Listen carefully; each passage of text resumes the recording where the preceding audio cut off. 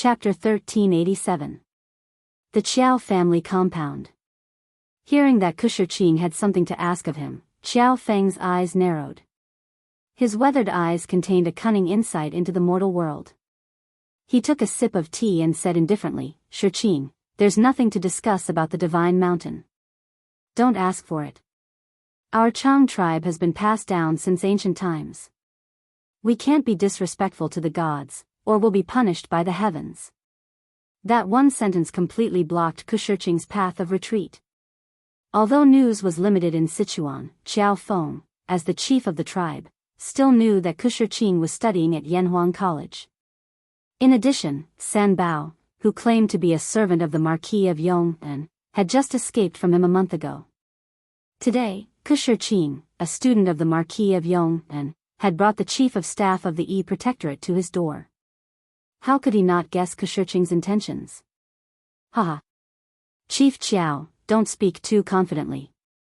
It's hard to say whether or not there are gods on that mountain. Gao Shilian, who was sitting to the left of Qiao Feng, finally spoke up. That's right. Grandpa Qiao, that mountain is a mine, not a divine mountain. Previously, my Yamacho, the current Marquis of Yong'an, sent people to take 2 pieces of stone from that mountain. Before I came, the Yamacho had already refined iron and vanadium from those 2 pieces of ore. That's why that mountain is filled with vanadium titanium magnetite, which contains a large amount of magnets. That's why it's so attractive to metal weapons. This is just the natural attraction of magnets to metal. It's definitely not the power of gods. Kushirqing hurriedly followed up on Gao Shilian's words. Magnetite? You're saying that the divine mountain is filled with magnetite? Qiao Feng frowned as he asked. Kushirqing took out a gray stone the size of a soccer ball from his bag and said, Grandpa Qiao, this is absolutely true. Shirqing dares to guarantee it with his life. Look, this is the ore that was moved down from the mountain. In fact, the main component of this ore is the magnet. If an iron saber gets close to it, it will be strongly attracted to it. Kushirqing took out a dagger and handed it to Qiao Feng. Grandpa Qiao, if you don't believe me, you can try using this dagger. Yes. Qiao Feng hesitated for a moment before taking the dagger with one hand. He pulled the dagger out of its scabbard and brought it to the magnetic ore that Kushirqing had taken out. Suddenly, an inexplicable force sucked the dagger over. The Chang people in the courtyard could not help but discuss, Aya. There really is a magnet inside this rock. No wonder. No wonder every time I get close to the mountain, the hoe in my hand will inexplicably fall down. It turns out that it's a magnet mountain. So it's not the power of an immortal, but the attraction of a magnet. In front of everyone's eyes, Qiao Feng had done the experiment himself, and the ore was indeed a rock from the divine mountain. The Chang people in the courtyard had no choice but to believe it. Qiao Feng put down his dagger and was silent for a while. After a moment of silence, he said, Brother Ku, how can you be sure that this rock contains a magnet and not divine power? In addition to the strange phenomenon of attracting soldiers, there was another strange phenomenon in this deep mountain. Every time there was a thunderstorm, there would be very little thunder and lightning in other places, but there would be frequent flashes of lightning and roars of thunder on this mountain, so much so that it would not rest for the entire night. Since ancient times, no one knew how many hunters had been struck to death on this mountain, so no one dared to go up the mountain on a rainy day. Tell me, if there's no divine power on that mountain, why would it attract lightning? Yes, yes, yes. The chief is right. When it rains, there's lightning and rumbling thunder on that mountain, and no one dares to go near it. That's a divine mountain, but when it rains, it becomes hell. As soon as Qiao Feng finished speaking, the Chang people in the courtyard all began to talk at once. Kushirqing's brows furrowed slightly, then relaxed. He smiled slightly and said, Grandpa Qiao, the reason this mountain can attract lightning has nothing to do with divine power. It's because of the magnetic ore inside. Qiao Feng frowned and said, Shirqing, don't lie to me. This ore isn't iron, so how could it attract lightning? Gao Shilian also frowned. Although he didn't say anything, he didn't believe that magnetite could attract lightning either. Kushirching smiled and said, Grandpa Qiao, Shiqing isn't lying to you. The theory behind this can be completely explained with my knowledge of engineering from Yanhuang College. First of all, the magnetite in the mountain would produce a very strong magnetic field. These magnetic fields would have a strong attraction to the electric charges in the thunderclouds. Therefore, there would often be some thunderclouds with electric charges gathered above the mountain. Once someone entered, they would become a live target and be struck by lightning in an instant. You don't understand these theories from Yanhuang College's engineering, so you might not understand. However, all of Yanhuang College's theories can be proven through experiments. Right now, we don't have the conditions here, so it's very difficult to simulate this scene. If Grandpa Qiao doesn't believe me, you can send a few people to follow me back to Chang'an. Yamacho will definitely have a way to simulate this scene for everyone to see with their own eyes. At first, Qiao Feng was also confused. He didn't understand anything about magnetic fields or electric charges. However, after hearing Kushirching's last few words, he couldn't hide his shock and said, Shiqing, you're saying that the Marquis of Yong'an can simulate lightning? How is that possible? The Chang people in the courtyard couldn't help but whisper among themselves. Wasn't simulating lightning the work of an immortal? Kushirching smiled slightly and said, Grandpa Qiao. What's impossible about this? Our Yamacho created electricity last year, and this year, we're planning to build a large power station in Lantian County. Although not many people know about this, it's definitely not a small number.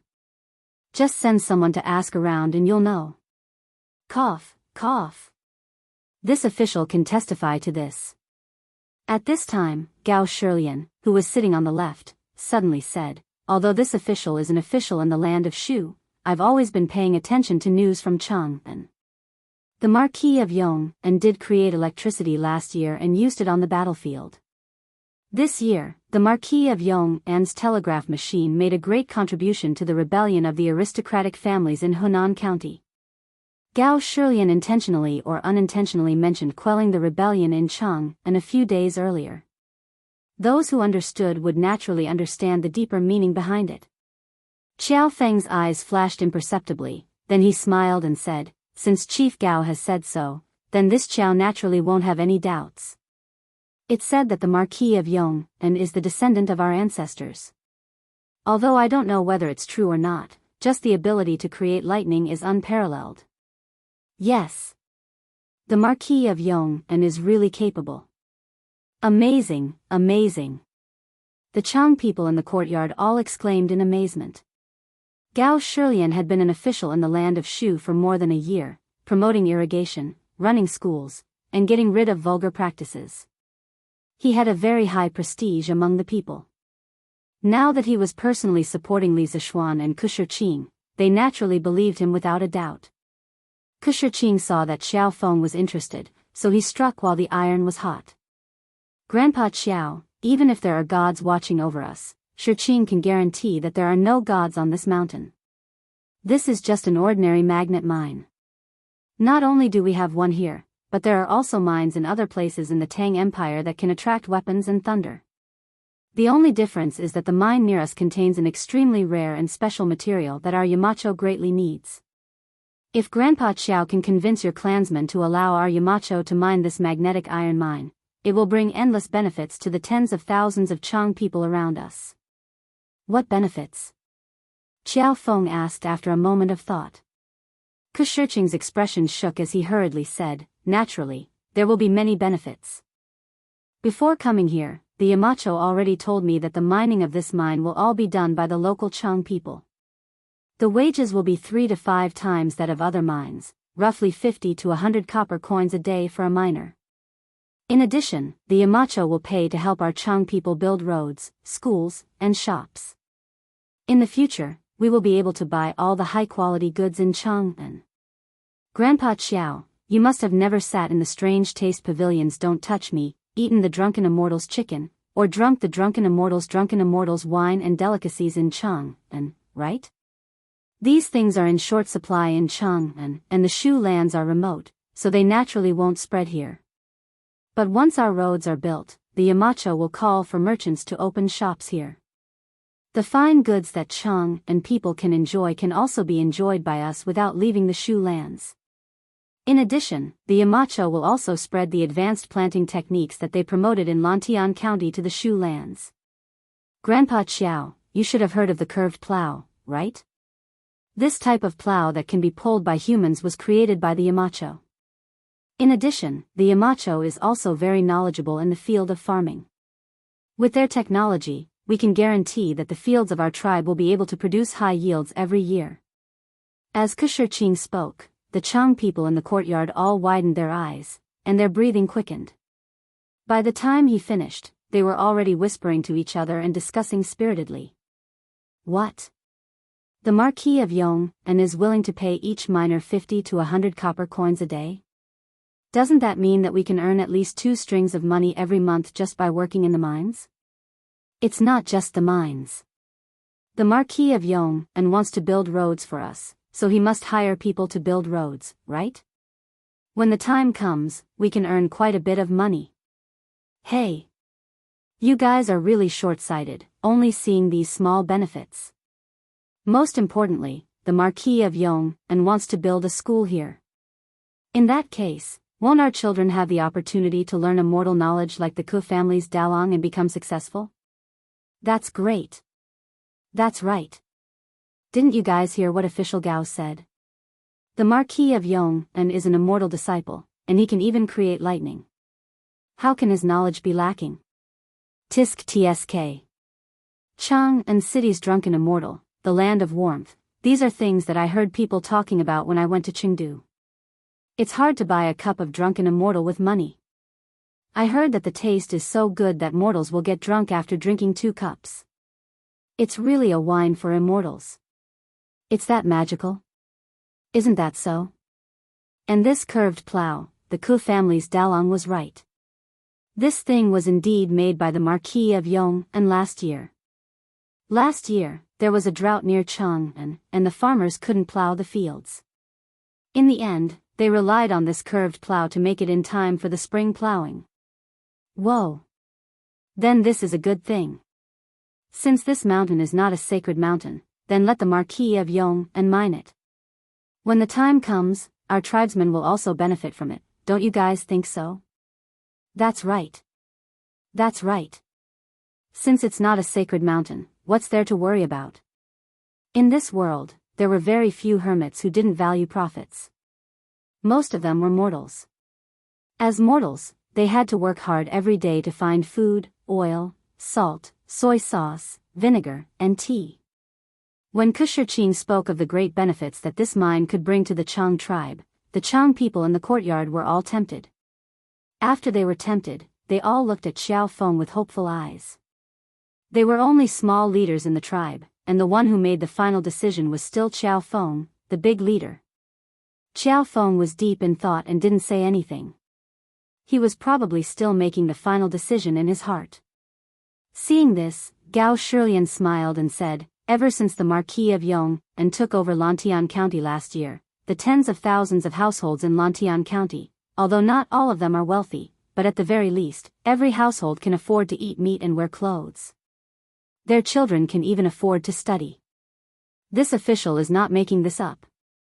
The Marquis of Yong and's achievements in governing Lantian County are obvious to all. Now that the Marquis of Yong and's heart to benefit Shu, this official believes that this is a blessing for the people of Shu. In addition, the current emperor also attaches great importance to the development of Shu. Half a month ago, the emperor changed the title of his favorite, the King of Han, to the King of Shu. He also took the position of governor of the Yi Protectorate and was in charge of the affairs of the 36 provinces of Jiannan. The King of Shu also has another identity, and that is the student of the Marquis of Yong'an. He and Shirqing came from the same master, so when the King of Shu comes to Yi Protectorate in the future, the lives of the people of Shu will get better and better. Inexplicably, the topic of Li Er conferring Li Ke the title of Prince of Shu was brought up. Gao Shilian's secret warning to Qiao Feng was obvious. Although the imperial court had established the Yi Protectorate in the past, the position of governor had always been empty. Now that there was finally someone to take over the position, and this person was the King of Shu, Li Ke, who was the most favored by the second emperor. Even a fool could see the hidden meaning behind this. The imperial court was about to start governing Shu. If there was someone who was blind enough to go against the imperial court at this time, the consequences, Xiao Feng was not stupid. How could he not understand the meaning behind Gao Shilian's words? His eyes flashed, and after a long silence, he finally opened his mouth. Good. Since the Marquis of Yong has shown such great sincerity, and the Emperor is so concerned about the people of Shu and Shiqing, you have also verified that the mountain is not a sacred mountain, then this old man will naturally not continue to obstruct you to the end. The Marquis of Yong only needs to send people to mine the mine, and no one in our tribe will stop you. Previously, this old man was not reasonable and accidentally injured the servants of the Marquis of Yong manner. Shiqing, please help this old man send the most sincere apologies to the Marquis of Yong. Gao Shilian's words were the last straw that broke Xiao Feng's back, allowing him to make the most correct choice. Hearing this, the Chang people in the courtyard all heaved a sigh of relief, and then began to cheer. Shiqing was also overjoyed and said, Grandpa Ji is wise and righteous, Shiqing admires you. Shiqing will definitely pass on Grandpa Ji's apology to the Yamacho. Also, Grandpa Ji, don't worry. The conditions that Shiqing mentioned before, such as building roads, schools, and shops, will definitely be fulfilled one by one. Shiqing will stay here and accompany Grandpa Ji to witness the prosperity of our tribe. Chapter 1388. Your Majesty. Not good. Not good.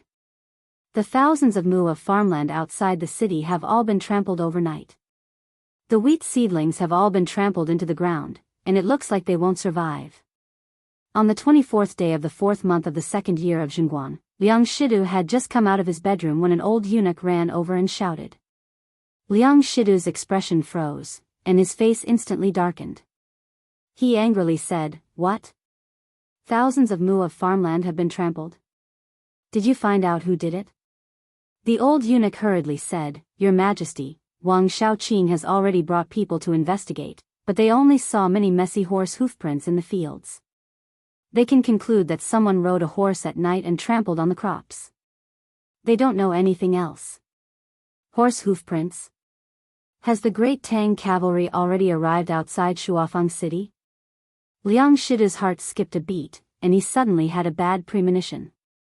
With an ugly expression, he said, Have Xian Liao immediately send scouts out of the city to see if there are any Tang soldiers hiding around Shuafang City. Have Li Zhengbao increase the security of the city to prevent any Tang spies from entering the city to incite the people. This old servant obeys. The old eunuch also smelled a trace of something unusual and hurriedly left to carry out the order. Even though Liang Shidu had sent generals and soldiers to increase the patrols in the city, as the saying goes, preventing the mouths of the people was more important than preventing the river from flowing. Once the people's mouths were opened because of something big, it could not be stopped. Furthermore, the Great Tang emissary had just left 2 days ago, and now, thousands of mu of farmland outside the city had been trampled. For such a thing to happen at such a sensitive time, it was hard for the people not to think of the worst. The Tang army had cut off Daoyang's grain and was about to attack Shuafang City. This kind of rumor spread everywhere in the city. There was no need for Lu Min to send spies into the city to fan the flames. After a morning, the news had already spread like wildfire. Those gentry and noble families who had good eyesight packed up their valuables and quickly escaped Shuafang City before Liang Shidu closed the city gates. Liang Shidu saw that he could no longer control the public opinion, so he quickly ordered the city gates to be closed. No one was allowed to enter or leave. In the forest outside the city, in the tent of the Tang army, Yuqi Jingda said in a low voice, According to the reports, Master Liang has sent out a large number of scouts to search for us outside the city. In order to prevent them from discovering the location of our main forces, General Shui, this chief steward orders you to take 2,000 cavalry and immediately move out to trample the crops. While you're at it, draw the attention of the scouts in Shuafang City. Once a large army pursues from Shuafang City, immediately retreat to the southeast and draw them away. The Tang army had a total of more than 80,000 people. Although they were hidden in the forest, it was still difficult to not be discovered by the Liang army with so many people. Therefore, Yuqi Jingde thought of this method. Xue Wanjun received the order and said, "This general obeys." Yuqi Jingde nodded and said, "Once all the crops outside the city have been trampled, we will dispatch troops to surround Shuafang city. At that time, the spies inside the city will move out together.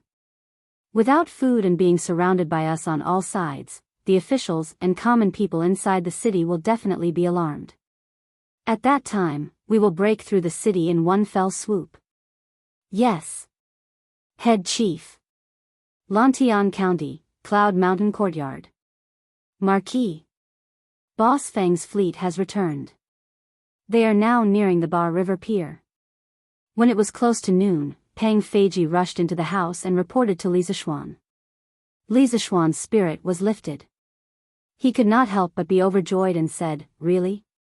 That's great. Immediately go to Lantian County and find County Magistrate He. Tell him to send all the bailiffs in the county to the pier to transport the seeds. At that time, you will bring all the guards in the residence over as well." It was already the end of April. Logically speaking, it was a little late to plant cotton. However, if they wanted to plant it, they would definitely be able to do so. Moreover, the nutrient bowl method could also increase the survival rate of the seeds. Therefore, in general, if they immediately started planting now, they would still be able to catch the last bus. Peng Feiji clasped his fists and said, "Yes. Marquis." Li Zishuan nodded and immediately went out. He asked someone to bring Big White over. He rode alone on the white horse and galloped towards the pier downstream of the Ba River. When he arrived at the pier, Li Zishuan happened to see the Feng family's big boat approaching the pier. After waiting for the time it took to drink a cup of tea, the big boat docked. Feng Zhihua quickly jumped down from the big boat and cupped his hands towards Li Zishuan in a flattered manner. He said, "Marquis, what virtue and ability do I have to trouble you to personally welcome me?" Li Zishuan laughed and said, "Boss Feng, you have traveled thousands of miles to buy the white fold flower seeds for me. How can you not be worthy of me personally welcoming you? Boss Feng, you have worked hard on this journey." Feng Zhihua cupped his hands and said, "It's not hard at all. It's not hard at all. It's my honor to work for Marquis. Fortunately, I did not disappoint you on this trip south to Guangdong. I used the immortal mirror and colored glass items that Marquis gave me to exchange for a total of 16,000 caddies of white fold flower seeds. I have a balance of more than 3,200 strings of silver. If it weren't for the fact that the Nanyang Sea merchants are running out of seeds, I would have exchanged for even more white fold flower seeds for Marquis." Li Zishuan said in surprise, "You actually managed to exchange for so many flower seeds? And there's still a balance?" Back then, he had given Feng Zhihua 80,000 strings of cash worth of rare products from the workshop and asked him to bring them to Guangdong to exchange for 10,000 caddies of white fold flower seeds with the Nanyang Sea merchants. Although the merchants of small Nanyang countries loved the items in the immortal mirror and colored glass cups and would give a lot of premium, Li Zishuan did not expect that there would be so much premium. After calculating, the 80,000 strings of cash worth of goods had been sold to the Nanyang merchants for almost 160,000 strings of cash. Feng Zhihua smiled slightly and said, "This is mainly due to the Nanyang Sea merchants. It's rare to see so many immortal mirrors and colored glass cups. The price they offer is usually about 50% higher than the market price in Chang'an. Moreover, Marquis, don't think that the white fold flower seeds in Chang'an city are expensive. That's because the barbarian merchants raised the price. In the Nanyang Sea merchants, 1 or 2 white fold flower seeds only cost 300 copper coins. Therefore, in the end, not only was I able to exchange for 16,000 caddies of seeds, but I also have a balance of more than 3,000 strings of cash." When Li Zishuan heard this, he could not help but secretly praise Feng Zhihua for his honesty. If Feng Zhihua did not take the initiative to say this, he would definitely not know. If Feng Zhihua really wanted to embezzle, he could have embezzled tens of thousands of strings of cash on this trip and not be discovered. However, Feng Zhihua did not do so. Li Zishuan said with a gratified and happy expression, "Good. Boss Feng, you've been running around all this time. Moreover, you've spent a lot of money hiring crew and repairing the ship. You don't have to give me the balance of more than 3,000 strings of cash. I can't let you come here for nothing and even pay for it, right? Feng Zhihua hurriedly waved his hands and said, No, no, no. Marquis, I've long become indifferent to money. I can't accept this money. Li Zishuan smiled and said, Haha. Boss Feng, you and I have already agreed before we left. Don't reject it anymore.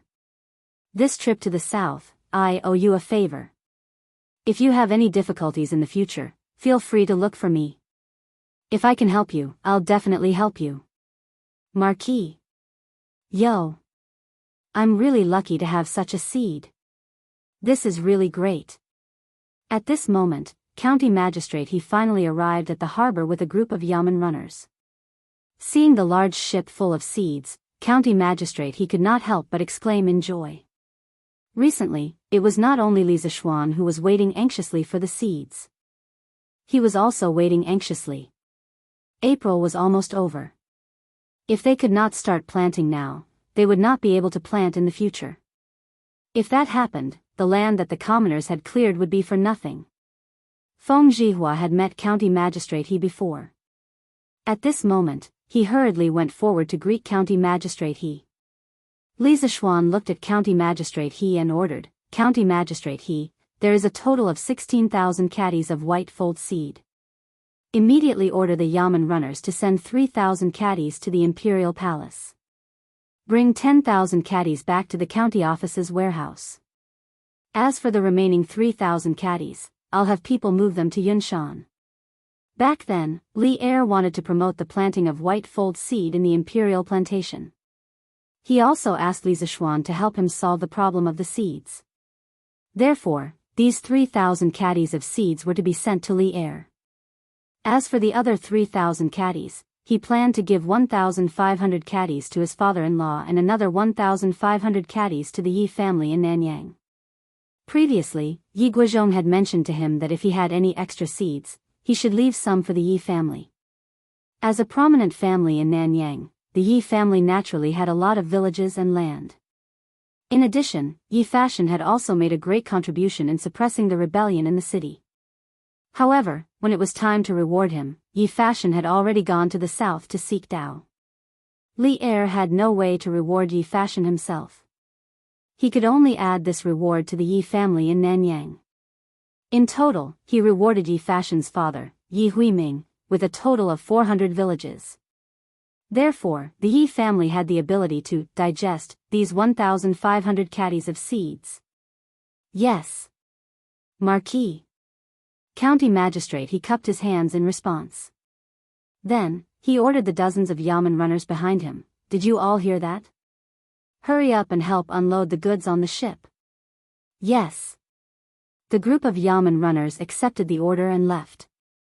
Feng Zhihua was very perceptive and said, Haha. I'll get the crew and the commoners to help. This way, it will be faster. County Magistrate he could not help but laugh, then, thank you, Boss Feng. He knew that the reason why Li Zishuan was able to get so many white stack seeds was mainly because of this businessman in front of him. Therefore, he did not dare to underestimate him. County Magistrate, you're too polite. Feng Zhihua cupped his hands and smiled. At this moment, Li Zishuan instructed, County Magistrate he, remember to send someone to inform all the farmsteads in Lantian County. Tell all the farmsteads who signed up at the county office and reclaimed 1 mu of land to go to the county office tomorrow morning to sign the agreement and receive the flower seeds. As for the farming tools used to make the nutrient bowl, each household can use the agreement to receive 1 free of charge. If anyone feels that 1 is not enough, they can also go to the county town strange interest pavilion to buy 1.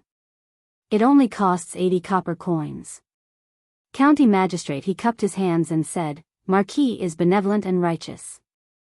I'll do as you say. Chapter 1389. Yo. Meng Zi, you're so early today. Deshun, aren't you early too? Ha, speaking of which, if we're late, what if the white fold flower seeds shine? Who am I going to cry to? Hey. Mang Zi, what you said is wrong. Back then, we all went to the county office to register. What kind of person is Marquis? Would he cheat on our seeds? Then why did you wake up so early? Isn't it because you're feeling uneasy? Hey. I'm different. I want to get the seeds earlier and start planting them immediately. It's already the end of April now. Planting one day earlier is one day earlier. I heard that the nutrition bowl that Marquis' family planted in Cloud Mountain has already sprouted and transplanted into the mountain. It's growing vigorously. If my white fold seed flower can grow as well, I'll be burning incense to thank the gods. I feel that as long as we use the method that Marquis taught us, the final growth will definitely not be bad. After all, we're using the same method. After I get the seeds today, I plan to go to Chitsu Pavilion to buy 2 alms-making utensils. It's 80 copper coins for one. If I buy 2 more, I can turn all these seeds into nutrition bowls 2 days earlier. Moreover, the utensils can be used next year. It's not a loss. Hey. Mang Zi. Your idea is not bad. After we get the seeds, I'll go with you to buy the utensils. When the time comes, my eldest child and my wife will make the nutrition bowls with me. We can plant all the seeds a few days earlier. Haha. That's right, that's right. That's the logic. Early in the morning of the second day, all the villagers of Lantian County woke up early and headed straight for the county seat of Lantian County. Along the way, the villagers had their arms around each other's shoulders as they talked and laughed. Their faces were filled with happiness. The news that the Lantian County government was going to distribute the white fold flower seeds had been spread around yesterday evening. Even the farmers in other counties near Chang'an knew about it. Those farmers were naturally envious, because now that Li Zishuan had brought back tens of thousands of caddies of seeds, the farmers in Lantian County would be able to make a fortune with the white fold flower seeds, even if they did nothing this year. As soon as the city gates opened, the villagers who were guarding the city gates swarmed towards the county yamen. The yamen runners and petty officials of the county yamen were all mobilized today. Some helped to verify the identity of the villagers, some guided them to sign the agreement, some weighed the seeds for the villagers, and some distributed the farming tools to the villagers. In any case, each of them had their own duties and were divided into several groups. They wanted to ensure that all the seeds and farming tools would be distributed before noon. Speaking of which, each household was given a set of alms bowls for free. In total, there were more than 10,000 sets of alms bowls. The cost was not low either. In the past 10 days or so, the workshop had been rushing the production with all its might. Only then could they rush out so many alms bowls. As for the majority of the farmers, after receiving the seeds and farming tools, they immediately went to Curious Pavilion. This was because the experienced farmers all knew that with an additional alms bowls, there would be one more person to help make the nutrient bowls when they returned. The white fold flower seeds could also be planted a day earlier. It was already the end of April. If they did not plant the seeds earlier, they might not be able to make it in time. Moreover, the alms bowls from Curious Pavilion were not too expensive. One was only 80 copper coins. Most people could still afford it if they gritted their teeth. Speaking of which, if Li Zishuan had not opened a branch of Curious Pavilion in Lantian County, they would have had to travel all the way to Chang'an City to buy alms bowls today. Now, not only did they not have to go to Chang'an City to go to Curious Pavilion, some of the famous shops in Chang'an City had also opened branches in Lantian County. Anything that could be bought in Chang'an City could also be bought in Lantian County now. This was the convenience that Li Zishuan's arrival had brought to the people of Lantian County. Today, the Curious Pavilion in Lantian County did not disappoint the farmers. Cart after cart of alms bowls were placed in front of the open space in front of the door. The people could line up into more than 10 lines to buy alms bowls at the same time. This could be considered as saving a lot of time for the farmers. Reporting to my lord, all the registered farmers who have reclaimed the wasteland have all received their seeds and farming tools. At noon, it was already past lunchtime, but the 10,000 caddies of seeds had all been distributed. The county yamen runner cupped his fists and reported to county magistrate he, both physically and mentally exhausted. County magistrate he was also exhausted today. His throat was almost smoking from shouting at the side. Hearing this, he let out a sigh of relief and laughed, haha. Good. Good. Arrest her son, immediately get all the officials in the county yamen to pack up. In a while, we will go to the Drunken Immortal restaurant in the county to have a meal. Marquis said that everyone has worked hard and specially prepared a banquet at the Drunken Immortal restaurant to entertain us. Arrest her son was pleasantly surprised. Marquis is benevolent. This subordinate will go and inform the brothers right away. The registration of the 10,000 farmers and the distribution of the 10,000 caddies of white fold seed was not an easy task. The officials of Lantian County contributed a lot and almost everyone worked hard. However, in the end, Li Zishuan's banquet reward made everyone feel that their recent hard work was completely worth it.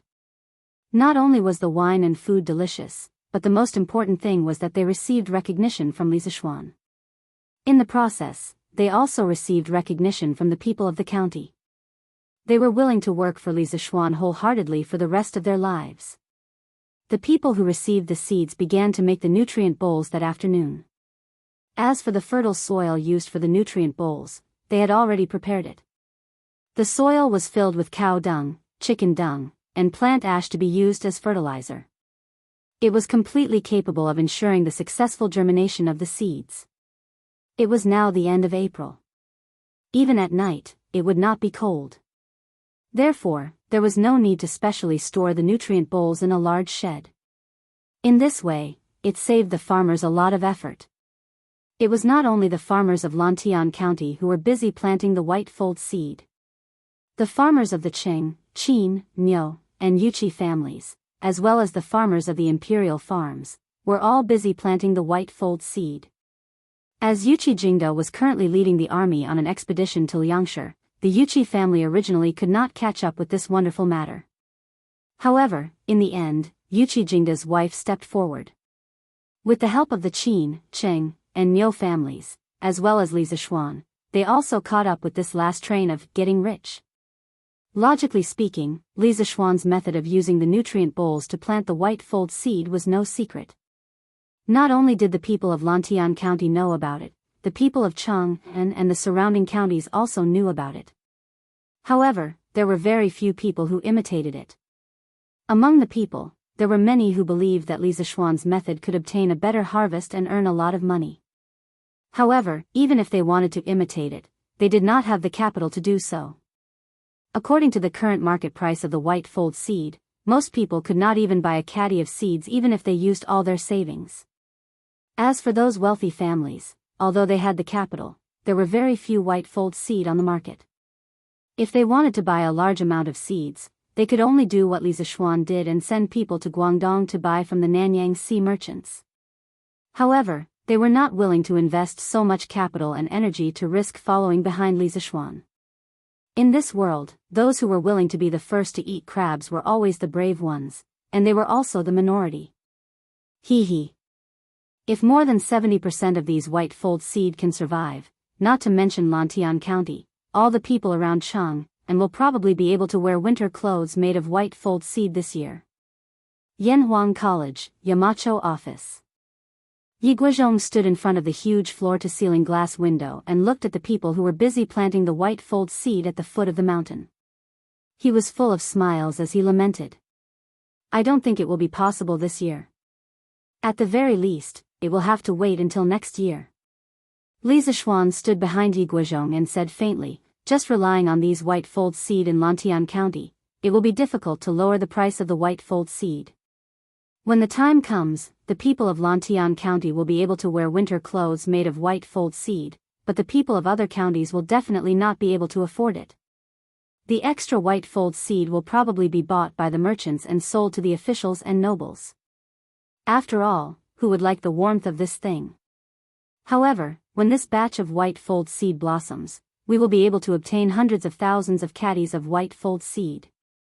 When the time comes, we will really have the conditions to promote the planting of white fold seed in all the counties around Cheng'an. It all depends on whether His Majesty has this intention. Yi Guozhong nodded and said, "That's true. Relying on Lantian County alone, it's indeed impossible to suppress the price of the white stack tidbits. However, little Xian, you've truly benefited the people. Grandfather is very gratified. Your father and mother are also proud of you. Grandfather is too kind. Grandson just doesn't want to see so many people suffer." Li Zishuan said honestly. It wasn't that he was a saint, but that he really didn't like to see the people around him suffer. Although he was now a true marquis, if he couldn't lead the people in his fief to prosperity, then when he went out, he would only meet pitiful people who couldn't even afford to eat. Then what was the point of him being a high and mighty marquis? Yi Guozhong looked at Li Zishuan with appreciation. The more he looked at this grandson, the more he liked him. After a long time, Yi Guozhong sighed with emotion. The Yi family has also benefited from you, little Xian. 1,500 caddies of seeds is enough for the Yi family's farmers to work hard. Last time when Guan City quelled the rebellion, Fashion received your help and made a great contribution. However, in the end, this child still insisted on going to the south to seek Tao. Sigh, this old man doesn't know if it's good or bad to indulge Fashion like this. Obviously, Yi Fashion had made a great contribution in Guan City but gave up on receiving the reward. This had shaken Yi Guozhong's conviction that he had always held on to. He had always supported Yi Fashion's study of Tao. However, this time, Yi Fashion had given up on his official career to seek Tao. This made Yi Guozhong a little uncertain. After all, Yi Fashion now had a promising cousin like Li Zishuan to look after him in the imperial court. As long as Yi Fashion was willing to accept Li Zishuan's reward and enter the official career, his future achievements would not be bad. It seemed more reliable than pursuing the illusory Tao. Li Zishuan smiled and said, "Grandfather, you don't have to worry about personal gains and losses. Fashion is determined to seek Tao and has a pure heart. In the future, his achievements will not be worse than mine." Yi Guozhong smiled. He thought that Li Zishuan had chosen some nice words to comfort him. However, he did not know that Li Zishuan was stating the truth. "Yamacho, Li Shilang requests an audience." After sending Yi Guozhong off, Li Zishuan sat alone in his office and quietly began to draw. About half an hour later, Mo Zhong walked in and bowed to report. Li Zishuan usually did not like to be disturbed when he was seriously drawing or working. Therefore, whenever this time came, Mo Zhong would be very considerate to guard the door. Li Zishuan was stunned when he heard this and asked, "Assistant Minister Li?" "Which Assistant Minister Li?" Mo Zhong quickly explained, "Yamacho, it's the Minister of Imperial History, Li Daozhang." "Oh. So it's Daozhang Li. Why didn't you say so earlier? Quickly, invite Daozhang Li in." Li Zishuan helplessly stared at Mo Zhong. He thought to himself, Daozhang Li is so nice, why did he have to call him Li Shilang? It's easy to mishear, okay? Li Chunfeng was considered a special existence in Yanhuang College. He was not a student of the college, nor was he a teacher or an employee of the college. He belonged to the Imperial History Bureau, but he often stayed in the Yanhuang College's faculty dormitory and often occupied the college's astronomical telescope. He was given such special treatment because Li Zishuan appreciated Li Chunfeng's character and talent. That was why he was given such special treatment. Previously, Li Chunfeng overheard from Li Zishuan that the astronomical telescope could be modified and upgraded. Therefore, he often asked Mo Lingwei for help to upgrade the telescope. However, Mo Lingwei was busy with the generator and microscope at that time and did not care about Li Chunfeng. Li Zishuan thought that Li Chunfeng might have come to him today to upgrade the telescope. Mo Zhong answered pitifully and then went out to pass the order. After a while, Li Chunfeng pushed the door open and entered. Li Zishuan stood up to greet him warmly. Before they could exchange a few words, Li Chunfeng could not wait to get to the point. "Marquis, bad news. Last night when I was observing the sky at night in the academy, I discovered that Jupiter entered from the south gate of the Supreme Palace enclosure and exited from the east gate. Moreover, the Big Dipper was dim and lightless. All these signs are signs of a drought." Drought. Li Zishuan's heart skipped a beat. According to history, there would be a drought this year in Tang Dynasty, but he did not expect Li Chunfeng to be able to predict this year's drought just by looking at the stars. It seemed like Li Chunfeng was really something to be able to create a divine book like the pushback chart. Oh. No. It was definitely not just something to be able to do, it should be many things. My master has done a lot of research on the study of astrology, but I'm ashamed to say that I haven't received half of his teachings in this aspect. The astrology that Taoist priest mentioned just now, is it really an omen of a great drought? Li Zishuan was stunned for a moment. He quickly hid the shock on his face and asked politely. Li Chunfeng nodded seriously and said, "It's absolutely true. Based on these stars, I can conclude that a drought is coming to Tang Dynasty. I plan to return to Chang'an and report this to His Majesty, so that His Majesty can be prepared." Chapter 1390. When people looked up at the sky, they saw glowing objects. Those were the stars. The stars were not isolated. People used their imagination and organized them into various shapes. That was how the image came to be. The Book of Changes said, "Images formed in the sky and on the earth. Changes can be seen." The changes in the sky were originally caused by the stars. When people looked up at the sky, observed the stars, and thought about their periodic changes, they would find that the sun rose in the east and set in the west every day. They would find that the moon was full and then full again. If they were in the northern hemisphere, they would find that the North Star was always shining and the other stars were moving around. If they were a persistent observer, they would find that the movement of the sun and the moon was related to the seasons, and the seasons were related to the harvest of agriculture.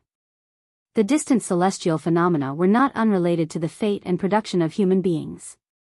However, when people looked at the stars, different people saw different worlds and gained different experiences. Some people strived for the accuracy of their observations and explained them mathematically. That was how astronomy was formed. Others used their imagination and explained it in words.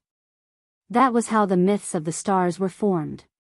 These myths often evolved into legends, stories, and folk customs. In ancient China, astrology was the same as astronomy. It was an ancient and mystical knowledge. Astrology had a history of at least a few thousand years in China. In fact, its history might be even further back. In essence, astrology, along with Tai Chi, Hichu, Luo Shu, Zhou Yi, and Ba Gua, all originated from prehistoric civilization. The ancients believed that heaven and man are one, and heaven and man are one.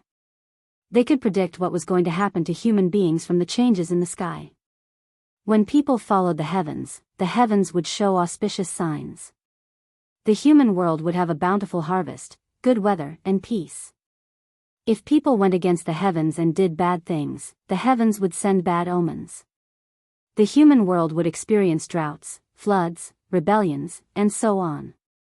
That was why the ancients attached great importance to the observation of celestial phenomena. During the Tang Dynasty, the imperial court set up the Imperial Historian Bureau and the Imperial Astronomer. They were responsible for observing celestial phenomena and predicting good and bad luck.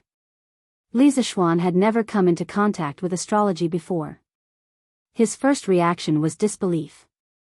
However, the person in front of him was Li Chunfeng, and the prophecy was exactly the same as history. Therefore, he could not help but admire and respect this knowledge. The study of astrology is extremely mysterious. I'm afraid that Your Majesty will find it hard to believe just based on the Taoist priest's words. Li Zishuan pondered for a moment and said. Li Chunfeng's eyes darkened. His Majesty will believe me. This is because according to my observations and calculations through the astronomical telescope, the heavenly dog will devour the sun in 3 days. According to ancient records, a solar eclipse in the first month would cause many people to fall sick, a solar eclipse in the second month would cause many deaths, a solar eclipse in the third month would cause floods, and a solar eclipse in the fourth and fifth month would cause a great drought and starvation. If Marquis and Your Majesty don't believe me, you can just wait for the heavenly dog to devour the sun in 2 days. Li Zishuan was shocked. A solar eclipse might seem like a normal astronomical phenomenon to modern people, but in the eyes of the ancient people, it was not normal at all. Most of the time, a solar eclipse was an omen of great misfortune. It indicated that there was a traitor in the country, a fatuous ruler, or a great disaster. If someone took the opportunity to mislead the people and cause trouble, it would be very easy for them to succeed. Li Zishuan looked at Li Chunfeng sternly and said, "The heavenly dog devouring the sun is a very important matter. We must let your majesty prepare for it. Otherwise, Chang and city will be in chaos if someone uses it to their advantage. Please go to the palace as soon as possible." Li Chunfeng nodded and saluted. "Then I will go to the palace and request an audience with your majesty. I would like to thank Marquis for providing me with the astronomical telescope. If not, I would not be able to predict that the heavenly dog will devour the sun in 3 days." "Hee hee. You are too kind." Li Zishuan saluted and smiled. Li Chunfeng saluted and turned to leave. Li Zishuan, who was in the office, suddenly looked serious. He turned to look out the window and looked at the busy farmers at the foot of the cloud mountain. He thought about how there would not be a single drop of rain in the next few months. After the drought, there would be a plague of locusts. His heart ached for the people who were working in the fields. He hesitated for a moment and then turned to leave. "Yamacho, where are you going?" Mo Zhong's voice came from outside the door. "To the dam." In this era, there was no artificial rainfall and no water pumps for irrigation. The most direct and effective way to fight a drought was to use dams and water trucks. For example, the Dujianjian in Sichuan had protected and nourished the people of Sichuan for almost 1,000 years. It was also known as the Land of Abundance. The current Ba River Dam was built by Li Zishuan to protect the people of Lantian County. It had been more than 4 months since the construction of the Ba River Dam began. Tens of thousands of craftsmen and workers had been mobilized. After solving the critical problem of cutting off the river, the construction of the dam had progressed by leaps and bounds. However, Li Zishuan did not know how much progress had been made. Usually, he did not pay enough attention to dams. Li Zishuan came to the construction site of the dam next to Plum Village. He saw a wide dam that crossed the Ba River from north to south. It looked very majestic. Li Zishuan saw this scene and could not help but nod. Obviously, the main project of the dam was basically completed. All that was left was the details. "Yamacho, you are here?" As soon as Li Zishuan arrived at the construction site, a servant went to report to Mo Huai. When Mo Huai heard the news, he hurried over. His clothes were stained with a lot of mud and water. He looked completely different from the image of a cultured person like a professor of the academy. Li Zishuan nodded and asked, "Mr. Mo, how is the construction of the dam now?" Mo Zhong pointed to the dam on the river and smiled. "Yamacho, look. The main body of the dam has been completed. Now, the main work is to prepare for the installation of the generator in the dam in the future. For example, the generator, the control room, various switches, gates, and so on." Li Zishuan nodded with satisfaction and said, "Well, this speed is very good. I just don't know if the current dam can be lowered and the canal blocked to store water. As for the generator and the control room, can we store water while building them?" Mo Zhong didn't know why Li Zishuan was so eager to store water, but since Li Zishuan suggested it, he had to consider the feasibility of this approach.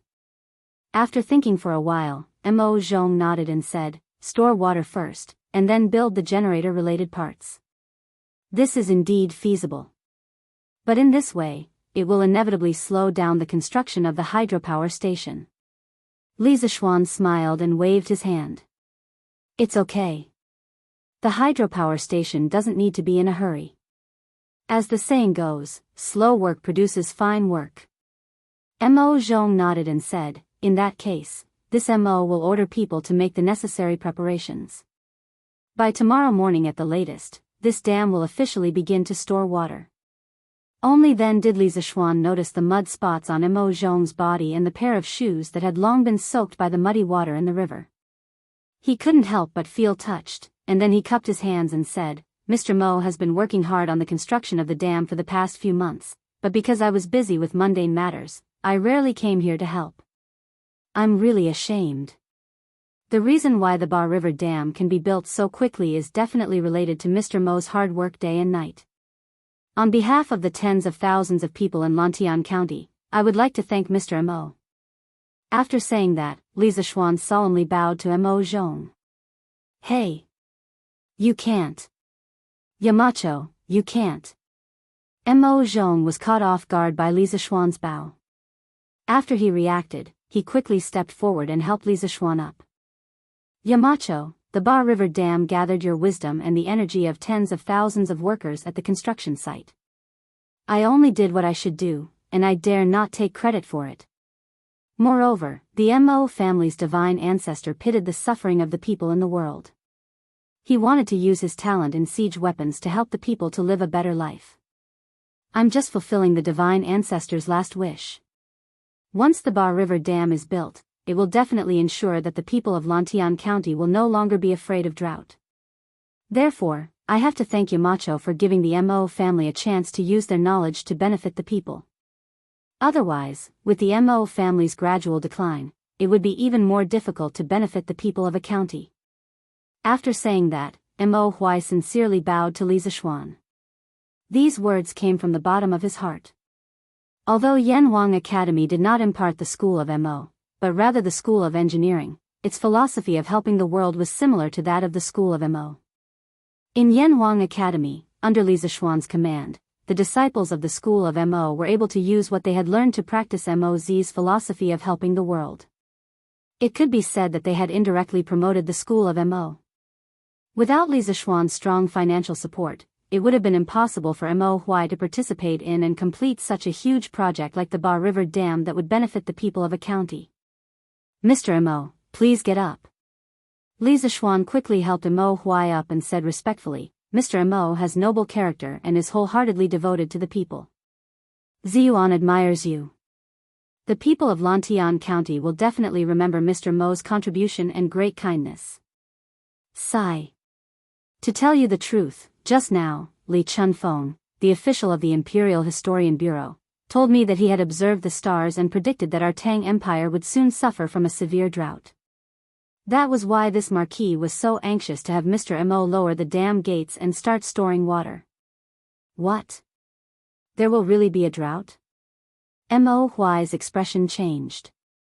No wonder since the beginning of the year, the number of days of rain can be counted on one hand.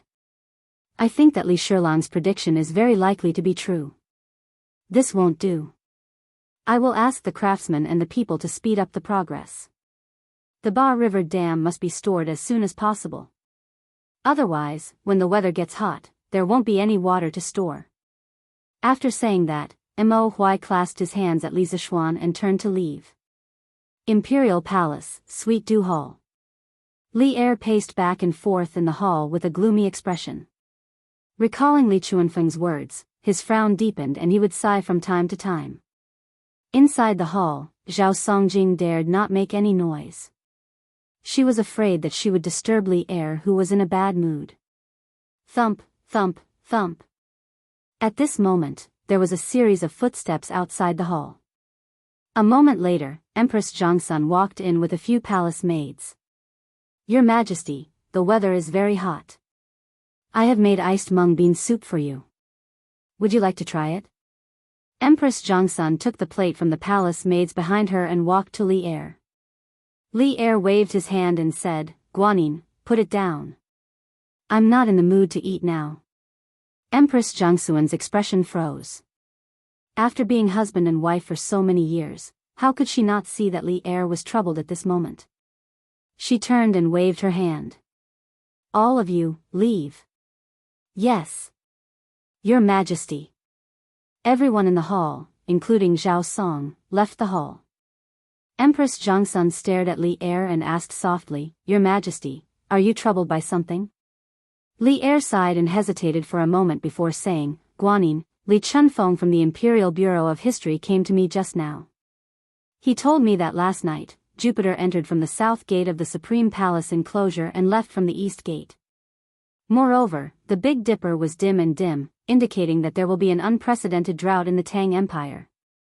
Also, he told me that in 3 days, there will be a heavenly dog eating the sun. Drought? A heavenly dog eating the sun? Empress Jongsun opened her mouth in shock and said in a panic, "Last year, Marquis Yong, and told your majesty that this year, there will not only be a drought, but also a plague of locusts. However, once the heavenly dog eating the sun appears, I'm afraid there will be rumors among the people."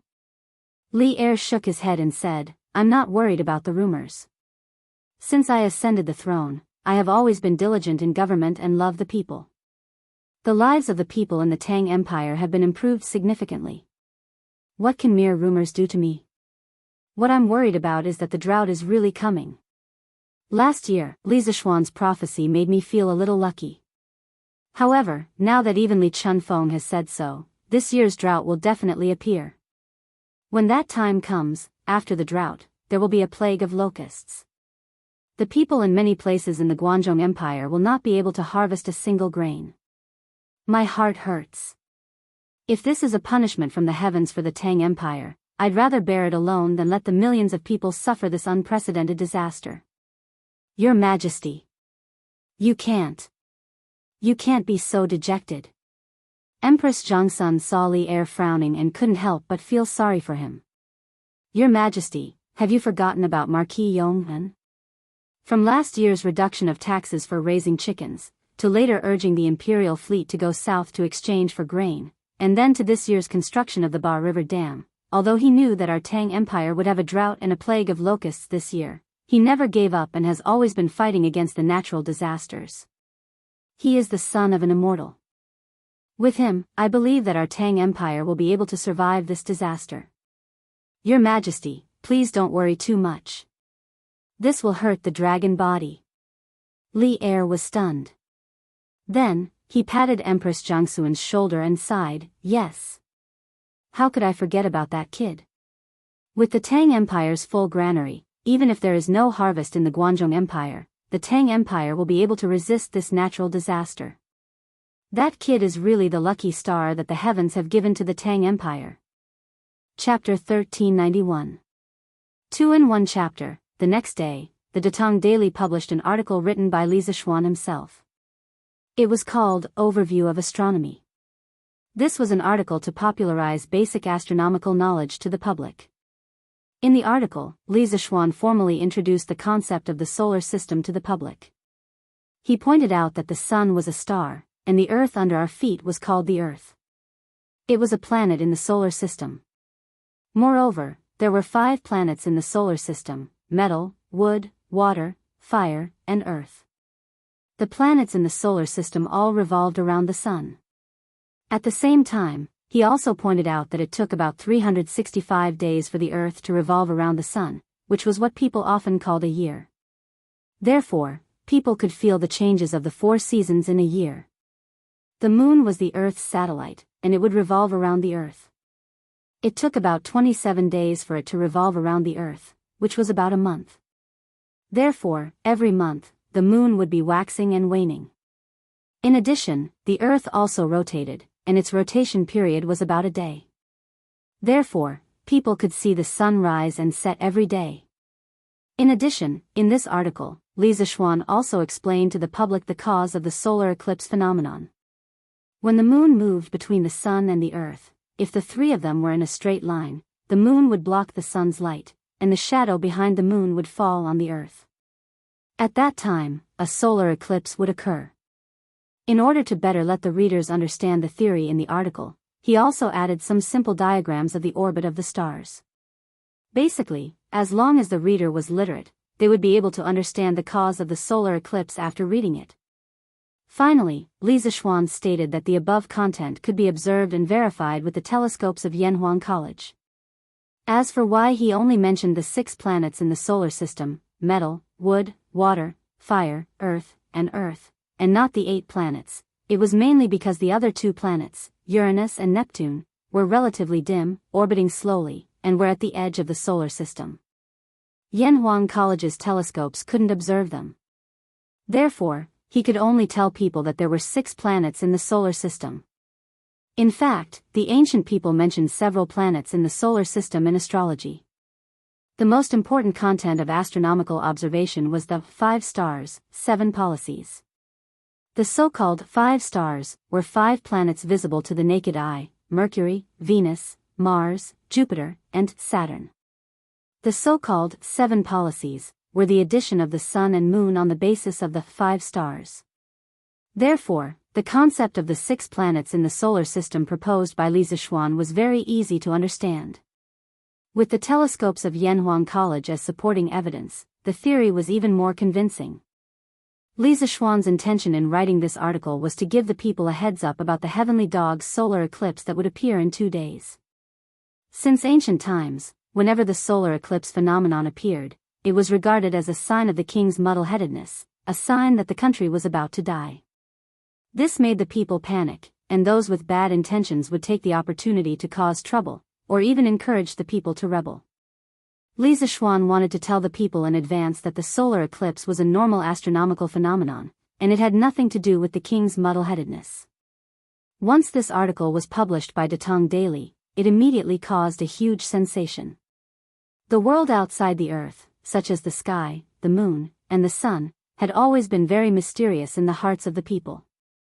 Moreover, celestial bodies like the moon and the sun had special meanings in many ancient myths and legends. Now that Li Zixuan had unveiled the mystery of these celestial bodies and officially proposed the concept of the solar system, it was refreshing, and the people were shocked. What? The earth under our feet is spherical? And it even orbits around the sun? Look at this picture, there are 5 other planets that also orbit around the sun, just like the earth? Nonsense. It's complete nonsense. How can the earth under our feet be spherical? Also, how can the earth under our feet revolve around the sun? Don't tell me the sun doesn't revolve around us. It's because of this that we can see day and night. You can't say that the Marquis of Yong'an is spouting nonsense. Because according to the Marquis of Yong'an's point of view, we have 4 seasons: spring, summer, autumn, and winter every year. Far from the sun is winter, and close to the sun is summer. A year is a cycle, and it also happens to be a revolution cycle. Furthermore, the Marquis of Yong'an's Earth can rotate view is very unique, because if the Earth's rotation cycle is a day, then it can explain why there is day and night on Earth. The Marquis of Yong'an's point of view is hard to not believe. I heard that there is a scholar in the Imperial Bureau of History who uses astronomical telescopes to observe the celestial bodies in Yanhuang College. If there was no proof, the Marquis of Yong'an would definitely not dare to say these points of view with such certainty. Now that he has said it, then it can definitely be proven with astronomical telescopes. That's right. That's right. The Marquis of Yong'an is a knowledgeable person, and since he dares to say this, and has so much proof in his hands, it means that it is all true. I believe the Marquis of Yong'an's words. I also believe it. And today I finally understand why there is a solar eclipse. It turns out that the moon is blocking the sunlight that shines on Earth. In the past, people thought that the solar eclipse was a bad omen, but looking at it now, it is so laughable. The people were discussing Li Zixuan's article. There were those who were suspicious of it, and those who were supportive. The main reason was that Li Zixuan's point of view was very sufficient, and it explained many problems that could not be explained in the past.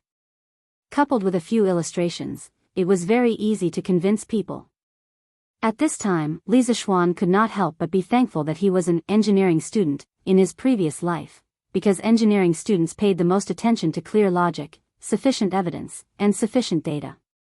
It was because of this rigorous academic quality that he was able to write a scientific article that was completely different from the style of this era, and yet was able to convince the majority of people.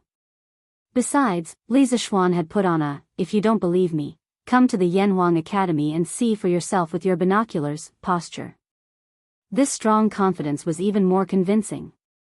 Of course, Li Zixuan's lofty reputation among the people and the academic community also played a considerable role in this. Even if engineering had not been widely recognized and become a mainstream theory, there were already many scholars among the people who admired Li Zixuan very much. With the support of various reasons, there were many people who believed in Li Zixuan's solar system theory. Since then, the solar system theory had shown its first success in Tang Dynasty. In the palace, after Li Zishuan finished the morning assembly, Zhao Song handed over today's Datang Daily to Li Er. As he was present when Li Zishuan met the emperor yesterday, he immediately understood Li Zishuan's intention after seeing the article written by Li Zishuan today. In his opinion, Li Er would be happy to see this article. Solar system? Planet? Solar eclipse? Now that this kid mentioned it, a solar eclipse doesn't seem to be a bad thing. He's trying to reduce the impact of the solar eclipse on the people. It's really hard on this kid. After reading the solar system theory and Li Zishuan's explanation of the solar eclipse, Li Er also understood Li Zishuan's intention. He could not help but sigh in his heart. Order the Bureau of Imperial History, Li Chunfeng, to compile a draft of the results he observed with the telescope in Yanhuang College over the past 6 months. In the name of the Imperial Court, publish it on Datang Daily to let the people completely believe in Li Zishuan's solar system theory and explanation of the solar eclipse. After thinking for a moment, Li Er gave the order. Li Chunfeng had borrowed the telescope in Yanhuang College for so long, so naturally, he had discovered something. Regarding the orbit of the planets in the solar system, Li Chunfeng had already drawn a star map at the beginning of the year and secretly showed it to Li Er. Therefore, when Li Er saw Li Zishuan's theory now, he did not seem so surprised. Li Er was not afraid of the rumors during the solar eclipse, nor did he intend to make arrangements in advance to deal with it. However, now that Li Zishuan had helped him, he naturally did not mind going with the flow and providing Li Zishuan with official evidence to let more people believe in Li Zishuan's theory. Zhao Song understood and said, "Yes. Your Majesty. This old servant will go to the Bureau of Imperial History to pass on the decree." The impact of Li Zishuan's solar system theory was not small at all. After the news spread to the Japanese diplomatic corps, the king of the mountain back seriously read the Overview of Astronomy more than 10 times. In the end, he could not help but sigh. The Marquis of Yong'an is really a learned man. I have never heard of such a theory, but it is so reasonable and it is hard not to believe. While our people are still worrying about food and clothing, the Marquis of Yong'an has already set his sights on the world. Such knowledge and such breadth of mind, I am afraid that no one in the world can compare to him. If he can be used by our country, then our country will not have to worry about not being able to prosper. After sighing for a while, he looked at his subordinate and asked, "Ishikawa Joki, how is the training of our football team?" After Yoko Ono's death, he had one less person to serve him at all times. Now, he was the head of his guards, taking over Yoko Ono's position. "Your Highness. The progress of the football team's training has been very good recently. We have learned the tactics of a few of the top-ranked teams in Tang, and now the cooperation between the team members is very good. A few days ago, we had a private competition with a few Tang First Division teams, and we won all of them. This subordinate believes that we can fight against the best team in Great Tang and emerge victorious." Ishikawa Joki was a Japanese warrior in his 30s. Although he was not burly, his body seemed to be filled with strength, and no one dared to underestimate him. At this time, he was reporting to the king of the mountain back respectfully. The king of the mountain back said with satisfaction, "Good. When the Tang Football League is over, I will go to see the Emperor of Tang and request to compete with their best team. The Tang people are prideful, and the Emperor will definitely agree. If we win, maybe the Emperor of Tang will accept our conditions. In the future, the Japanese can send students to Yanhuang College to learn advanced knowledge." The term students originated from the cultural exchange between China and Japan during the Tang Dynasty. It meant Japanese students who stayed in China to study after being sent back by the Tang Dynasty. In modern times, it generally refers to students who stayed in foreign countries to study or do research. This guy really had a good plan. He had never given up on the engineering knowledge of Yanhuang College. As the saying goes, the onlooker sees more clearly. While the Tang people were still fighting each other over Confucianism and engineering, the king of the mountain back, an outsider, had already seen through the fact that engineering was more practical than Confucianism. He even had a faint feeling that engineering could make a country invincible in the world. He very much hoped that one day, Japan could surpass all the other countries in the world. Therefore, his obsession with Li Zixuan and Yanhuang College was very, very deep. However, in a country as powerful as Tang Dynasty, he did not dare to reveal the hidden ambition in his heart. He knew that the most important thing now was to keep a low profile, endure, and develop. On this day, other than the heated discussion about the solar system theory, something else happened. The Ba River Dam finally began to fill up. Marquee. All the sluice gates have been closed. The current water level is 75 zhang. Marquee. 2 hours have passed. The water level has risen to 10 zhang. Marquee. 4 hours have passed. The water level has risen to 12 zhang. Marquee. 6 hours have passed. The water level has risen to 13 zhang. Starting from 9 in the morning, all the sluice gates of the dam were closed. The previously built aqueducts were all blocked. The water level in the upper reaches of the Ba River was constantly rising. Fortunately, there were no people living near the riverbed in the upper reaches. Otherwise, they would be in danger of being flooded. Listening to the craftsman's repeated reports, Li Zixuan's heart didn't completely relax. This was because the water level was getting more and more difficult to rise. A mere 100 feet of water wasn't enough to satisfy the needs of Lantian County. Yamacho, there should still be some time before the drought. You don't have to worry about it. During this period of time, as long as there is rain in the upper reaches of the river, the water level of the Ba River Dam will easily break through to more than 25 zhang. When that time comes, it should be enough for the people of Lantian County. Mo Hui saw Li Zixuan frowning and could not help but comfort him. Li Zixuan nodded and said, "We can only wait now. Mr. Mo, you go ahead with your work. I will go back and think of other ways." The next day, the Tang Dynasty Daily published another article on the theory of the solar system. What was different was that this article was signed by all the important officials of the Imperial Bureau of History. The article introduced in detail the results that Li Chunfeng, the Imperial Bureau of History's official, had observed with a telescope for the past 6 months. The conclusion was exactly the same as Li Zixuan's article yesterday. When this article came out, the public was in an uproar again. This was basically equivalent to the imperial court supporting Li Zixuan's solar system theory. Since then, the solar system theory had gained a firm foothold. The explanation of the cause of the solar eclipse could be considered as an early precaution for the solar eclipse in a day's time. Chapter 1392. The 3 days that Li Chunfeng had mentioned had passed very quickly. In these 3 days, Li Zixuan's solar system theory spread like wildfire, with Chang'an as the center.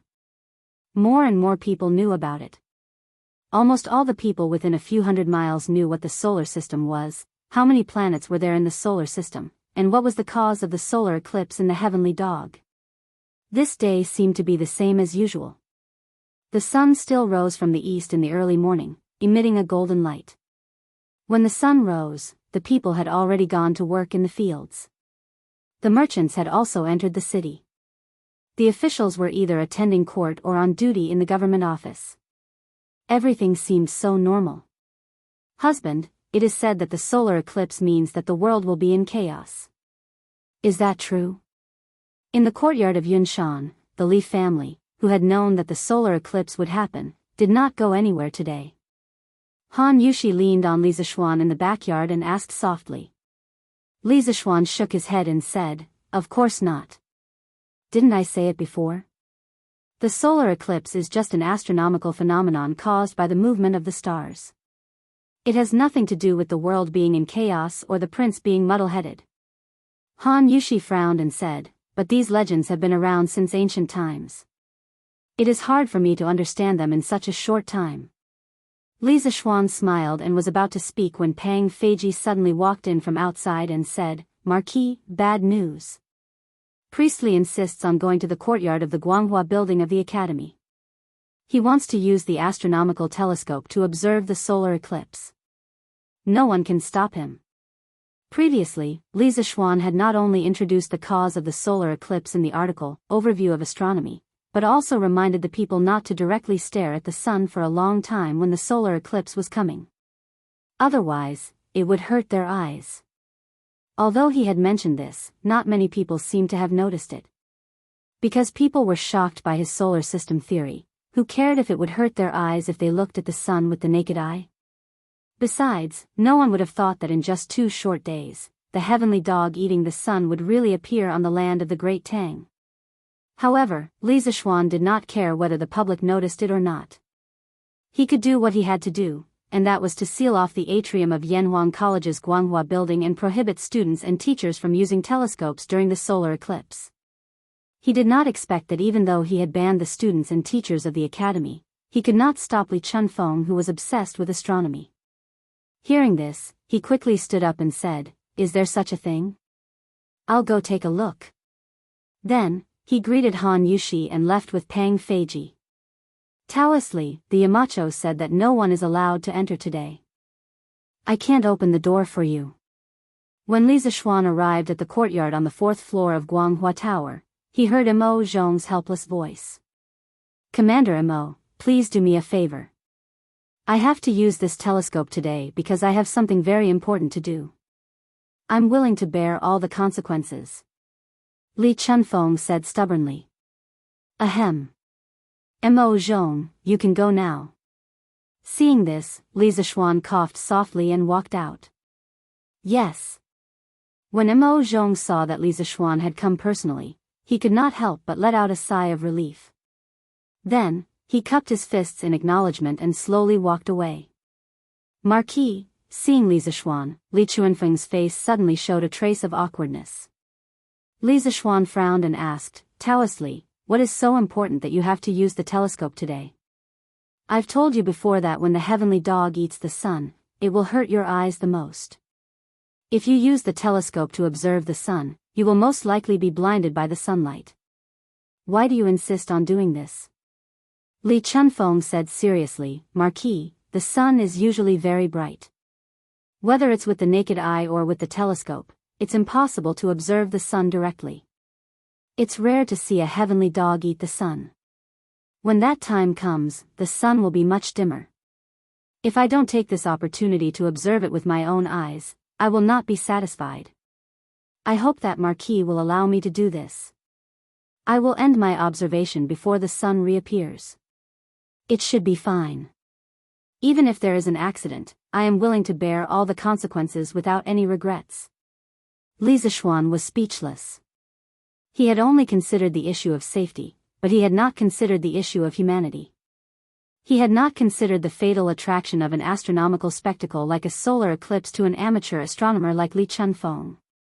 Even in modern times, whenever there was a solar eclipse, astronomy enthusiasts from all over the world would swarm over from thousands of miles away, set up professional equipment there in advance, and wait to observe the solar eclipse. However, according to Li Chunfeng's prediction, today's solar eclipse should be a total solar eclipse. The sun was 400 times wider than the moon, but it was also 400 times further away from the Earth. Due to symmetry, the moon's shadow, which was the shadow that fell on the Earth's surface, was just wide enough to cover the entire sun. The sun's light sphere was completely covered by the moon, and the originally bright sun's disk was covered by the moon's shadow. At this time, a total solar eclipse would occur. Other than total solar eclipses, there were also partial solar eclipses, annular solar eclipses, and so on. However, relatively speaking, only during a total solar eclipse could people safely look at the sun with their naked eyes. During a total solar eclipse, almost all of the sun's light was blocked. Only the sun's corona could be seen, and the corona's light was only equivalent to the full moon. Therefore, the light at this time was acceptable. However, the light from a small part of the photosphere was enough to hurt our eyes. Therefore, it was better to have safety measures during a total solar eclipse. Li Zixuan thought of this and said to Li Chunfeng, "Since Taoist Master Li insists, I won't persuade you anymore. However, I have to add some color to the lens of this telescope." He then turned to Pang Feiji and said, "Feiji, get me some ink, a cup of water, and a brush." Li Chunfeng looked at Li Chunfeng, who was both happy and confused at the same time. Yes. Marquis. Pang Feiji took the order and left.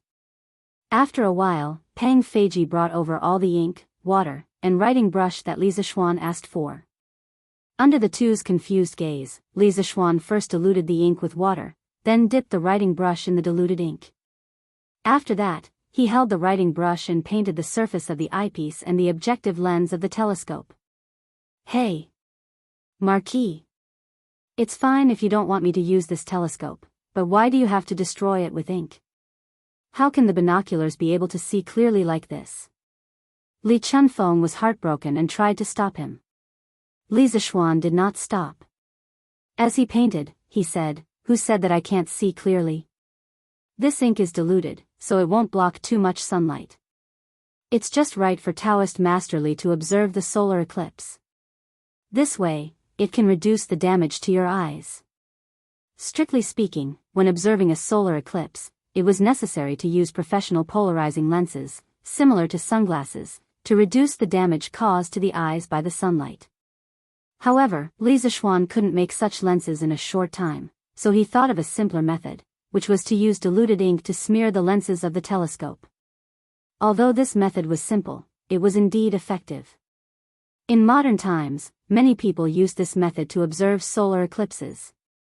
Other than that, they could also use exposed film, old floppy disks, protective lenses for welding, blackened glass, and so on to replace the professional polarized lenses. When Li Chunfeng heard this, he felt slightly relieved. After a few minutes, Li Zixuan finished painting both lenses of the telescope with diluted ink. He then said to Li Chunfeng, "All right. Taoist Master Li, you can do as you please. Although I've painted the lens with ink, please don't look directly at the sun for too long." "I know. Thank you so much, Marquis," Li Chunfeng said gratefully. Li Zixuan nodded, then turned around and left. After he left, Li Chunfeng immediately moved his eyes closer to the eyepiece of the binoculars. After a quick glance, he felt as if the whole world had been smeared with a thin layer of ink.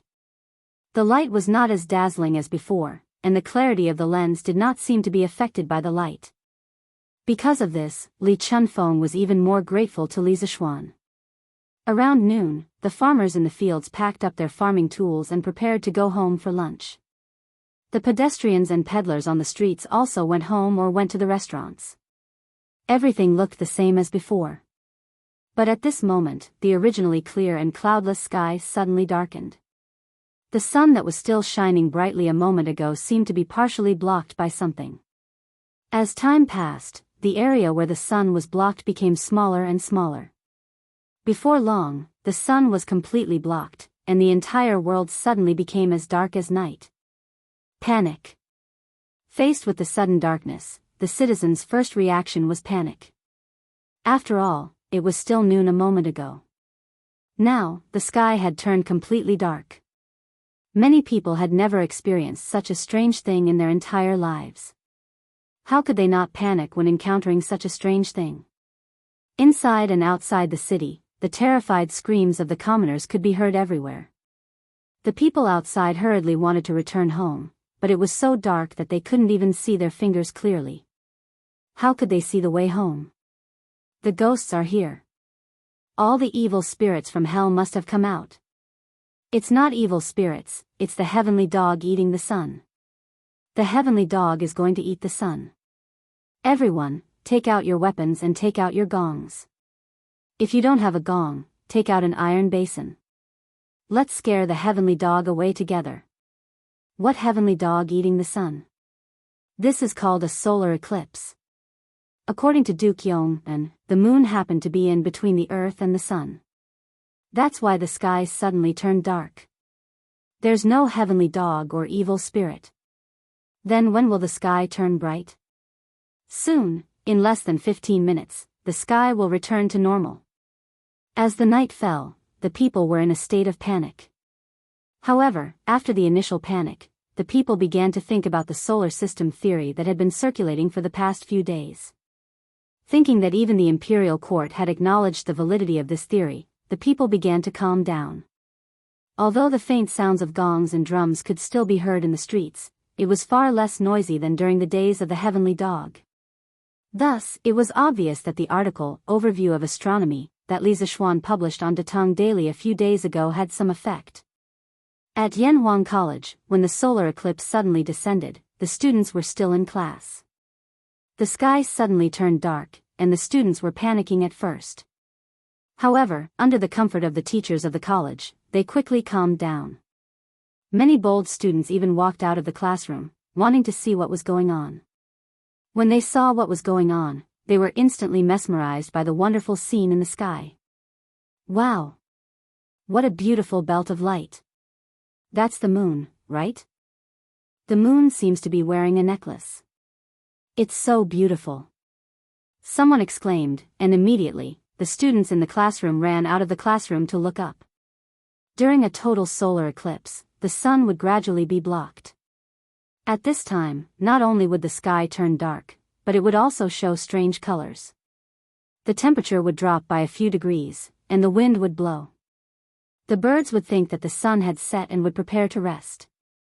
When the total solar eclipse began, the light from the sun's photosphere would continuously circle around the moon's edge until it surrounded the moon. At this time, the moon would look like it was wearing a necklace. The bright spots on the edge were called Bailey beads. It looked very beautiful. Everyone, go into the classroom. Yamacho said that you can't look at the sun directly for too long. Otherwise, it will hurt your eyes.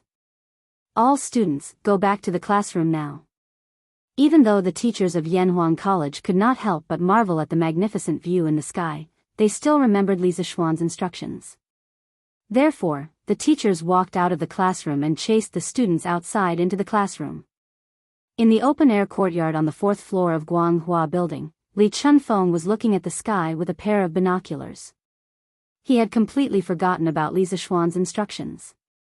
Right now, he wanted to stick his eyeballs on the binoculars so that he could not miss a single second. Huh! The light doesn't look right. All of a sudden, Li Chunfeng exclaimed in bewilderment, and his expression turned solemn. At the same time, hundreds of miles away from Shuafang City, a group of Turkic cavalry was marching towards Shuafang City. There were about 20,000 of them. Even though the soldiers on the horses were not wearing heavy armor like the black armored troops, the aura they exuded was not any weaker than the black armored troops. This was an elite force, the world-renowned Turkic Wolf Cavalry. Speed up a bit more. We have to reach Shuafang City before the Tang army breaks through the city. The Turkic general who was leading the group turned around and shouted. Yes. The cavalry behind him replied loudly. Then, the entire group of cavalry rushed towards Shuafang City at an even faster speed, leaving a trail of dust behind them. However, the leader of the Turkic Wolf Cavalry did not know that there were people waiting for him outside Shuafang City. Chapter 1393. Reporting. General, the Turkic Wolf Cavalry is 20 miles away from the East City Gate. There are around 20,000 of them. 3 miles east of Shuafang City, in the bushes beside the official road, a cavalry galloped over. He quickly got off his horse and cupped his fists toward Chai Xiao. Chai Xiao was shocked and said excitedly, "Good. Xieli did not disappoint me. Did you recognize who the general is?" "General, the enemy general is Ashina Shirchu. A few years ago, the Turkic invaded our Tang border. I followed General Qin up north to fight the enemy and saw him." The soldier cupped his fists and replied. Ashina Shirchu, also known as Ashina Shirchu, was a Turkic noble. He was the second son of Chuluo Khan. When he was 11, he was famous for his courage and intelligence, and his archery skills were unparalleled. As such, he asked Tuo Xia, the leader of the tribe, to build the ivory flag, a flag decorated with ivory as the symbol of a general or leader. Together with Shili Khan's son, Yugu Xia, he ruled the Tiela, Hueha, Tongluo, and other tribes. Ashina Shirchu used a relaxed policy to raise the troops and raise the people. As an official, he did not collect taxes for 10 years. He once said, "Since the tribe is rich, I am satisfied." It's actually Ashina Shirchu. Good. Today, I will help Shu Bao take revenge for that arrow. You, quickly go and scout and report. Hearing that Shili had sent such a heavyweight general like Ashina Shirchu to rescue Liang Shidu, not only was Chai Shao not afraid, he became even more excited. He hurriedly ordered the scout. In the 6th year of Wuda, the Turkic invaded the Tang border. Qin Xiong followed the Qin king Li Shimin up north to fight against the Turkic. In a battle, Qin Xiong fell into a trap and was surrounded. The Turkic general at that time was Ashina Shirchu, who was known for his courage and intelligence and unparalleled archery skills. Although he was surrounded, Qin Xiong naturally could not get off his horse and surrender. In the chaotic battle, Ashina Shirchu found a chance and shot an arrow at Qin Xiong's back. If not for Han Tianhu risking his life to save him, Qin Xiong might have died in battle in the 6th year of Wuda. Even so, one of Han Tianhu's legs was crippled because of the arrow. Hence, Chai Shao was helping Qin Xiong take revenge for that arrow, but it was more like he was helping Han Tianhu. Yes, General. The soldier immediately accepted the order and left. Chai Shao ordered his men, the Turkic reinforcements are here. Yes. The left and right. It had been 6 days since the army arrived outside Shuafeng City. During these 6 days, many things had happened. First of all, the crops in the farmland outside Shuafeng City had been completely trampled by the cavalry led by Xue Wanjun, leaving Liang Shi badly battered and exhausted. If he sent out troops to deal with them, he was afraid that there was a large force of the Tang army behind him. But if he did not send out troops, he could only watch as the crops were destroyed in a mess. In the end, the people in the city panicked. After all, Shuafeng City was now a dead city. Liang Shidu had closed the gates, and the crops outside were all trampled. Being trapped in the city meant that they would starve to death sooner or later. Moreover, the Tang army was hiding outside the city. Although this matter had not been confirmed, it was a fact that everyone knew. Liang Shidu saw that the people were becoming more and more restless. He could only send people to spread the news that the great Liang reinforcements were about to arrive. At the same time, he sent soldiers out of the city to ask for help from Shili Khan. Although Yuqi Jingda's men noticed the soldiers that Liang Shidu sent out to ask for help, they did not stop them. This was because one of the goals of the imperial court was to lure the Turks to send troops. On the same afternoon that Liang Shidu sent troops to ask for help, Yuqi Jingda led the main force and surrounded Shuafeng City so tightly that not even a drop of water could trickle through. Seeing the Tang army surrounding the city on all sides, the commoners, gentry, and officials in the city were even more terrified. At the same time, the hundreds of spies that Lu Min, the governor of Summer Province, had sent into the city suddenly worked together. All kinds of rumors and slanders immediately arose in the city. For example, Liang Shidu's son had raped many women, Liang Shidu had raped 10 palace maids in the palace after drinking, and afterwards, those palace maids were all thrown into the snake pool to feed the snakes by the empress. Liang Shidu had raped the Tujue for his own glory and power, Liang Shidu had raped the wives of officials, and so on. All sorts of rumors and slander, regardless of whether they were true or false, were spread like they were true. As a result, Liang Shidu's reputation in the Great Liang fell again and again. Liang Shidu also wanted to find the Tang spies who spread the rumors, but he did not have the energy to do so. This was because there were many violent incidents in the city where the people fought against the officials. More importantly, there were also mutinies in the army. Although those mutinies were all mercilessly suppressed, the morale of the army was shaken. At this time, if he was not careful, he would lose everything. Thus, Liang Shidu did not dare to make any rash moves. He could only try to rope in some high-ranking generals, promising them high positions, wealth, and beauties. However, whether or not such roping could truly obtain their loyalty, only the heavens knew. Hiya. Pang, pang, pang. After waiting for about 2 hours, the place where Chai Shao's army was hiding finally heard the sound of horse hooves in the distance. Chai Shao's expression was extremely nervous. He ordered his men, send down the order. After the Turks enter our pocket formation, prepare the tripping ropes. Next, prepare the archers. Lastly, charge the cavalry. Yes. General. The left and right generals received the order and left. Pang, pang, pang. The sound of horse hooves was getting closer and closer. The Tang soldiers lying in the bushes on both sides of the road could already faintly feel the earth trembling. 20 zhang, 15 zhang, 10 zhang, 5 zhang, 3 zhang. The Turkic wolf cavalry did not realize that anything was wrong. The entire army was still galloping at an extremely high speed. On the way here, they had already learned that Shuofang City was surrounded by the Tang army. They had to reach Shuofang City before it was breached, so they had to use their fastest speed. Rise! Whoosh, whoosh, whoosh. Someone shouted, and dozens of tripping ropes suddenly appeared on both sides of the road. The Turkic army was caught off guard, and a third of the vanguard was instantly tripped. The cavalry at the back had no time to slow down and avoid the tripping ropes. Like dumplings being dropped into a pot, they fell into a pile of meat in front of them. Ambush! Ambush! Order the cavalry at the back to immediately slow down. Turkic Great General Ashina Shi had jumped down from his horse at this crucial moment, and now that he had stabilized himself, he hastily called out.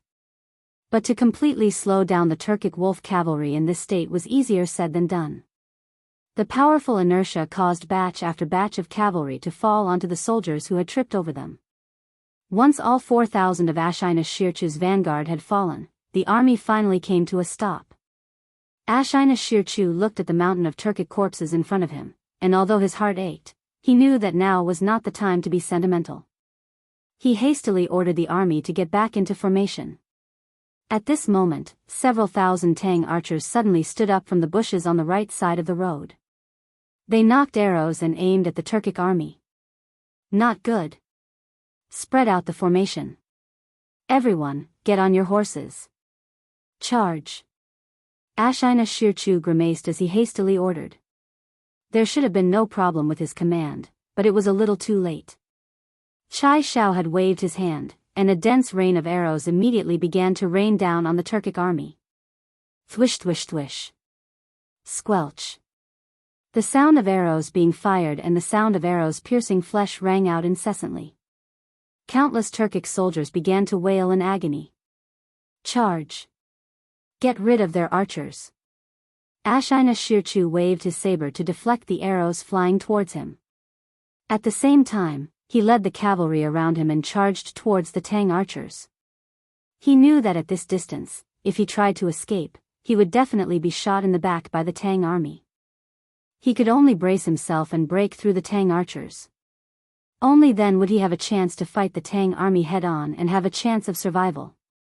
At this moment, the ferocity in the bones of the Turkic people was on full display. Although many of the Turkic soldiers still had arrows in their bodies, they still fearlessly followed Ashina Shirchu and charged at the Tang army.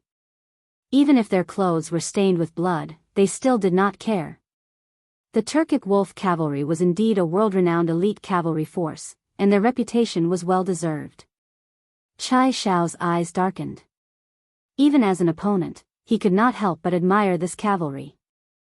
He stretched out his right hand and was about to order the cavalry behind the Tang army to charge when a strange scene that no one had expected appeared. A moment ago, the sun was still high in the sky, but at this moment, the sky suddenly darkened. Soon, it was so dark that one could not even see one's own fingers.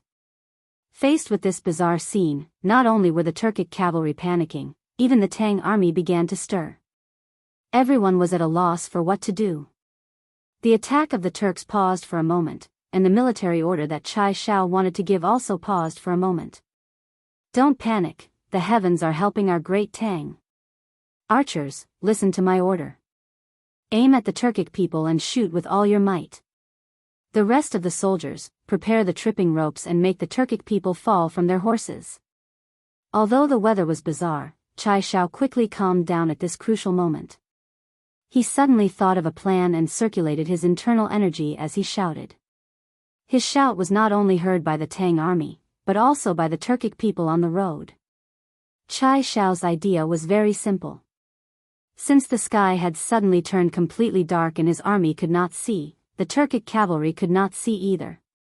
With his shout, the Turks wouldn't be able to see their surroundings in the pitch-black environment. They would definitely be afraid of the tripwires on the ground and wouldn't dare to charge in this direction. At this time, the archers would be able to take this opportunity to shoot a few more volleys in the direction the Turks had originally come from. Otherwise, if the Tang cavalry charged forward in this pitch-black environment, there was a high chance that they would accidentally injure their own men, and the outcome would be very difficult to predict. The gains would not make up for the losses. As expected, in this pitch-black environment, the moment Chai Shao said that there were tripping ropes on the ground, the Turkic wolf cavalry immediately slowed down.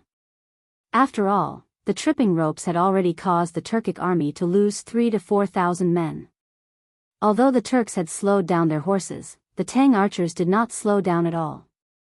Although they did not know when Chai Shao had hidden the tripwires by the side of the road, at this time, they only cared about obeying orders and firing in the direction of the Turk cavalrymen. In truth, the Tang army's tripping ropes were all on the road. There was not a single one on either side of the road. Chai Shao was completely tricking the Turkic people. Even though they could not see anyone, they still remembered the general direction and only needed to shoot in that direction. In any case, there were many Turkic people, so they would definitely be able to hit them. Thwish thwish thwish thwish thwish. In the darkness, countless arrows were fired at the Turkic army. At this time, the Turkic people had tripping ropes in front of them, preventing them from charging at full speed. But if they turned around and fled, they would definitely crash into their comrades in this darkness.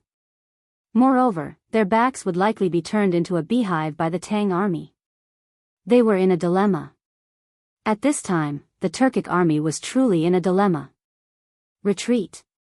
All soldiers, retreat. The rear army will become the front army, and the front army will become the rear army. Everyone, retreat. The Tang army had closed their eyes. After several volleys of arrows, the Turkic army could be said to have suffered disastrous losses. Why did he say that they had closed their eyes? Because it was pitch black right now, wouldn't those archers be shooting arrows with their eyes closed? Ashina Shirchu knew that in this situation, the Turkic army had no way of fighting the Tang army. He did not know what kind of witchcraft the Tang army had used to make the sky suddenly turn dark. But even if the sky was bright again, he would still not be able to defeat the Tang army with these defeated soldiers. It was better to make a prompt decision and decisively give the order to retreat. This way, he could preserve some of his strength and make a comeback after returning. Naturally, a messenger passed down Ashina Shirchu's order. The Turkic army immediately changed their formation, leaving behind a trail of corpses. Then, relying on their memories, they fled toward the road. Hearing that the Turkic army was about to escape, Chai Shao panicked. Arrows had a range. If the Turkic army escaped the range, he would be completely helpless. But in this dark environment, if he rashly ordered the cavalry to give chase, not only would they not be able to catch up, the cavalry might even trip over themselves because they could not see the road clearly. At this moment, a miraculous scene appeared. A corner of the sun suddenly appeared in the sky. Soon, the exposed part of the sun grew larger and larger, and soon, the sky was bright again. The sudden change from night to day made it difficult for everyone to get used to this intense sunlight. Chai Shao covered his eyes for a moment, and after getting used to the intense sunlight, he roared, "All soldiers, hear my order. Get on your horses. Pursue." Yes. The Tang soldiers replied loudly, and not long after, Chai Shao led 30,000 elites in pursuit of Ashina Shirchu. It was said that a cornered enemy should not be pursued, but today, he had to pursue these defeated Turkic soldiers. Chapter 1394. While Chai Shao and Ashina Shir were fiercely fighting, a major event was taking place in Shuafang City, a major event that could affect the war. Although Liang Shidu had predicted that there would be Tang soldiers outside Shuafang City, he had thought that they would only be soldiers from the Summer Province, and there wouldn't be too many of them. Who could have imagined that there would be tens of thousands of elites brought by Yuqi Jingda from Chang'an? Thus, even when Yuqi Jingda had led his army to besiege the city, Liang Shidu's mind was still in a daze. He simply couldn't understand. The Tang emissary had clearly only left 2 days ago, so how could Yuqi Jingda have arrived outside Shuafang City? The only explanation was that the Tang emissary had come with the main force of the Tang army. But this also didn't make sense. Wasn't the Tang known as the Celestial Empire, a land of etiquette and propriety? How could the officials of the Great Tang Imperial Court allow Li Er to bring an army to persuade them to surrender so rudely? In any case, the Great Tang's strategy of diplomacy before force had caught Liang Shidu off guard. Upon learning that the Tang army was besieging the city, the price of food in the city immediately soared, and the price grew more and more exaggerated with each passing day. On the second day of the siege, many of the grain stores in the city had been plundered. It was now the sixth day of the siege, and many of the common people and officials had no food to eat. In the desperate situation of starvation and near death, obedient people would also become mobs. In the past few days, there had been dozens of cases of mobs robbing the rich in Shuafang City. What was even more serious was that just yesterday, there had been a case of mobs attacking the county government and robbing the official storehouse. Although it had been suppressed, the rest of the citizens had already begun to stir. There was a fine line between mobs and obedient people. Now that someone had made a good start, the rest of the citizens would be able to follow suit. All of this seemed like an invisible hand was secretly adding fuel to the fire, causing the Shuafang city that had been stable for 10-some years to be on the verge of collapse in just a few days. Of course, what made Liang Shi even more anxious was the army. In the past few days, there had been cases of generals leading soldiers to mutiny. The walls of Shuafang city were indeed impregnable, but the inside was shaky and could not withstand a single blow. When it was close to noon, in a courtyard near the imperial palace of Shuafang city, a middle-aged man dressed in rough clothes was anxiously pacing back and forth in the courtyard. His expression was very ugly. "Your Highness. General Xian has already come out from the palace." Just at this moment, a soldier came before the man and bowed. The man hurriedly asked, "How is it? Did my brother agree?" The soldier shook his head and replied, "Your Highness, His Majesty did not agree. It is said that he even scolded General Xian. He said that as the ruler of Daliang, he would rather die than surrender." It turned out that this man in rough clothes was Liang Shido's younger cousin, the Prince of Daliang, Liang Luoren. This brother did not have any other skills, but he could eat a lot. It was not an exaggeration to call him a glutton. Shuafang city was now surrounded on all sides, and the crops outside the city had been trampled. Even if the Tang army retreated, Daliang would face a shortage of food this year. As a glutton, how could Liang Luoren endure this? Thus, among the high-ranking officials of Daliang, Liang Luoren was the one who wanted to surrender to Daliang the most. After all, if he followed Daliang, he would not lack food and drink, right? However, although he had this thought, Liang Luoren did not dare to reveal it. This fellow had always been timid, so he encouraged the generals close to him to persuade Liang Shido to surrender. At this moment, after learning that Liang Shido was unwilling to surrender to Daliang, Liang Luoren's face was filled with displeasure. After a moment of hesitation, he viciously said, "Humph. My good big brother, since you don't know what's good for you, then don't blame me." What a glutton was most afraid of was not having anything to eat. Whoever did not give him food to eat, he would take that person's life. At this time, even the most timid person would take the risk when forced into a corner. The heavenly dog is eating the sun. The heavenly dog is eating the sun. At this moment, the sky suddenly darkened, and the cries of the commoners could be heard from outside the mansion. Your Highness. This heavenly dog eating the sun has always been seen as the omen of a country's demise. Now that it has appeared in Daliang, I'm afraid that Daliang is not far from its demise." At this moment, the soldier beside Liang Luoren said with a face full of fear, "Humph. Daliang should have been destroyed long ago. Unfortunately, some people are still stubbornly holding on." Liang Luoren coldly snorted and said a rebellious sentence. The soldier next to him kept quiet out of fear, not daring to say anything. A quarter of an hour later, the solar eclipse was over, and the world was bright again. Liang Luoren said, "Now that the celestial phenomenon has appeared, it means that Daliang's fate has come to an end. Quickly prepare a horse." This king wants to see General Xian. Yes. Reporting. Reporting to the chief steward, General Chai encountered the Tujue wolf cavalry at the east gate. After a battle, the Tujue were defeated, leaving behind thousands of corpses as they retreated in defeat. Now, General Chai is leading the army in pursuit of the enemy. South of Shuafang City, Tang Army's central tent. A soldier rushed in and cupped his fists at Yuchi Jingda. The Tujue retreated in defeat? Good. Good. Good job, Sikang. Hearing the good news, Yuchi Jingda laughed loudly and said, "Quickly tell this chief steward about the battle." The soldier quickly began to explain, reporting to the chief steward. General Chai set up a pocket formation on the official road 3 li from the east gate. The soldier roughly explained the battle between General Chai and the Tujue to Yuchi Jingda. Yuchi Jingda nodded as he listened. In the end, he came back to his senses and quickly ordered, "Quickly ride a fast horse and catch up to General Chai. Tell him not to chase too deep and accidentally get surrounded by the enemy. Ashina Tujue is not easy to deal with." Yes. The soldier cupped his fists and left.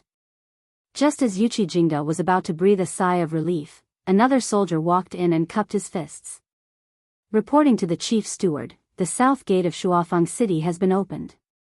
Liang Shidu's younger brother, Liang Luoren, personally carried Liang Shidu's head and led hundreds of officials out of the city, saying that he wants to surrender to the Great Tang. The moment these words were said, all the officials in the tent were stunned. Although these old generals were not experienced in hundreds of battles, they had still fought dozens of wars. But now, before they even launched an attack, the enemy directly delivered the head of the enemy to admit defeat. They had never encountered such a battle before. Could this be a trick that Liang Shidu deliberately came up with? His goal is to deceive us and make us lower our guard? Summer Province's Governor Lu Min could not help but ask. Having been in Summer Province and having interacted with Liang Shidu for many years, he subconsciously thought that Liang Shidu was using a scheme to trick them into surrendering. Xue Wanjun shook his head and said, "It shouldn't be. Opening the city gates and letting the officials out of the city would make it easy for our army to seize control of the city gates. At that time, the situation in Shuafang City would be at our mercy. Liang Shidu shouldn't be so stupid as to think of such a stupid move." The soldier cupped his fists and said, reporting to the generals, "This general has already sent people to personally check. That head is indeed Liang Shidu's head. Furthermore, according to the spies in the city, Liang Luoren had just killed Liang Shidu in the palace. Together with great generals Xian Liao, Li Zhengbao, and Feng Duan, they took control of the situation in the court. Then, they brought hundreds of officials out of the city to surrender." Yuchi Jingda laughed and said, "Good. Good. Good. Since Liang Shidu is already dead and the generals in Shuafang City have surrendered without a fight, then we have taken down Shuafang City without shedding a drop of blood. Let's go. Generals, follow this old man into the city." "Yes, sir." The atmosphere in the central tent instantly surged. All the generals cupped their fists and agreed, their faces filled with joy. After all, to be able to take down Shuafang City without shedding a drop of blood was the most ideal result. Chang'an City. The solar eclipse only lasted for a quarter of an hour before the world regained its light. The commoners discovered an interesting thing. In the past, when the heavenly dog ate the sun, everyone needed to beat drums and gongs. They used this loud noise to scare the heavenly dog away and save the sun. However, because Li Zishuan's solar system theory had been widely spread, only a small portion of the citizens went to beat the drums and gongs during the heavenly dog devouring the sun. After the initial panic, Chang'an City became quiet. However, in the end, the sun still came out. This meant that the legend of the heavenly dog was a lie. There was no heavenly dog at all. Of course, this also meant that Li Zishuan's solar system theory was correct. Therefore, after the solar eclipse, the citizens regained their peace faster than usual. Those who were eating went back to eating, and those who were going home went home. However, most of them lamented that the heavenly dog devouring the sun was because the moon had blocked the sun. Your Majesty, after the heavenly dog devouring the sun, the citizens quickly returned to normal. No one spread rumors, and no one panicked. Now, the citizens believe what the Marquis of Yong and said on Datong Daily. Royal Palace, Ganlu Hall. Li Er had personally witnessed the solar eclipse. At this moment, after he returned to the palace, Zhao Song came in to report to Li Er. Since ancient times, the county kings had placed great importance on the heavenly dog devouring the sun. Therefore, after the solar eclipse, Zhao Song sent people out of the palace to investigate the citizens' customs. When Li Er heard this, he smiled and said, "Good. This way, I can rest assured." After all, if someone took the opportunity to mislead the people, although the imperial court has the ability to quell the rebellion, in the end, the people will be the ones to suffer. Send the Minister of War to commend Li Zishuan on my behalf. This small matter was not enough to confer Li Zishuan an official title, but it was still necessary to commend him. Zhao Song smiled and said, "This old servant obeys." Cloud Mountain, Yanhuang Courtyard. Li Zishuan, who had just finished admiring the solar eclipse, was sunbathing in the courtyard.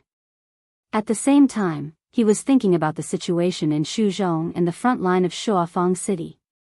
That's right, when the solar eclipse came, he was seriously admiring this rare astronomical spectacle.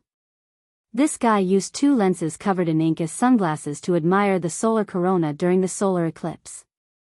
In his previous life, he had also experienced a total solar eclipse, but at that time, he was highly myopic and did not have the chance to look carefully. In this life, because of his cultivation of inner qi, his eyesight was excellent. Naturally, he did not want to miss such a good opportunity. Marquis. I just saw an incredible phenomenon. Ouch. At this moment, Li Chunfeng ran into the courtyard excitedly and said excitedly, "Master, you've been waiting for a long time." However, just as he ran into the courtyard, he accidentally tripped on a bamboo stick on the ground and fell to the ground like a wild goose falling from the sand. The Li family's courtyard was full of cement. Li Chunfeng was already running very fast, so the fall was not light. His palms and arms were bleeding on the ground. Li Zishuan was far away, and Li Chunfeng's fall was too sudden, so he could not react in time. He could only watch as Li Chunfeng fell to the ground. "Master Li, are you okay?" "Xiao He. Quickly, bring gauze, water, and medicine." Li Zishuan only reacted when Li Chunfeng cried out in pain. He quickly walked to Li Chunfeng and pulled him up from the ground. He then shouted at Xiao He, who was in the courtyard. "Yes, Master." Xiao He quickly went to carry out the order. Li Chunfeng immediately waved his hand and said, "No need, no need. I just didn't see the road clearly and accidentally tripped. It's just a small injury. It's not worth mentioning. I've embarrassed myself in front of you, Marquis. I'm here because I have something important to discuss with Marquis." Didn't see the road clearly? Li Zishuan looked at Li Chunfeng suspiciously. Although his eyes were a little sluggish, they were not as rigid as those of a blind person. He could not help but let out a sigh of relief and asked, "Master Li, were you the one who was observing the entire solar eclipse?" Li Chunfeng's face froze. He then smiled embarrassedly and said, I was fascinated by it, so you've completely forgotten what this Marquis told you before?" "Humph. It's a miracle that you're not blind," Li Zishuan said angrily.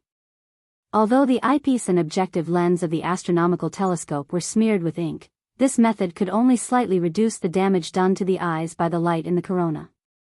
It could not completely eliminate the damage. That was why Li Zishuan reminded Li Chunfeng not to use the telescope for too long when they were in the academy. He did not expect this guy to be so daring as to forsake his own eyes. Now, Li Chunfeng's eyes were not completely blind. That was definitely a blessing. Ahem. Marquis. This is all my fault, but I don't regret it. Because during my observation just now, I discovered a very extraordinary phenomenon. Li Chunfeng apologized embarrassedly and then said excitedly, "I'm sorry." Li Zishuan saw that Li Chunfeng kept saying that he had discovered something incredible. He could not help but ask curiously, "Master Li, what did you see just now?" "It moved. I saw the stars move." Li Chunfeng's words shocked Li Zishuan to the core. Chapter 1395. Are you saying that you saw the stars move? How is that possible? Cloud Mountain Villa. Li Zishuan frowned when he heard Li Chunfeng say that he saw the stars move. The stars that Li Chunfeng saw should be the stars outside of the solar system. The reason why stars were called stars was not because they did not move. However, the movement of stars could not be seen with the naked eye for a short period of time. There was no celestial body in the universe that was immobile. All celestial bodies were moving at different speeds. Not only did stars move, but they also moved at the speed of the universe. Take the sun for example. It was spinning around the center of the Milky Way at a speed of 250 kilometers per second. The other stars moved at the same speed as well. The reason why stars did not move was because they were too far away from us. We could not see their movement in a short period of time. Therefore, they were called stars. Only after tens of thousands of years or even hundreds of thousands of years would the position of stars change. That was why Li Zishuan did not believe Li Chunfeng when he said that he saw the stars move. "It's true. It's true." Seeing Li Zishuan's disbelief, Li Chunfeng hurriedly explained, "When the sky was completely dark, I saw a cluster of galaxies around the sun's silhouette with my telescope. I observed this cluster of galaxies last year and even drew a star map. However, during the total solar eclipse today, the positions of some of the stars in the cluster of galaxies seem to have changed. Isn't this the movement of the stars? It's not that the stars are moving. It's that the direction of light has changed." When Li Zishuan heard this, he quickly recalled some things from his previous life. He couldn't help but be shocked.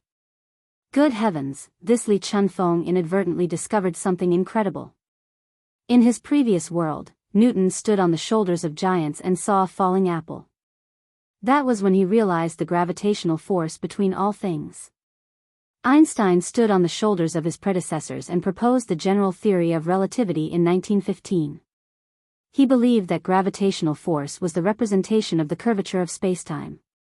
One of the major differences between Newton and Einstein's views on time and space was the influence of gravity on light. Although classical dynamics predicted that the gravitational force of a star could deflect the path of a photon, Einstein believed that this prediction was only a rough approximation of the actual situation. It was not the gravitational force of a star that pulled the photon, but the star curved the structure of space. This was like a person standing on a trampoline bending the surface.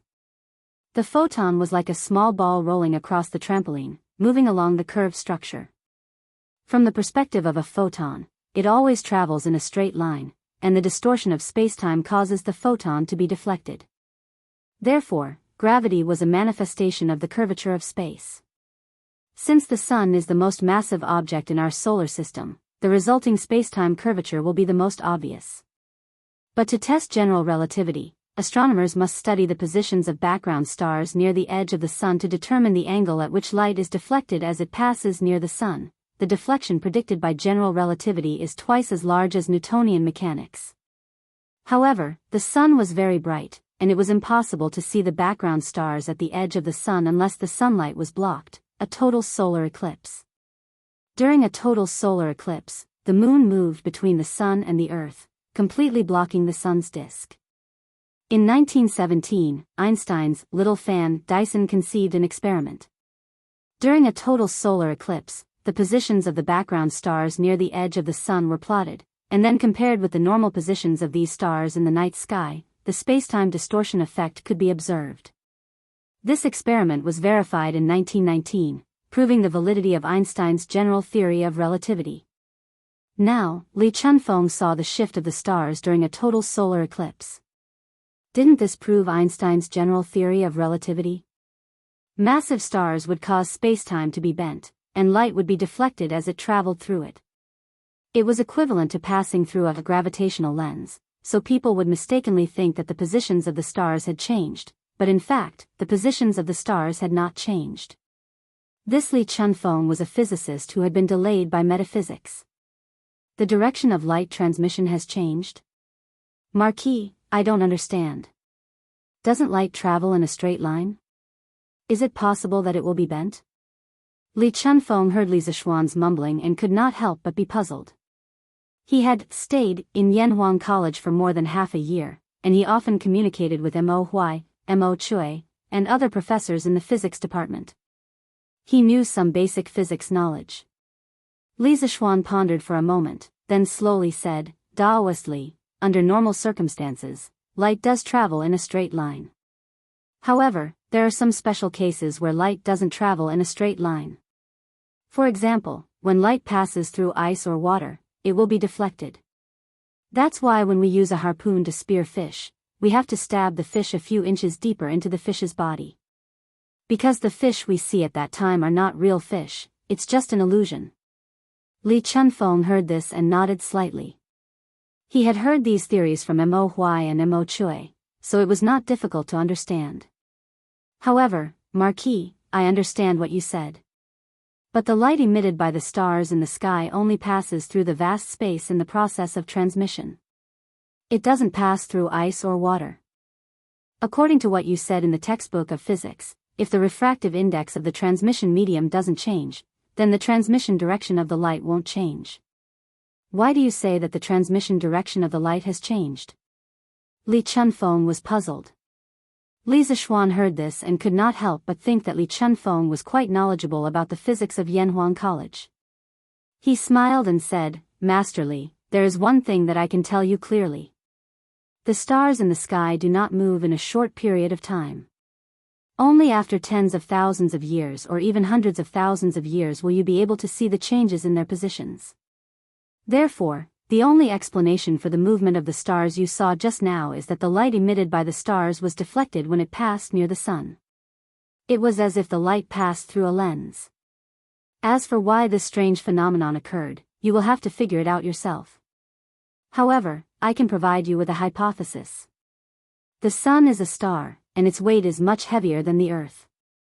The space near the sun is different from the space in other places. When the light passes by, it may be deflected or absorbed by the sun. As for the specific reason, you will have to figure it out yourself. As the most famous quack in the Tang dynasty, Li Chunfeng's life was undoubtedly very glorious. He even left a deep mark in the history of Chinese civilization. Li Zishuan wanted to drag Li Chunfeng into the pit of physics. He wanted to see what kind of sparks would be created when a metaphysician collided with physics. In the 21st century, there was a popular saying that the end of science was metaphysics. When a scientist climbed to the top of the mountain, a metaphysical, or Buddhist, master would have been waiting for him for a long time. Einstein once said, religion without science is lame, and science without religion is blind. Space, time, and matter are all illusions of human cognition. Metaphysics was the study of the universe itself. It mainly studied the origin of Tao, which was opened, passed down, and developed by the ancestor of humanity, Fu Xi, the Yellow Emperor, King Wen, Laozi, and Zhuangzi. The origin of Qi was a concept of the universe with a strict logic system. It was the core value of Chinese civilization. If one looked at it carefully, some parts of metaphysics actually had the shadow of science. It was very interesting to let a senior metaphysician study science. Perhaps, Li Chunfeng could become a big name in science in the future, even more awesome than Newton and Einstein. This was definitely not impossible. After listening to Li Zishuan's words, Li Chunfeng's face gradually became serious. After a moment of silence, he muttered to himself, this star can change the direction of light transmission. This is unbelievable. In the past, he boasted that he was proficient in metaphysics and could see through everything in the world. However, after talking to Li Zishuan, he suddenly felt small and insignificant. He felt that the knowledge in his mind compared to Li Zishuan was like a firefly competing with the bright moon. For the first time, he felt that Li Zishuan was unfathomable and unfathomable. Li Zishuan smiled. This is not unbelievable. The physics taught in Yanhuang College is still relatively basic. It does not involve the movement of celestial bodies. In the later advanced physics classes, students will be introduced to a force called gravity. The heavier an object was, the stronger the gravitational force it produced. The heavier a star was, the stronger the gravitational force it produced. It was difficult for mortals to estimate its weight, and the stronger the gravitational force it produced. Perhaps there is a type of star that is infinitely heavy and has an infinitely strong gravitational force. It can swallow everything, even the light around it. Who knows? The thing that he mentioned that could swallow everything was a black hole. Li Chuanfeng's expression changed when he heard that. If there really is such a celestial body, won't all living beings in this world experience a world-ending catastrophe? He asked in horror. Li Zishuan shook his head and said, all living things have their own destiny. As a Taoist, how can you not see this point clearly? How vast is the universe? How vast are the stars in the sky? Who can be sure that there is such a star that can swallow everything that I mentioned? Even if there is, it might not be near Earth because the universe is so vast that Earth is equivalent to a speck of dust. In terms of pure probability, the probability of us being swallowed is very small. I've lost my composure. The Marquis's words are reasonable. Li Chunfeng looked ashamed.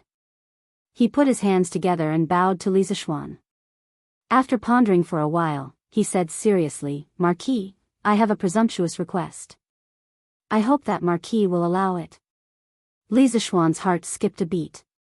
He quickly said politely, Taoist Masterly, feel free to speak your mind. I will do my best to help. Thank you, Marquis. Li Chunfeng thanked him first and then said, Marquis, please forgive me. I want to stay in the Yanhuang Academy. I have always felt that Lord Marquis's work seems to contain the supreme mystery of Taoist metaphysics. If I can understand it, I may be able to successfully deduce the fate of the Tang Empire for the next hundreds or even thousands of years. This is my life's wish. The pushback diagram. After listening to Li Chunfeng, Li Zishuan subconsciously thought of the number 1 book of Chinese Taoist prophecy, the pushback diagram. Legend has it that Li Shimin ordered 2 famous Taoist masters, Li Chunfeng and Yuan Tiangang, to write it in order to predict the future of Tang. It combined the study of astronomy, poetry, riddles, and pictures into one. Now, Yuan Tiangang had not yet entered the imperial court, and Li Chunfeng was only in his 20s. Naturally, no one could write the pushback diagram. When Li Chunfeng was proficient in physics and truly recognized the universe, what would the pushback diagram be like? Li Zishuan was looking forward to it. Although you and I don't study under the same teacher, we are both from the same school of Taoism. I have no reason to reject your request. However, the knowledge of Yanhuang College can only be known by the students and teachers of Yanhuang College. Taoist Masterly, you were able to learn some knowledge about physics from Mr. Mo, which is considered a violation of the rules of the college. Yanhuang College has been implementing a comprehensive confidentiality policy since a while ago. From now on, no one from Yanhuang College will be able to learn the knowledge of Yanhuang College. This is my decision, and it is also His Majesty's decision. Taoist Masterly, you are now working in the Bureau of History. You are not part of Yanhuang College. According to the confidentiality policy, you cannot stay in Yanhuang College to study engineering. Li Zishuan thought for a moment and shook his head. It was true that he wanted to pull Li Chunfeng into the big pit of physics, but the confidentiality rules of the Yanhuang Academy could not be violated by anyone. In the past, Li Chunfeng was able to learn some physics knowledge from Mo Hui and Mo Chui because the academy had not fully implemented the confidentiality rules. Now that they had started to implement confidentiality management, he had to abide by the rules. If Li Chunfeng wanted to stay in the academy, he had to solve the problem of his identity first. Li Chunfeng was silent for a while.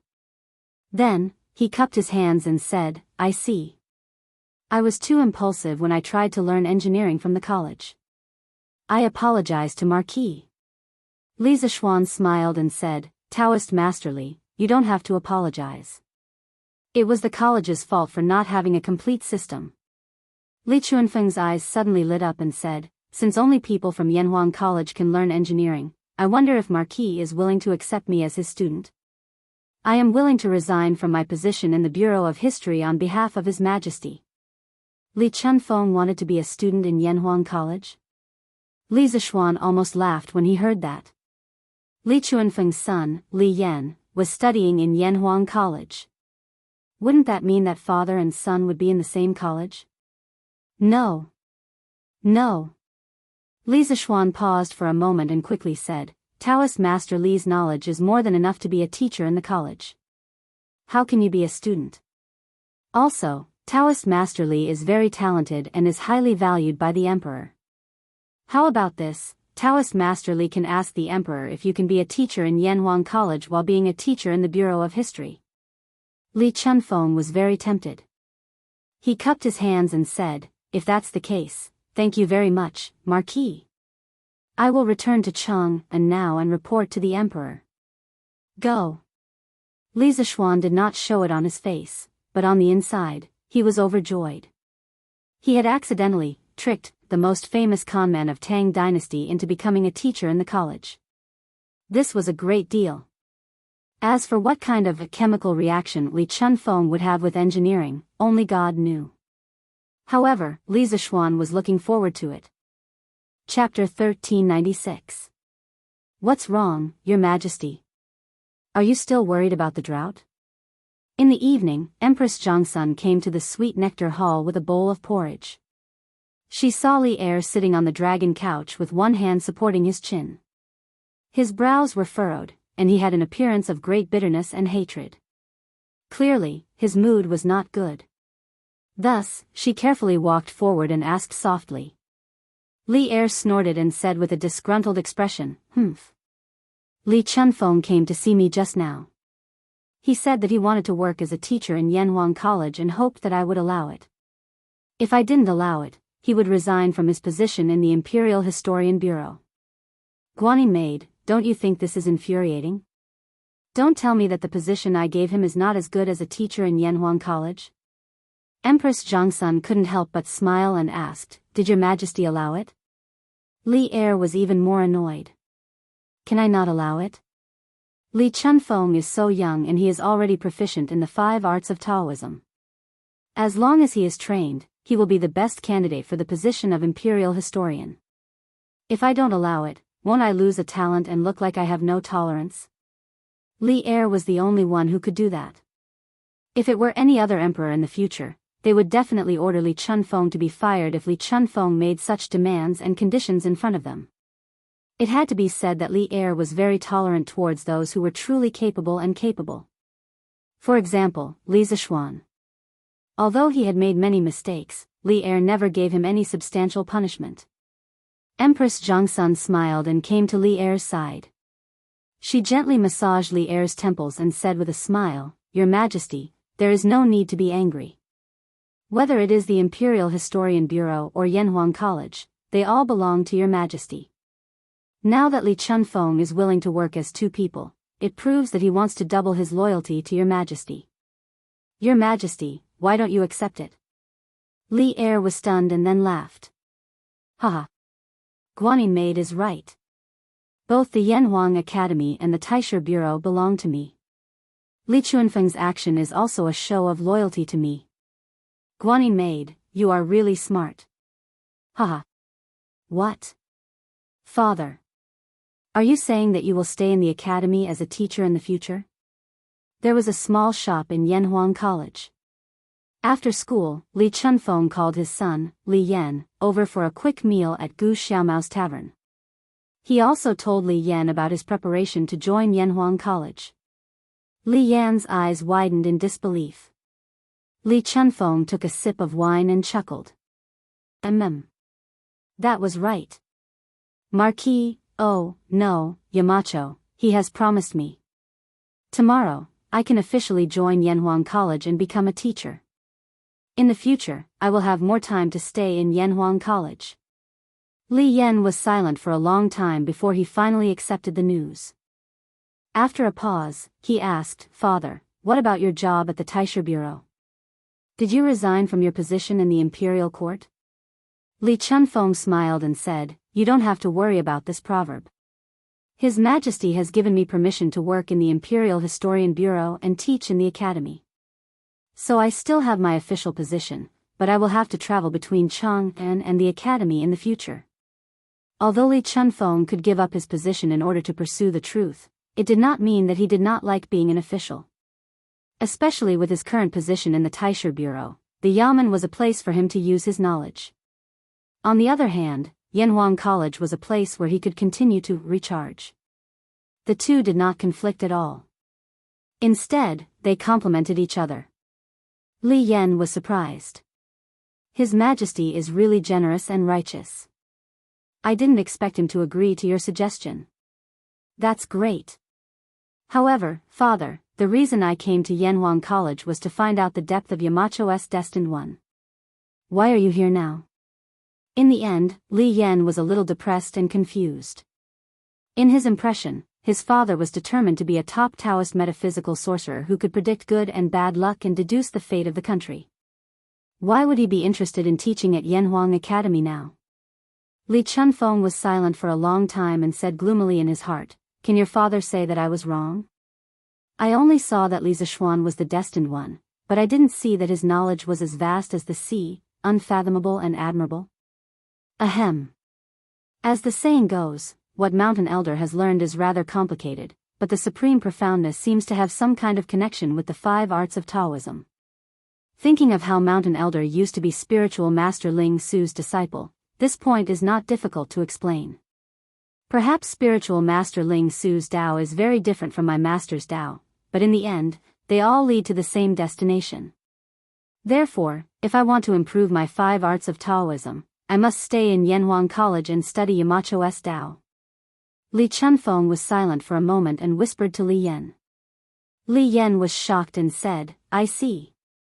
However, forgive me for being slow, but I still can't see the connection between Yamacho's knowledge and the 5 arts of Taoism." Li Chunfeng smiled and said, "Haha. No rush, no rush. You will slowly discover the proverb in the future. Come, let's eat. In the future, you and I will be father and son, as well as teacher and student. It will be a good story."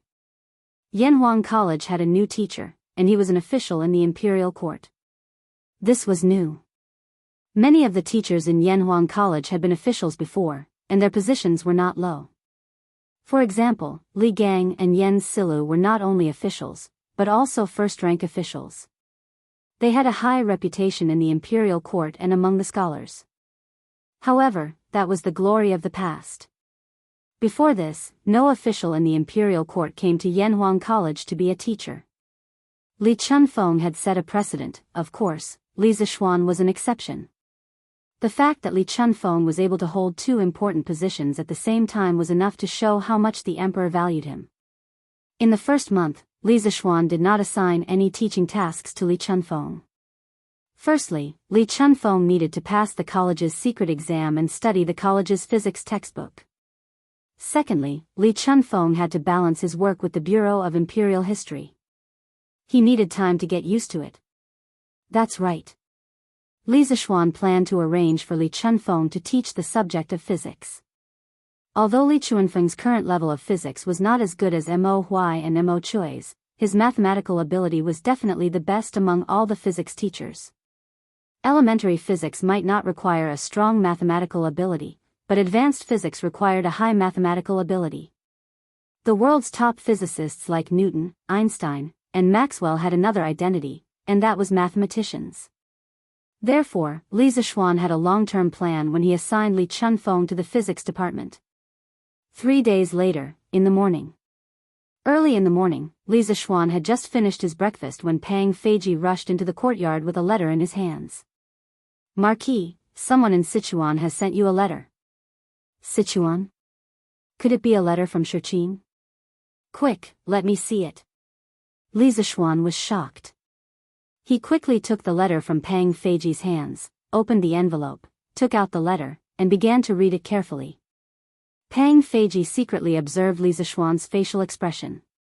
Seeing that Li Zishuan was getting more and more excited, he could not help but feel happy as well.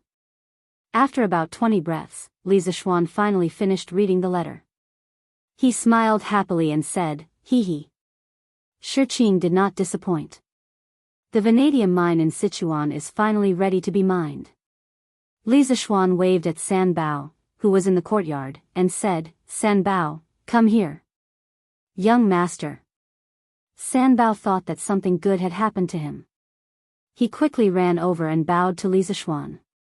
Li Zishuan smiled and said, "San Bao, I want you to go to Sichuan again." "Ah. Young master." San Bao. San Bao hasn't done anything wrong recently. Please don't send San Bao to die in Sichuan again. San Bao instantly put on a long face and said with a wronged expression. The last time he went to Sichuan, he almost lost his life there. How would he dare to go there again? Wasn't that seeking his own death? Li Zishuan was taken aback. He immediately understood that this fellow had misunderstood his meaning. Thus, he slapped the back of San Bao's head in exasperation and said, "What are you talking about? Why would I send you to die? Don't worry, the leader of the Chang people in Sichuan has already agreed to let us mine there. This time, not only will they not make things difficult for you, they will also treat you with respect. The governor of Izhou will also take care of you." San Bao was stunned. He said with surprise, "Young master, is that true? The leader of the Chang people really won't chase after San Bao anymore?" Li Zishuan snorted and said, "Of course it's true. Why would I lie to you? San Bao, I'm sending you to the center of Sichuan to take charge of the mining. You'll be in charge of the allocation of money, grain, and manpower. I'll send 2 accountants and a team of guards to follow you to the center of Sichuan. You must send back a few batches of vanadium ore as soon as possible." San Bao was flattered when he heard that. He said, Young master. San Bao can run errands, but I don't have the ability to be in charge of the mining of the vanadium." Li Zishuan smiled and said, "You little brat, I gave you such an important task, and you didn't accept it. But you don't have to worry, there will be a student from the academy there to help you. He is familiar with the local Chang people and the local government. You just have to help me take care of the money." Shiqing said in the letter that he wanted to wait until the vanadium was completely mined and the road in Sichuan was completed before returning to the academy. Li Zishuan thought about it and did not object. This child's dream was to benefit the people in his hometown. This time, he would treat it as an off-campus practice. San Bao was relieved and said, Then no problem. San Bao will pack up and go to Sichuan again." Li Zishuan nodded and sent someone to find Wang Zhong. He transferred 50,000 strings of coins from his family to start the mining and road construction.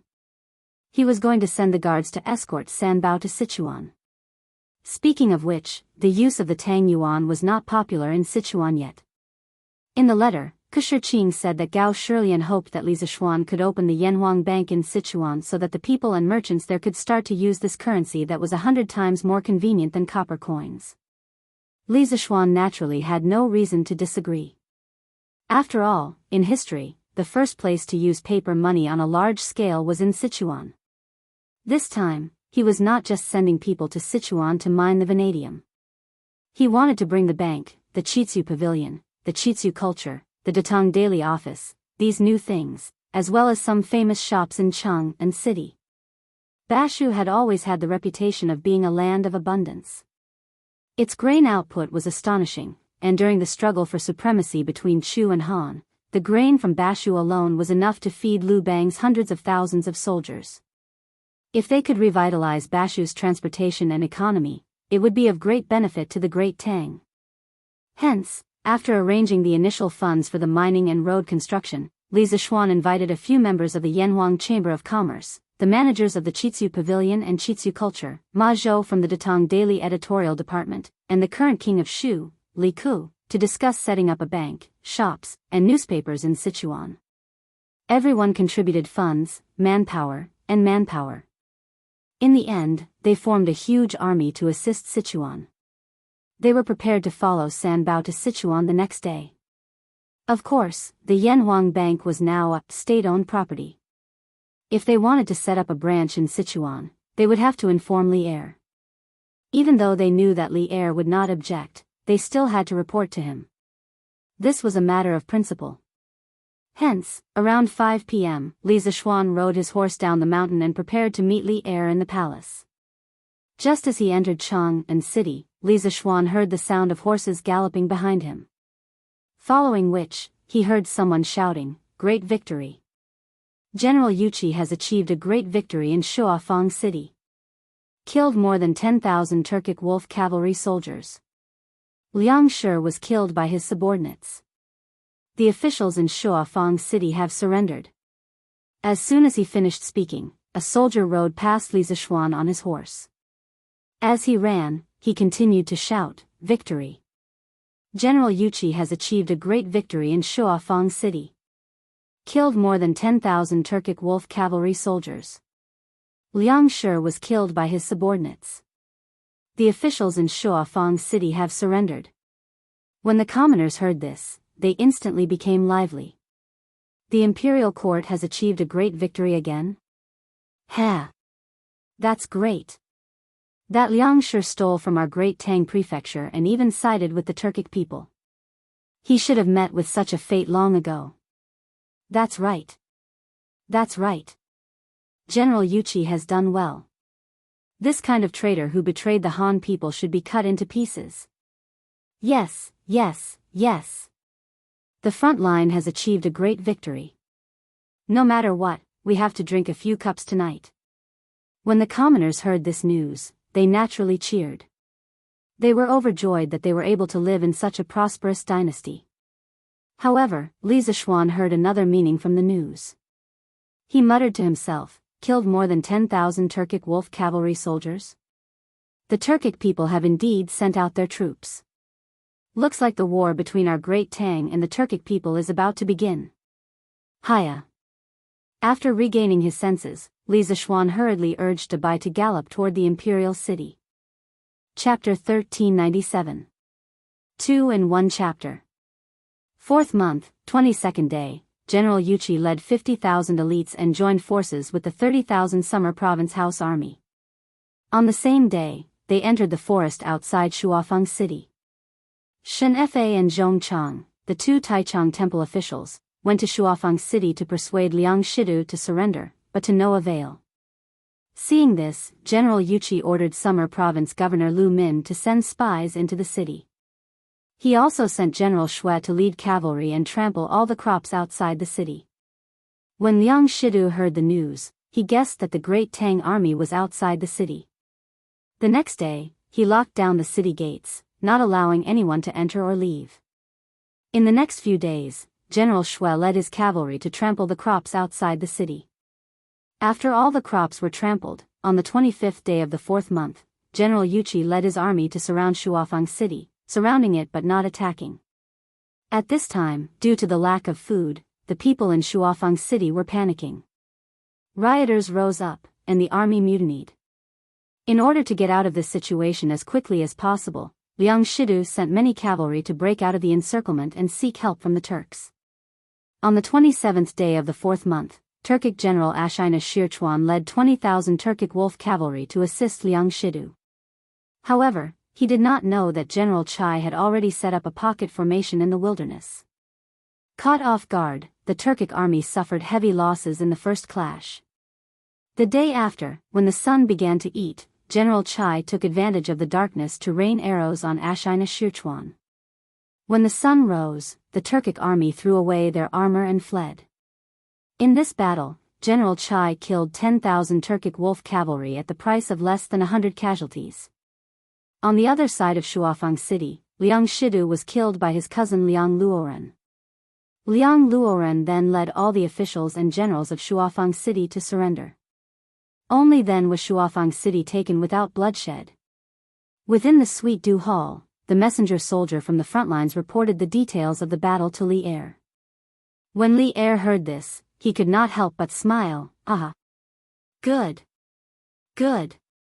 This battle was well fought. You can go and rest first. When the army returns to court, we will reward you according to your merits." "Yes, Your Majesty." This general will take his leave." The soldier cupped his fists and hurriedly left. Li Er was in a great mood and was preparing to head to the inner palace to share this good news with Empress Zhongsun when another eunuch walked in and said, "Your Majesty, the Marquis of Yong, and requests an audience." Li Er was stunned and stopped in his tracks. He sat back down and said, "Let him in." "Here." Not long after, Li Zishuan came in from outside the hall and greeted Li Er. "This subject pays his respects to your Majesty. Congratulations to your Majesty for the great victory on the front lines and the recovery of the north. Now, our great Tang has finally unified the Central Plains." Just now, when the messenger soldier was reporting the results of the battle to Li Zishuan was waiting outside the hall for his summons. His hearing was sharp, and naturally, he heard every word. Li Er was amused when he heard that and said, Her. Get up. Brat, you're rather well informed. Not only has the imperial court recovered Shuafang City, the Turks have also sent troops because of Liang Shidu. This way, the Great Tang will have a good reason to send troops to the Turks in the future. The plan you formulated back then has all been realized. No matter how you look at it, this can be considered a great merit. Whatever reward you want, just tell us. One could see that Li Er was in an extremely good mood. The main reason was that this battle had been fought too beautifully. Not only had they recovered the north that had been isolated for 10-some years, they had even lured Shili Khan to send troops. It was simply too perfect. And all of this was thanks to Li Zishuan's strategy of using peaceful means before resorting to force. Li Zishuan hurriedly bowed and said, "Your Majesty, this subject did not personally enter the battlefield, nor did I kill a single enemy. I only moved my lips, so how can I claim credit? Those soldiers who shed their blood on the battlefield should be rewarded." These words were not out of modesty, but from the bottom of his heart. Even without his suggestion, Li Er's powerful think tank would have come up with the best strategy. This was because in history, Liang Shidu had never caused much trouble for Li Er. Li Er was taken aback. Then, as if he had just met Li Zishuan, he sized up Li Zishuan from head to toe. Then, he chuckled and said, "Haha. It seems like after spending so much time with Li Gang and Yen Silu in Yanhuang College, your personality has become more and more stable. Not bad. Not bad. What business do you have with us today?" Li Zishuan smiled and replied, "Your Majesty, the people this subject sent to Sichuan have replied. They said that the local Cheng people have agreed to allow this subject to mine the mine. Although Sichuan's agriculture industry is very developed, due to the lack of transportation, it is inconvenient to communicate with the outside world. This is not conducive to the development of local trade. Therefore, this subject not only plans to send people to mine the mine, but also wants to build roads in Sichuan and bring famous shops from Cheng and to Sichuan. At the same time, I want to open a bank there and promote the replacement of copper coins with Tangyuan. I hope that your Majesty will allow this." Hearing this, Li Er nodded and said, "N. For you to have such thoughts, this subject is very gratifying. Sichuan is very important to our Tang Empire. If we can connect Sichuan to the Central Plains, it is equivalent to Tang Empire having a very stable rear guard. In the past, Sichuan was able to support hundreds of thousands of Liu Bang's Han army.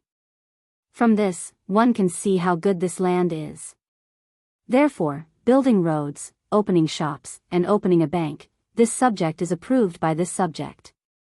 In the next 2 days, submit a proposal to this subject.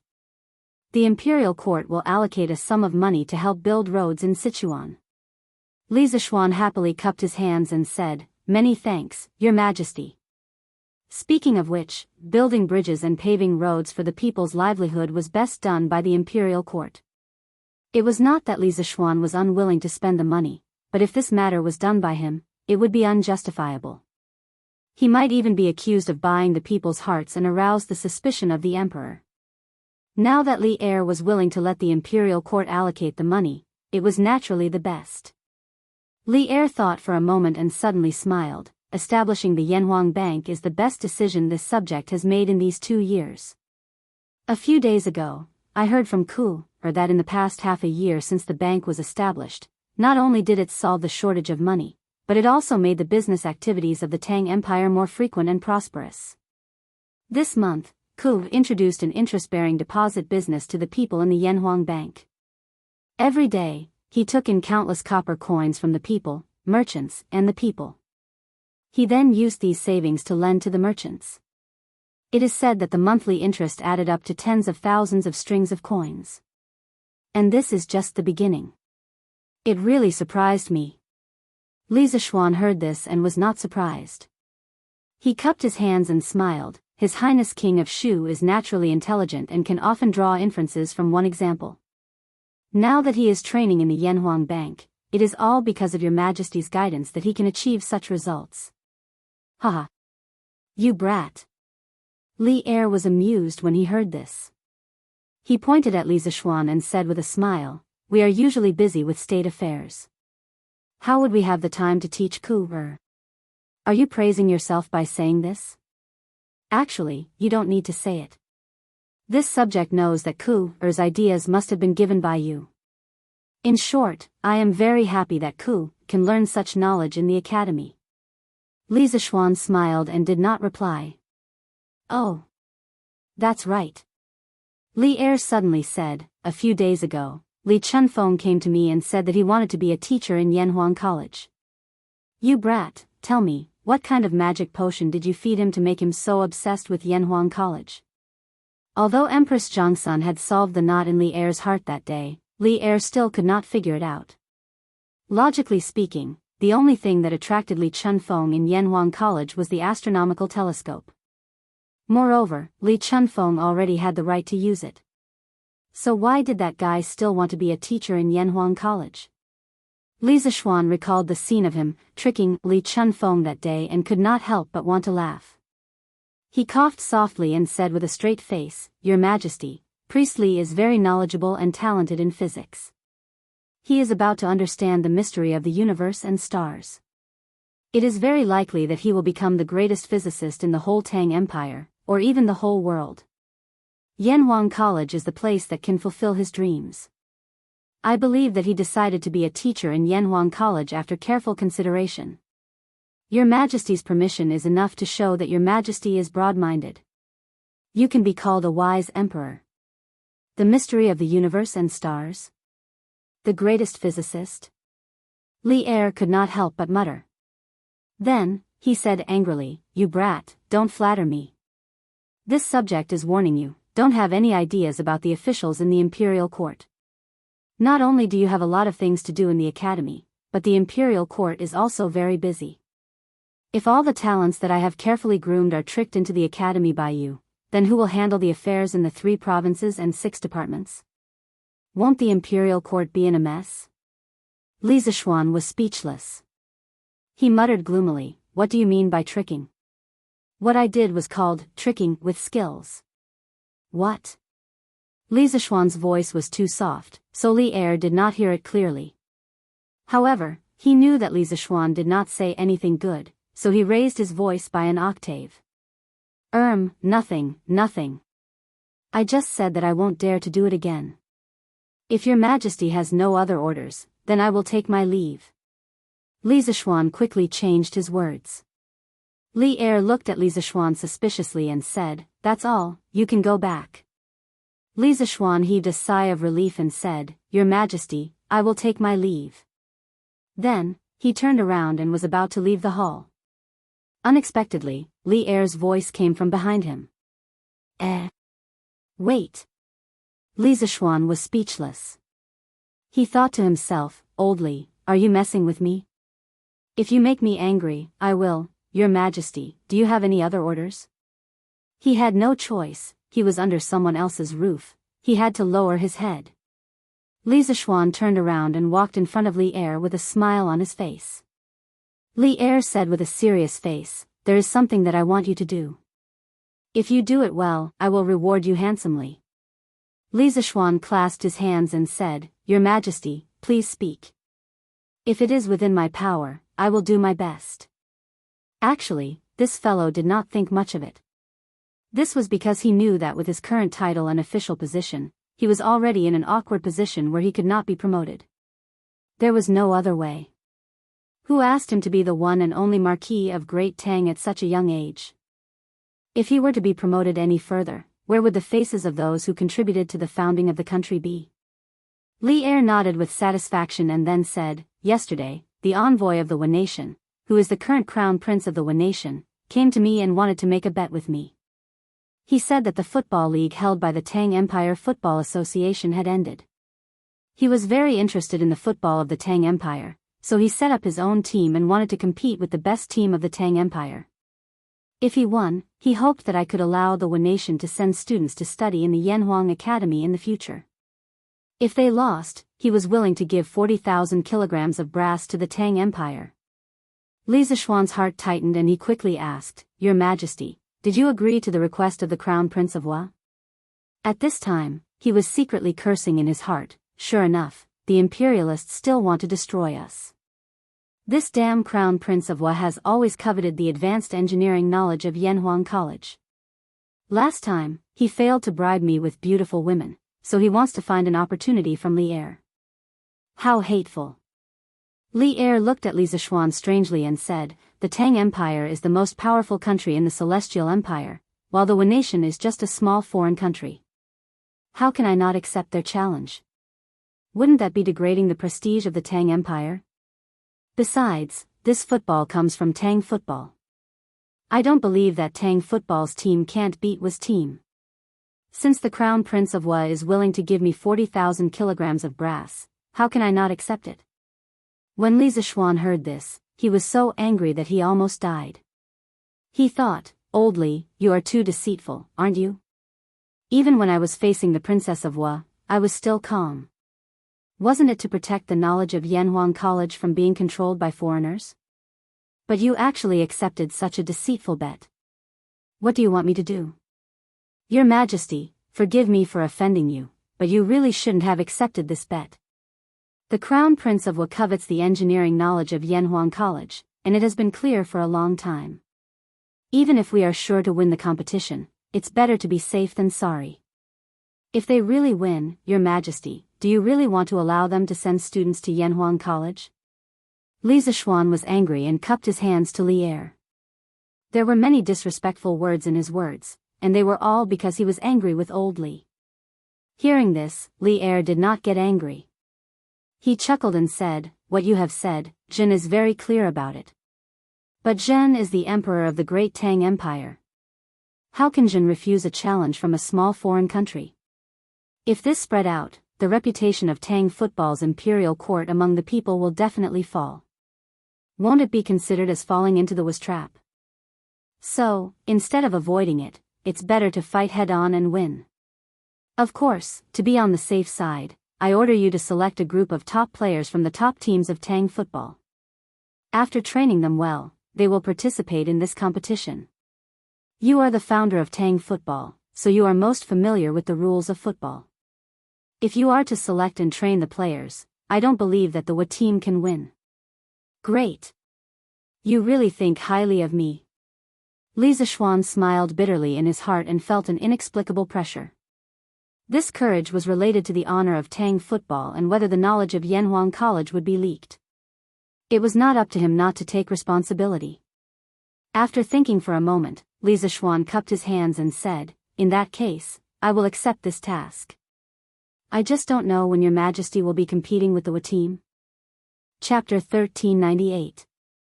The date of the game is set for half a month later. You can choose an existing team, or you can choose several excellent players from several teams to form a new team. I have sent people to secretly inquire about the team formed by the Prince of Neon. The cooperation between the players is very good. They have secretly defeated several Tang First League teams. Don't underestimate them. In the Suite du Palace, Li Er stood up and looked at Li Zishuan with his hands behind his back. Li Zishuan cupped his hands and said, "Your Majesty, please rest assured. I will do my best to win this game." To be honest, Li Zishuan didn't take the Neon team seriously. Good cooperation? How good could a team that had only been in contact with football for a few months cooperate? Although he didn't play football in his previous life, he had watched a lot of football games. He didn't believe that the Neon team could win if he just gave them some tactics to practice. In the past, Li Zishuan didn't want to do these things because he didn't want to break the rules. As the president of the Tang Football Association, how could he set up a team himself? After all, how could he be both a referee and a player? What's more, if he were to use the training methods of modern football clubs, which team would be his opponent? This would make the game lose its suspense and seem very boring. But it was different now. The Neon team took the initiative to ask for a beating. If they lost this game, Yanhuang College would have to accept students from Neon. That couldn't be done. Therefore, Li Zishuan had to choose to come out of retirement at this time. Oh, the king of Jiangxia is also very interested in this matter. You can go and find him later. Maybe he can help you with something. At this time, Li Er suddenly thought of something and said with a smile. Yes. Your Majesty. Li Zishuan nodded. After hesitating for a moment, he gritted his teeth and bowed to Li Er, saying, Your Majesty, the Neon people are the best at forbearance. Beneath their humble appearance, they often hide wild ambitions. This subject earnestly requests that Your Majesty not be fooled by their appearance when interacting with the Neon people in the future, because once they learn your way of governing and the advanced production technology of the Tang Empire, not only will they not be grateful, they will even bite us back. Those who are not of our kind will definitely have different intentions. A wolf cub will never mature. What he said was not polite at all, and he even faintly blamed Li Er. The reason why he took the risk to say those words was mainly to remind Li Er not to be soft-hearted and give the Neon people chances in the future. He might be able to help in the Sino-Japanese football rivalry this time, but he might not be able to do so next time. After all, he was not omnipotent. Moreover, what he said was not alarmist talk. In terms of forbearance, the Neon people were probably the most forbearing people in the world. Before the Ming dynasty, the Neon people were weak, and they endured as the underlings of China.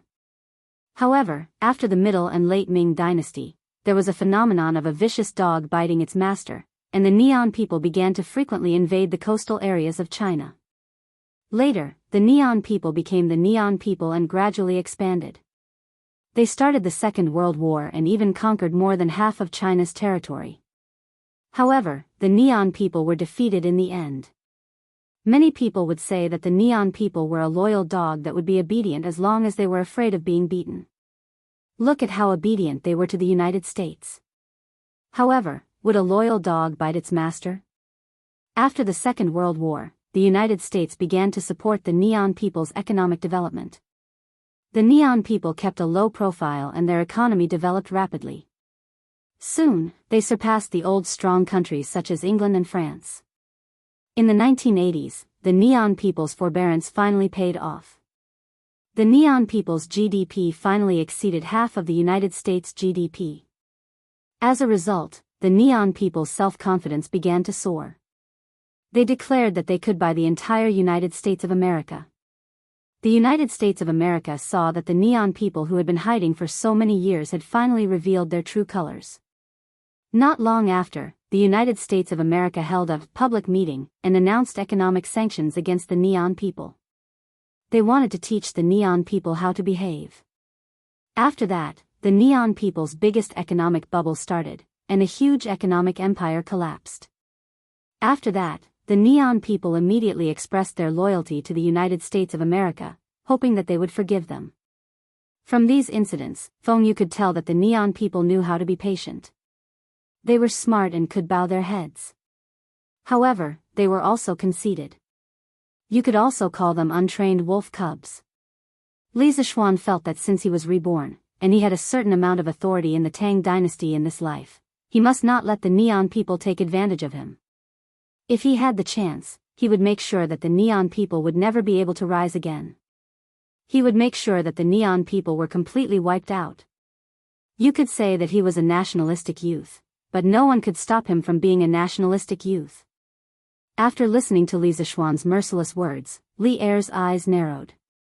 However, he did not fly into a rage on the spot. This was because he had already been trained by Wei Zheng. Normally, the words that Wei Zheng said to him were 100 times worse than what Li Zishuan had just said. After so many years, Li Er had already been trained to have a strong heart. You seem to hate the neon people very much. After a moment of silence, just when Li Zishuan thought that Li Er was going to fly into a rage, Li Er spat out a few words with neither joy nor anger. Li Zishuan thought for a moment, then cupped his hands and said, Your Majesty, I don't hate the neon people. What I hate is all the foreigners who covet our huaxia. Li Er nodded and said in a deep voice, I understand what you mean. Don't worry, I will pay attention to the neon people in the future. I will not let them threaten the future of my descendants. Li Zishuan secretly heaved a sigh of relief and said, Your Majesty is wise. Then I will take my leave. Li Er smiled and said, Go. When the Sichuan Vanadium ore is transported back, you have to hurry up and forge equipment for the Black Armored Army. The war between the Tang Empire and the Turks is not far away. Li Zishuan was shocked. He cupped his hands and said seriously, Your Majesty, don't worry, I will do it as soon as possible. After leaving the palace, Li Zishuan immediately rode back to Yunshan. After making the final arrangements for his trip to Sichuan, he sent someone to inform the bosses of the 20 Tang League First Division teams to have a meeting at the workshop's office building the next day. It was already the beginning of May, and the Tang Football Association's league tournament had already ended. The 20 top teams had officially been promoted to Tang League First Division teams. The First Division League tournament was being held in Lantian County, and the 3 worst Division League teams would be demoted to Division League First Division teams. Therefore, all the teams were very serious in the recent matches, and the fans were naturally very satisfied. Early the next morning, Li Zishuan's reinforcements set off with the troops sent by the imperial court toward the territory. This time, the imperial court had allocated 20,000 strings of coins to Sichuan to build roads. This was the limit of what old Li could give. Because of this, Xiaoyu complained to Li Er that he was poor. He said that there were already rats in the national treasury, so how could he have any money to squander? In addition, it was worth mentioning that the white stack seed distributed in Lantian County had not only been made into nutrient pots, but all of them had also sprouted. The people were now busy transplanting the nutrient pots into the mountains. Moreover, in terms of drought resistance, cotton's drought resistance was much higher than rice and wheat. This made Li Zishuan quite pleased. Because there was destined to be less rain this year. After sending off the team, Li Zishuan went directly to the workshop. Yesterday, he had sent someone to inform all the bosses of the Tang League First Division teams to come. For the game against the Japanese, he planned to use the existing players to form a new team. This was a bit like the modern national team. When there were no important games, the players would serve in their respective clubs. Once there was a national game, the national players would have to return to receive training and participate in the game. In the future, as football became more and more popular, other countries would gradually start to have football competitions. When that time came, it would be inevitable to have wars between countries. Therefore, Li Zishuan wanted to take this opportunity to form a national football team for Tang League First Division. As soon as he walked into the office building in the front yard of the workshop, Li Zishuan heard a commotion. He saw a group of well-dressed men of all ages, and there were a few familiar faces among them. When they saw Li Zishuan come in, they quickly bowed and saluted, Greetings, Marquis. Li Zishuan smiled kindly and said, You don't have to be so polite. Today, I gathered you here because I have something to trouble you with. It's about the football team. Haha. Xiao Xian, how can I not be involved in the football team? Before anyone could answer, Li Daozong's hearty laughter came from outside the hall. Li Zishuan quickly turned around and saw Li Daozong walking over. He went forward and saluted, Greetings, Your Highness. Haha. You don't have to be so polite. Li Daozong waved his hand and said, The Japanese crown prince has overestimated himself and declared war on Tang League in football. I heard about this yesterday. You gathered everyone here today for this matter, right? Li Zishuan nodded and said, I can't hide anything from Your Highness. Today, I gathered everyone here for this matter. Your Highness, let's go in first. Li Daozong nodded in agreement. Thus, Li Zishuan led everyone to a large conference room on the first floor.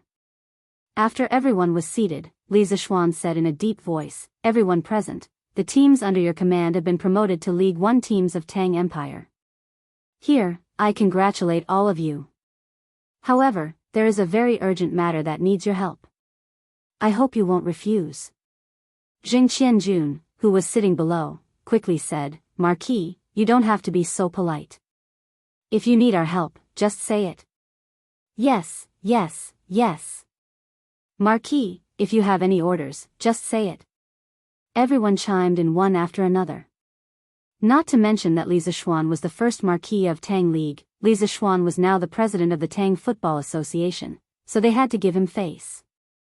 Li Zishuan nodded and said slowly, "Just the day before yesterday, the Japanese Crown Prince asked His Majesty to have a match with the strongest team of Tang League.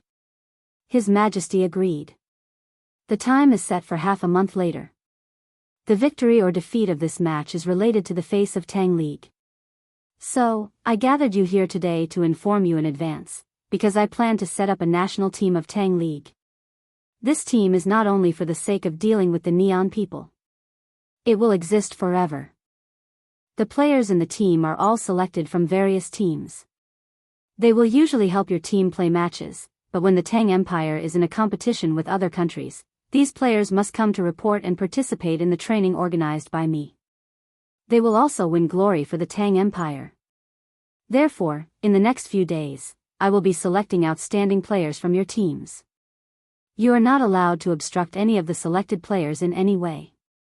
Furthermore, you must support them in all aspects. This is because their selection is not only their personal glory, but also the collective glory of your teams. Do you have any objections?" Hearing this, everyone couldn't help but look at each other. Obviously, they all knew that if their team's players were selected, it would inevitably affect the team's performance in the league. But this matter was proposed by Li Zishuan. Even if they wanted to refuse, they didn't have the courage to do so. Ahem. I have something to say. At this moment, Li Daozong, who was sitting to the left of Li Zishuan, suddenly stood up. He looked at the team owners sitting below him and said with a serious face, "My words might not be pleasant to hear, but even if they are unpleasant to hear, you must still listen. The Marquis of Yong established the national team for the Imperial Court, to protect the glory of Tang League. Football rose from Tang League, and if Tang League can't beat a small country like Japan in the future, how will you have the face to establish a team to play football? Without the Marquis of Yong's painstaking efforts to create this environment, how can you have the Tang League a team that is envied by tens of thousands of people today? I know that most of you here are businessmen. Usually, I won't say anything when you focus on profits. After all, it's natural for businessmen to focus on profits. But in this kind of confrontation between countries, if you still only think about your own profits, then even if the Marquis of Yong spares you, I will definitely not spare you." The purpose of Li Daozong's visit today was mainly to support Li Zishuan. He had not said anything before, but at this critical moment, he had to stand up for Li Zishuan and give the team owners a deterrent. "We will definitely follow your Highness's instructions and Marquis of Yong's orders." Hearing this, everyone's heart trembled. They quickly stood up and cupped their hands. Li Daozong nodded his head in satisfaction and sat back down. Li Zishuan looked at Li Daozong gratefully. Just as he was about to speak, there was a sudden sound of footsteps at the door. It was Pang Feiji hurriedly walking in. Later, he saw that there were many people in the room, so he whispered a few words in Li Zishuan's ear. After Li Zishuan heard it, his expression changed slightly. He turned around and said to the crowd, "The situation has changed. The football match with the Japanese in half a month is cancelled, but I will still form the Tang national team. Today, I will stop here. Everyone, please help yourselves. I still have something important to do, so I will leave first." After that, ignoring the stunned expressions of the crowd, Li Zishuan excused himself from Li Daozong and left in a hurry. Hey, hey, hey! Little Xian, what exactly happened? Why is this competition cancelled out of the blue? Li Daozong came back to his senses and quickly chased after him and asked. Li Zixuan squatted down and waited for Li Daozong to come to his side. He whispered, "Your Highness, the Queen of Japan has passed away, so this match can't be played. Now the Crown Prince of Japan is in Yunshan. He said that he wanted to say goodbye to me, so I went to see him." Li Daozong was stunned and then said in surprise, "Oh. I see. Then you go. I will go back first." Chapter 1399. Coming out of the workshop, Li Zixuan walked towards Yunshan. He was as depressed as he could be. After all, he had planned to set up a national team to have a good match with Neon. However, the Empress had suddenly passed away. The match had not even started, but it had ended without a result. It was really disappointing. To be honest, the big brother Wang on the mountain back was more depressed than Li Zixuan. He had spent a lot of effort to set up a team and had carefully studied the tactics of the Tang team. Just when he felt that his team would definitely win and had issued a letter of challenge to the Emperor of Tang, the Neons suddenly sent a letter saying that the Empress had passed away. At this time, he could only rush back to Neon immediately to inherit the throne of the Emperor. How could he continue to stay in Tang and compete with Li Zixuan in football? More than 15 minutes later, Li Zixuan returned to Yunshan. At the gate of Yanhuang College, he met the big brother Wang on the mountain back. The big brother Wang on the mountain back was looking at Yanhuang College with a yearning face, but he did not enter. It was not that he did not want to, but that he could not. He knew very well that Li Zixuan's people would not let him enter the college. "Your Highness, the Marquis of Yong'an is here." The guard behind the big brother Wang on the mountain back saw Li Zixuan coming over and hurriedly reported in a low voice. Hearing this, the big brother Wang on the mountain back turned around and greeted him. He cupped his hands and said, "Marquis of Yong'an, long time no see. How have you been?" Li Zixuan said expressionlessly, "Of course I am well. However, I heard that the Empress of your country has passed away. I am very sorry.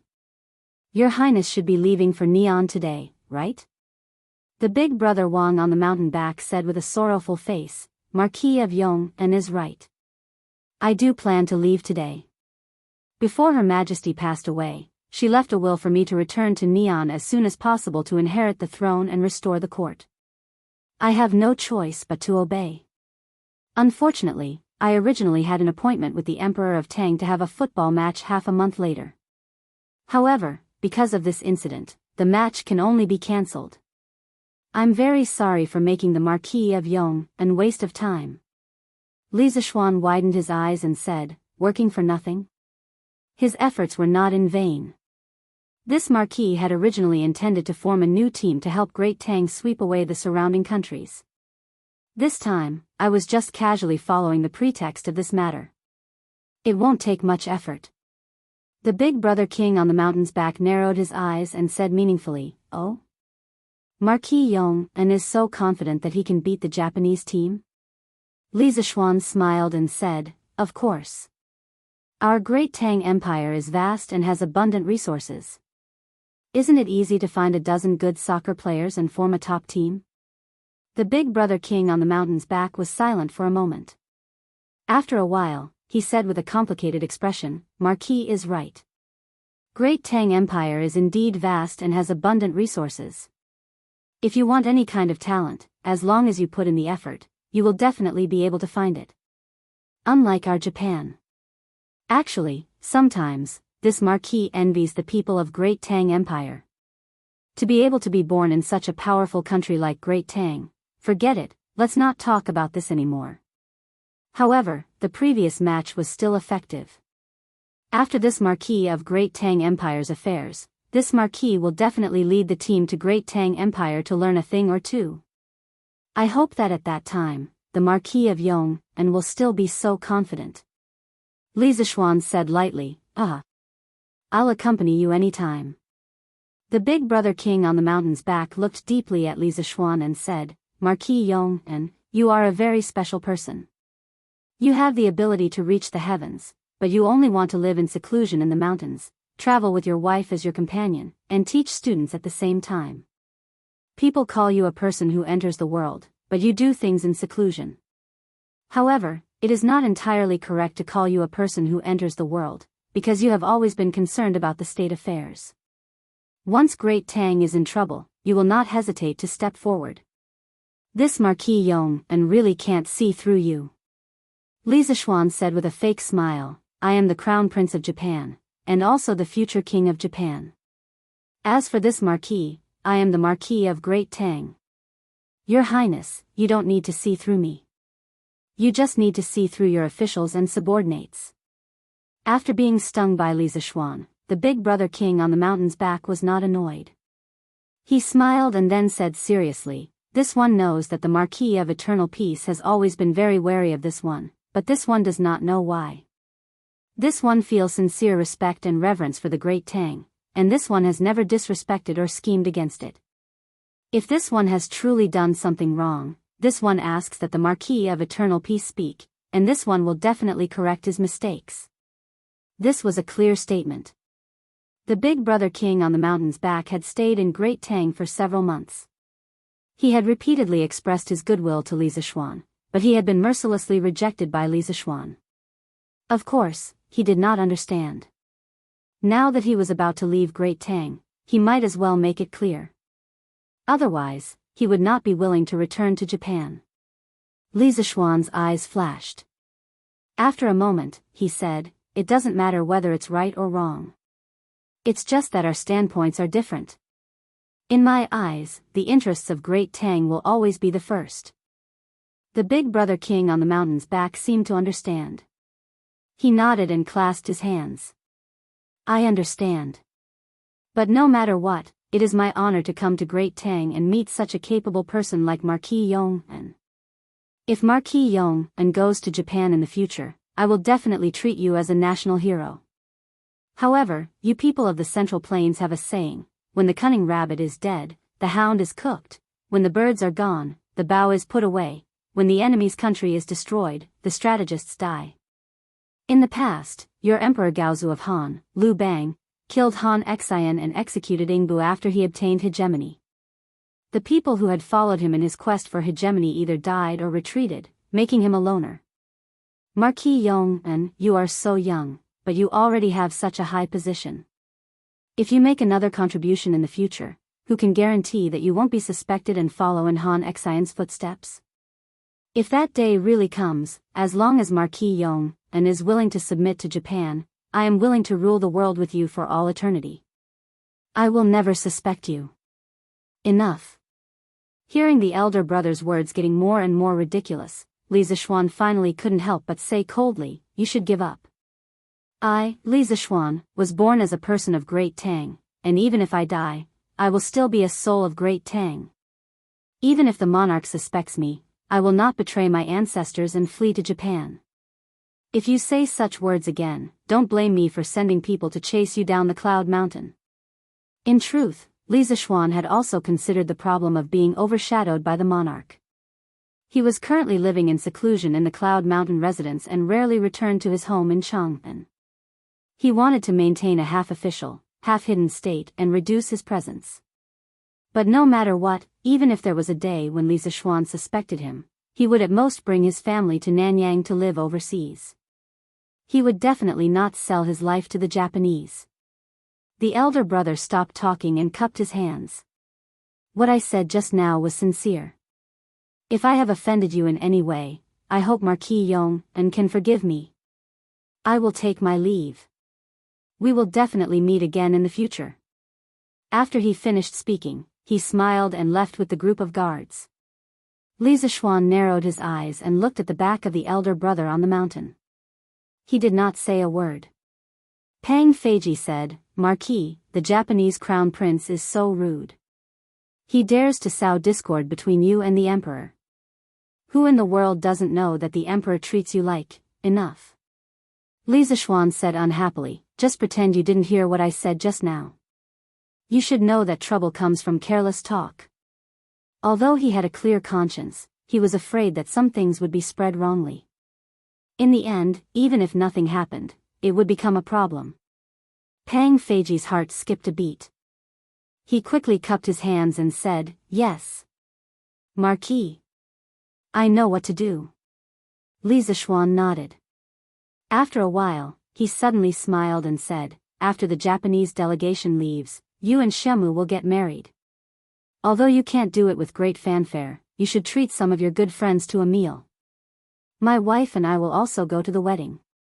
In the next few days, you can go down the mountain to prepare for the wedding. You don't have to wait here at Yunshan every day. Pang Feiji's face lit up with joy when he heard this. He solemnly bowed to Li Zishuan and said, "Thank you, Marquis." Although he was full of gratitude to Li Zishuan, at this moment, it was as if his throat was blocked. He could only say these 4 words. Perhaps this was a great kindness that could not be thanked with words. He could only remember it in his heart and find a chance to repay it in the future. Li Zishuan patted Pang Feiji's shoulder and said with a smile, "Live a good life. Those who follow me will eventually live a good life. This is what you deserve." After that, he turned and left with a smile. Pang Feiji stared at Li Zishuan's back and said to himself in his heart, "Marquis' kindness to me is as deep as the sea. If I can't repay him in the future, I'm afraid I won't be able to forgive myself." 3 days later, Li Er led the civil and military officials out of the city to welcome Yuchi Jingda's victorious army. At about 5 in the morning, when the sun was shining on people's bodies, they could faintly feel a trace of heat. Finally, on the official road in front of them, there were fluttering banners and a black mass of mighty soldiers. Not long after, Yuchi Jingda led more than 50,000 soldiers of the Chang and left guard and finally arrived in front of the city gate. When the 3 armies were still some distance away from the gate, they all dismounted. At this moment, tens of thousands of people bowed to Li Er and said, "Your Majesty." Their voices were like thunder, shaking the city walls. Their words carried the joy of winning the battle and returning alive. After all, before going to the north, no one knew if they could come back alive. "All soldiers, rise." Li Er was excited. He raised his hands and said loudly, "Thank you, Your Majesty." The soldiers gave their thanks and straightened their backs. Yuchi Jingda stepped forward and said, "Your Majesty, this old subject led the army to the north and fortunately did not fail, taking back Shuafang city. Liang Shidu was stubborn and was killed by his subordinates. The Turkic Khagan Shili wanted to send soldiers to help Liang Shidu, but they were also routed by our army. Now, the mountains and rivers of the Central Plains have finally been unified by Your Majesty. This subject congratulates Your Majesty. This subject congratulates Your Majesty." Chai Shao, Shui Wanjun, Lu Min, and the other important generals also bowed along with Yuchi Jingda. Li Er was overjoyed. "Haha. Good. This battle was well fought. Generals, with minimal casualties, not only did you take down Shuafang city, you also forced the Turkic wolf cavalry to flee, raising the prestige of my great Tang. You should be rewarded for your contributions. Let's go. Set a carriage to Taiji Palace. We will reward you according to your contributions." Although the great Tang had taken down Shuafang city without shedding a drop of blood and repelled the Turkic reinforcements, luck and coincidence played a large role, but this battle's bountiful results were definitely enough to be recorded in the annals of history. Under the lead of Li Er, the civil and military officials, as well as the soldiers of the 3 armies, entered the city one after another. When the people in the city heard that the army that had pacified the northern army was returning today, they had long been waiting on both sides of the road to welcome them. Some of the passionate women even gave handkerchiefs to some of the handsome soldiers. The hidden meaning of their actions was beyond words. Regarding this, Li Er, Yuchi Jingda, and the others didn't really care. In their eyes, after winning a battle, it should be this lively. This glory was earned by the soldiers of the 3 armies fighting with their lives on the battlefield. No one could find fault with it. TSK. Didn't we just chase away 20,000 Turkic soldiers? Look at how proud Yuchi Old Hay is. Back then, Old Qing even fought 70 to 80,000 Turkic wolf cavalry. As the commander-in-chief of the 3 armies this time, Yuchi Jingda had the right to accompany Li Er. Qing Yao Jin, on the other hand, did not have this fate. Old Qing rode his horse and followed behind. Looking at the high-spirited Yuchi Jingda, he could not help but say sourly. Hearing this, Qin Xiong was stunned and could not help but roll his eyes. Then, he slapped his horse and pulled away from Qing Yaojin. Obviously, he did not want to bother with this shameless old man. Haha. Uncle Cheng, why are you envious? Last month, when you returned to Chang'an from Hunan, didn't you also enjoy this treatment? Li Zishuan was riding his horse alongside Qing Yaojin. At this moment, he was a little amused. Qing Yaojin's personality was similar to the old urchin in the Legend of the Condor Heroes. The more he lived, the younger he became, the more childish he became. After interacting with him for a long time, Li Zishuan actually quite liked this personality of his. Hey! Little Xian, you're right. Oh! No! Who envies charcoal? I, old Cheng, am not envious at all. Qing Yaojin said insincerely. Then, he said, hey! That's right. Little Xian. It has already been 2 to 3 months since it rained. Looks like your prediction back then was not wrong. This year is indeed a year of great drought.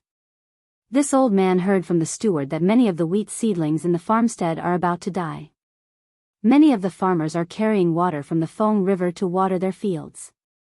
But this is not a solution. Little Xian, you built a dam on the Ba River this year. With that dam, even if there is a great drought, it should be able to ensure that the farmlands in Lantian County have water to irrigate. But what about the farmlands in our Qing family's farmstead? Little Xian, you have many ideas. Help your Uncle Qing come up with some ideas? Hearing Qing Yaojin mention this, Qin Xiong slowed down his horse and came to Li Zishuan's side. He said, Little Xian, Jijia is right. If you have a good idea, then save those farmers. The Qin family and Qing family do not lack that bit of rent, but we can't watch the farmers starve to death without any harvest. Yes, yes. Little Xian, you have to help think of a way. At this time, Niu Jinda also joined in. Li Zishuan nodded and said, Uncles, this nephew has also noticed the problem of this year's drought.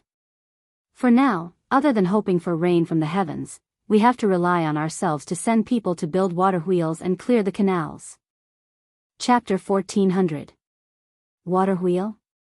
When Qing Yaojin heard Li Zishuan say that he wanted to build a water wheel, he couldn't help but look confused. After thinking for a moment, he couldn't help but say, Xiao Xian, you're right. A water wheel should be a rollover, right? Hearing Qing Yaojin's words, Li Zishuan realized that he had said something wrong. According to his memory, there was no such thing as a water wheel. In most situations, people called it a rollover, so he quickly corrected himself. Yes, Uncle Cheng, it's a rollover. According to folklore, the earliest water-drawing tool used by the ancient people was a tangerine. Simply put, it was a strong wooden pole with a wooden bucket hanging on one end and a heavy object similar to weights hanging on the other end. It used the lever principle that Chinese people had discovered many years earlier than foreigners to achieve the goal of saving the energy needed to draw water. The water wheel in China's official written records was only created in the Eastern Han Dynasty. At the end of the Eastern Han Dynasty, Emperor Ling of Han ordered Bailan to build a rollover, which already had basic equipment such as wheels, axles, grooves, and plates. It was also said that during the Three Kingdoms period, the people of Wei and Ma also made rollover. The Wei Lu said, Ma Jun lived in the capital. He had land for a garden, but there was no water to fill it. It was a rollover, so the children turned to fill it with water. However, at that time, the water wheel was only a basic concept and some basic structures derived from it, and its driving method was relatively backward. This was the first stage of the development of the water wheel in China, and it was also the most primitive stage. Qing Yaojin couldn't help but shake his head and say, Xiao Xian, the rollover can be used to water a small number of fields, but for thousands of acres of land, it's not as convenient as using manpower to carry water. Qin Xiong nodded and said, Jijia is right. This water wheel is indeed not suitable for large-scale irrigation. It's time-consuming and laborious. Instead of that, it's better to carry water. Li Zixuan thought for a moment and knew that Qing Yaojin and Qin Xiong must have misunderstood, so he smiled and said, Uncle Qing, Uncle Qin, the rollover I'm talking about is different from the previous ones. It doesn't need to be driven by human power, but directly depends on the flow of water. Its speed is also much faster than the previous rollovers. It can run day and night, so instead of calling it a rollover, I'm more used to calling it a water wheel. Hearing this, Qing Yaojin's eyes widened to the size of a copper bell. He said in surprise, there is such a water wheel that relies on the flow of water to move? Little Xian, are you trying to trick this old man? Qin Xiong and Niu Jinda were also in disbelief. Li Zixuan smiled and said, how would I dare to deceive you? After the morning assembly, I will return to Yunshan and draw the blueprint. In a few days, the workshop will be able to build the water wheel I mentioned. The water wheel that he was talking about that could use the flow of water to move on its own was known as the roller wheel in history. It first originated at the end of the Tang dynasty and flourished during the Song dynasty. The rollover wheel was invented during the Eastern Han dynasty and the Three Kingdoms era. It had been stagnant at the stage of human power until the appearance of the roller wheel. This situation was then broken. It used water power and animal power to move the wheels, freeing human power from the pedals of the rollover wheel. The roller wheel not only had a better irrigation efficiency than the previous rollover wheel, but it also saved manpower and material resources. It was loved by the later generations of emperors and was popularized in daily life. Li Zixuan didn't plan to copy the roller wheel from history. He would optimize and modify the original foundation, adding gears, bearings, and other transmission mechanisms to further optimize the operation efficiency and friction loss of the water wheel. Now, his workshop definitely had the technology and ability to do so. At this time, Li Zixuan couldn't help but admire his own foresight. When he first transmigrated to the Tang dynasty, the first thing he did was to establish the Strange Taste Pavilion workshop. Now, most of his glory and disgrace were related to this workshop. Haha. Good. When the time comes, little Xian, when you make this kind of water wheel, you must tell me. This old man has lived for more than half of his life, but I have never seen a water wheel that can move on its own, haha. Qing Yaojin laughed excitedly. Li Zixuan nodded and said, of course, of course. They chatted and laughed along the way and soon arrived at the palace. The 50,000 soldiers of the left guard naturally couldn't enter the palace. When they were at Vermilion Bird Avenue, they had already turned to the main camp. As for the important generals in the army, they followed Li Er into the palace to receive their rewards. Li Zixuan didn't have anything to do with this. He just stood there and dozed off. He faintly heard that Yuqi Jingda, Chai Shao, and the others were being rewarded with money, silk, satin, and food. Then, he quickly fell asleep. Yes, he fell asleep standing up. After being in the imperial court for so long, Li Zixuan had long mastered the skill of sleeping while standing up. Speaking of this skill, he had learned it from Qing Yaojin. Old Sheng had been in the imperial court for more than a decade, so he was much better at this than Li Zixuan. Reporting to your majesty, Left Minister Wei has returned to the capital. He is now outside Taiji Palace. In the midst of his drowsiness, a sharp voice came from inside the palace, waking Li Zixuan up from his sleep. When he came back to his senses, he couldn't help but say in his heart, Wei Zheng is back? No, no. I can't sleep anymore. If Wei Yaojin sees this, he will definitely accuse this young master. Li Zixuan hurriedly wiped the corner of his mouth and pretended to be full of energy as he stood up straight. It was said that dozing off in the imperial court was something that almost every official had done before. Thus, when everyone saw it, they would turn a blind eye to it. However, Wei Zheng, who couldn't tolerate sand in his eyes, was different. If it was light, he would wake you up. If it was heavy, he would scold you for being disrespectful in front of the emperor. Li Zixuan's position in the imperial court was very close to Wei Zheng. There were only two people in between them.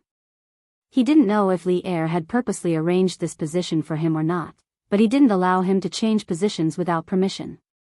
Thus, when he heard that Wei Yaojin was back, Li Zixuan's sleepiness immediately disappeared. Oh. Beloved Minister Wei is back. Quickly, invite him in. Li Er, who was sitting high up, said with a face full of joy. However, no one knew what old Li was thinking. After all, Wei Yaojin was back and often pressured Li Er. Whenever old Li did something wrong, Wei Yaojin would immediately scold him. Understood. The eunuch cupped his hands and left. After a while, Wei Zheng strode in with a travel-worn face.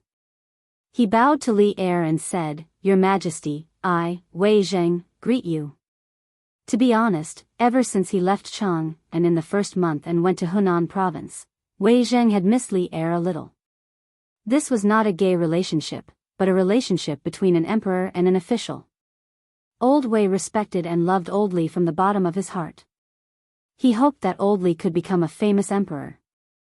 Especially after the rebellion in Hunan province and the narrow escape, Wei Zheng was even more eager to return to the imperial court. Thus, once the matter in Hunan province was settled, he rushed back without stopping. Beloved Minister Wei, you may rise. Thank you for your hard work in Hunan province. Li Er hurriedly said, emotionally. Although he was annoyed by Wei Zheng's scolding in the past, Li Er felt a little uncomfortable after Wei Zheng was away from the imperial court for so long. Now that Wei Zheng was back, Li Er didn't know why, but he actually heaved a sigh of relief. Thank you, Your Majesty. Wei Zheng stood up and said, Your Majesty, during the first month, I was ordered to send Cui Zhenshuo back to Zhengzhou and to rectify the illegal activities of the Cui family over the years.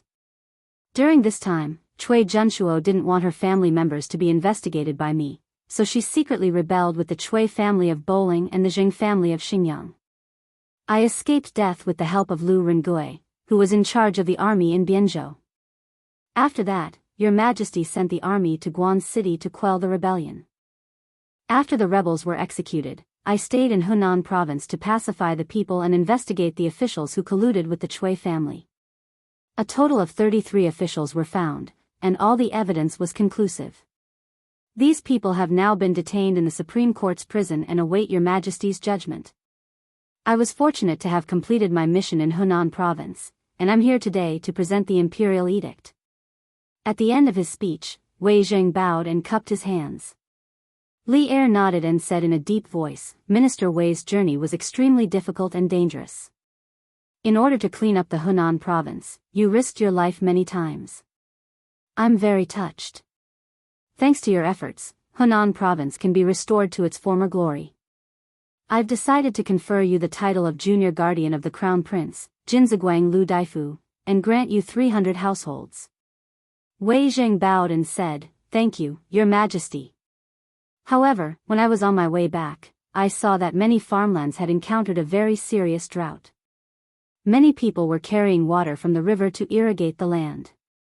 I'm sure Your Majesty will order the Ministry of Revenue to transfer money and the Ministry of Works to send craftsmen to help the people dredge the ditches and alleviate the drought. When Li Er heard this, he frowned and said, I have long known about this matter. In a few days, the imperial court will allocate manpower, material, and financial resources to order the local government to help the people dredge the ditches and ensure that the low-lying farmland can be irrigated by the river. Wei Zheng heaved a sigh of relief and cupped his hands, Your Majesty is wise. In this way, the drought can be alleviated to the greatest extent and the losses of the people can be reduced.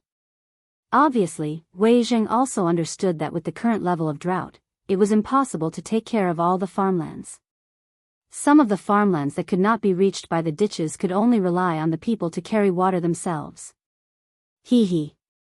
Who said that the farmlands on higher ground can't be irrigated? From what I know, the Marquis of Yong knows how to build a self-moving overturned cart to carry water from the lower ground to the higher ground. Qing Yaojin couldn't help but show off at this time. Today's morning court was all about other people being rewarded. Qing Yaojin already felt that it was quite boring. Now that he finally found such an opportunity to show off, how could he miss it? In the early days of the Tang Empire, the imperial court was still relatively free. Qing Yaojin said something without any reason, and no one blamed him. Instead, everyone looked at him with shining eyes. Old Sheng had jumped from a roll of soy sauce in today's morning court to the main character. Li Zishuan couldn't help but cover his face. In his heart, he thought that old Sheng was really impatient. The water wheel hasn't even been built yet, and you're already bragging about it. Isn't it a little too early to brag? Hi Duke Lu, is what you said true? Is there really such a thing as a self-moving overturned cart that can carry water? Wei Zheng looked at Qing Yaojin excitedly and asked.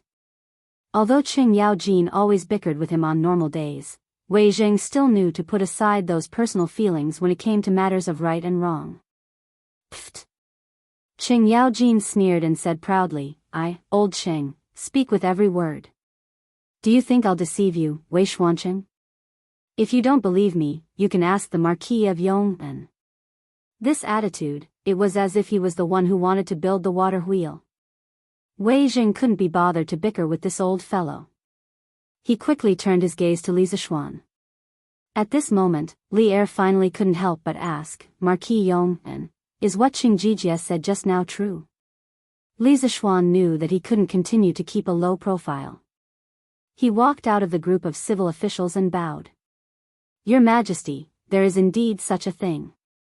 This subject calls this overturned cart a water wheel. It doesn't need a person to step on the pedals. It relies completely on water power to move. However, these are just some ideas in this subject's mind. It hasn't been built yet. Your Majesty, please give this subject a few days. By then, we will know if this method is feasible. Hearing Li Zishuan say it with such certainty, all the officials couldn't help but be shocked. Wei Zheng was so excited that his entire body trembled. He muttered, there's hope. There's hope for the commoners now. Li Er was also shocked. He looked at Li Zishuan with a burning gaze and said, water wheel? Good. In the next few days, I order you to focus on developing this water wheel. If you do well, I will reward you handsomely. This subject obeys the decree. Li Zishuan bowed and said. After saying this, he couldn't help but look at Qing Yaojin with hidden bitterness. He had only casually mentioned the improved water wheel in the morning. Whether it could be built successfully, even he didn't know. However, now that Qing Yaojin had done this, the entire court knew about it. No matter what, he had to build the water wheel and build it successfully. After the morning court, he came out of the palace. He didn't have time to chat with Qing Yaojin, Qin Xiong, and the other elders. Wei Zheng urged Li Zishuan to quickly go back and develop the water wheel. Marquis Yong'an, the drought is like fire. Please, for the sake of the commoners, quickly build the water wheel you mentioned. Otherwise, who knows how many commoners will have no harvest this year. This old man's heart hurts to see it. Although Wei Zheng didn't explicitly urge Li Zishuan to scram back to Yun Mountain, his resentful gaze still made Li Zishuan feel uncomfortable. Therefore, Li Zishuan quickly cupped his hands in response and immediately rode back to Yun Mountain. Although Wei Zheng sometimes liked to be stubborn, this old man was thinking of the commoners from the bottom of his heart. It was also because of this that Li Zishuan respected Wei Zheng. Husband, you're back. Han Yushi saw that Li Zishuan had returned and hurriedly went up to him and said. Wife, your husband has some things to do. I won't be eating lunch. Don't let anyone disturb me in the study. Li Zishuan said to his wife and hurriedly went to the study. He had to quickly draw up the blueprint of the improved water wheel. Not only did Wei Zheng know that the drought was like fire, he also knew.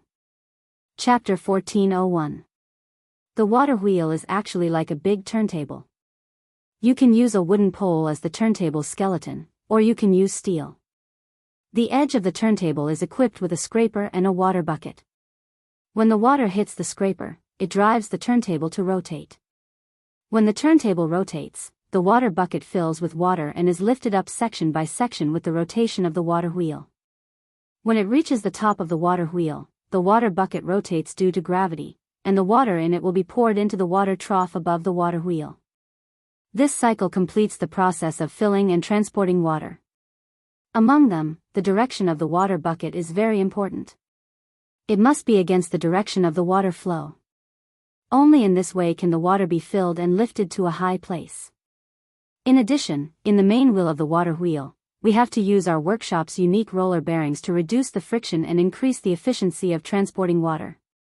Of course, for the stagnant water that doesn't flow, we can add a gear transmission mechanism and use animal power to drive the wheel. In short, no matter what method, it's much more convenient than the previous manual overturning of the water wheel.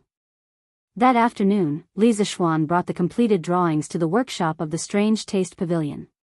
Yen Xiaoning, Faubert, Mo Huai, and Mo Chui all rushed over when they heard the news. Lisa Schwan spread out the drawings and explained the structure and operating principle of the water wheel in detail to everyone. Wonderful work of art. It's really a wonderful work of art. In this way, as long as there's water in the river, the water wheel can carry the water to the bank day and night.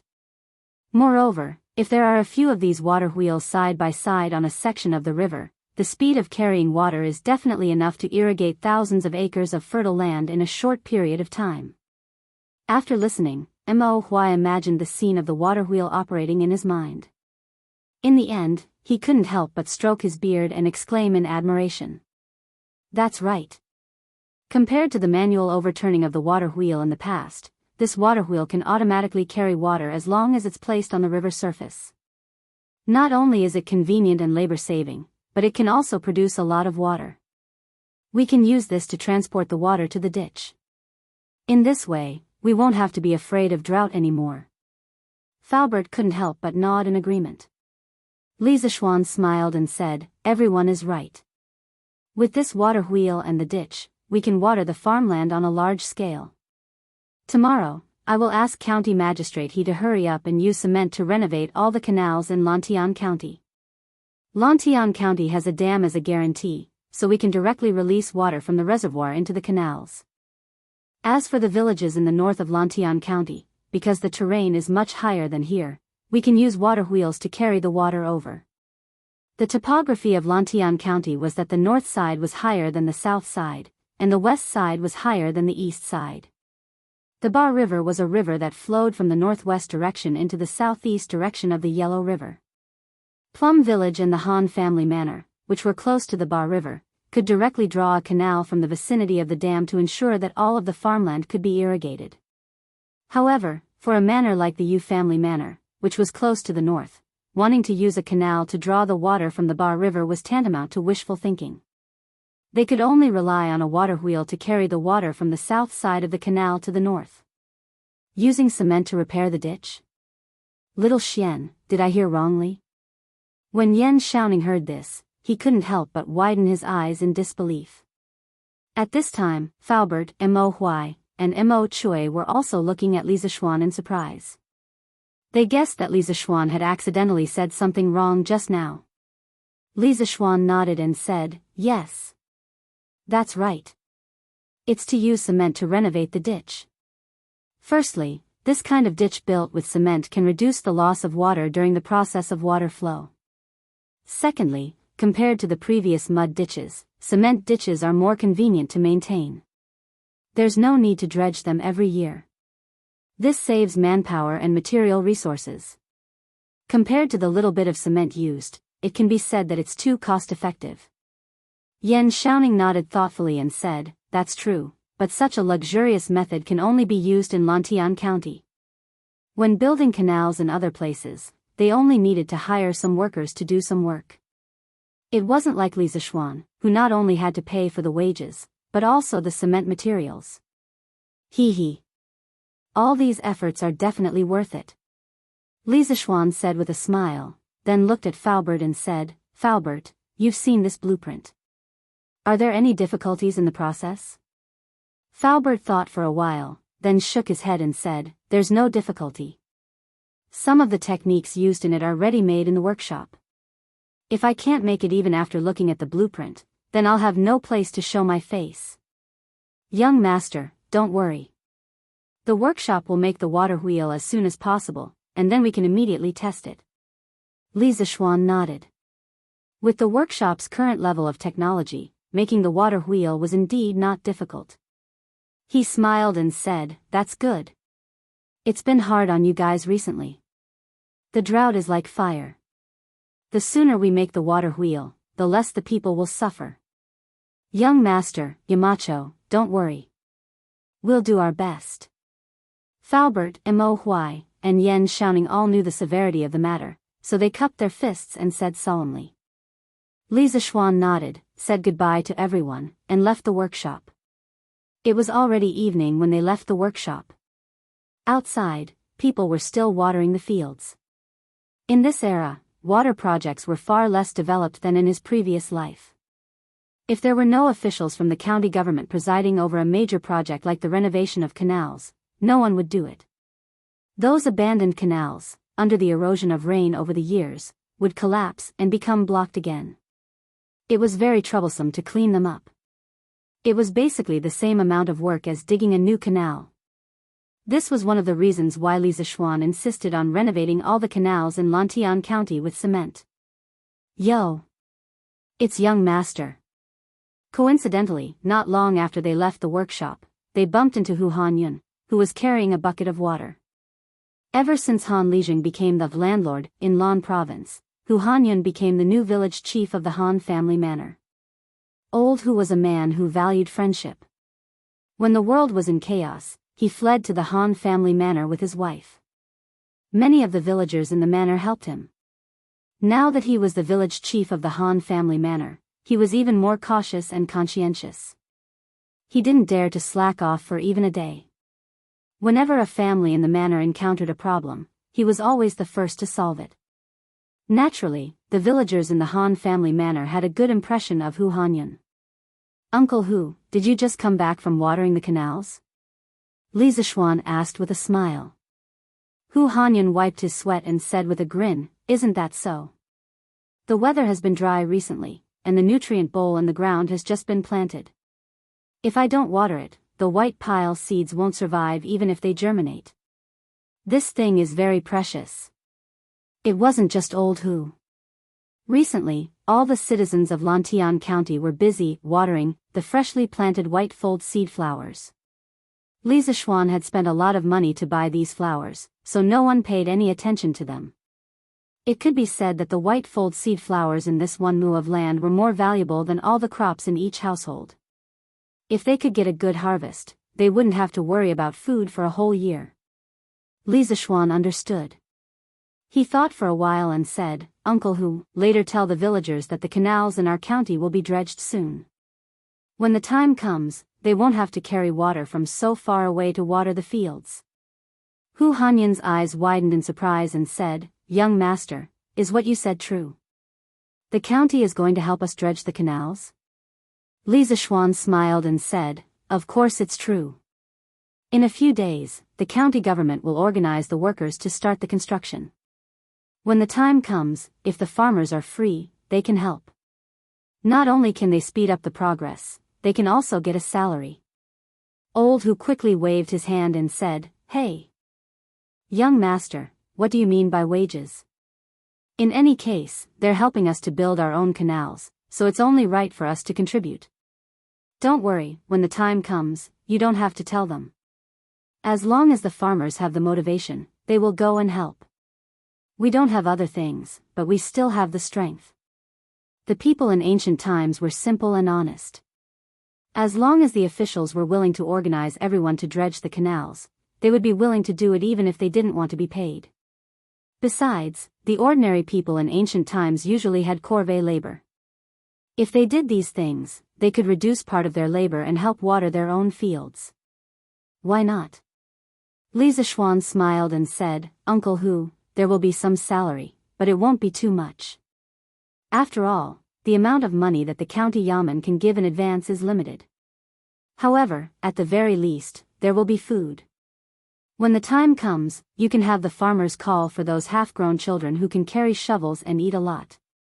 After helping out, they will be able to eat their fill, right? What he was doing was not considered child labor.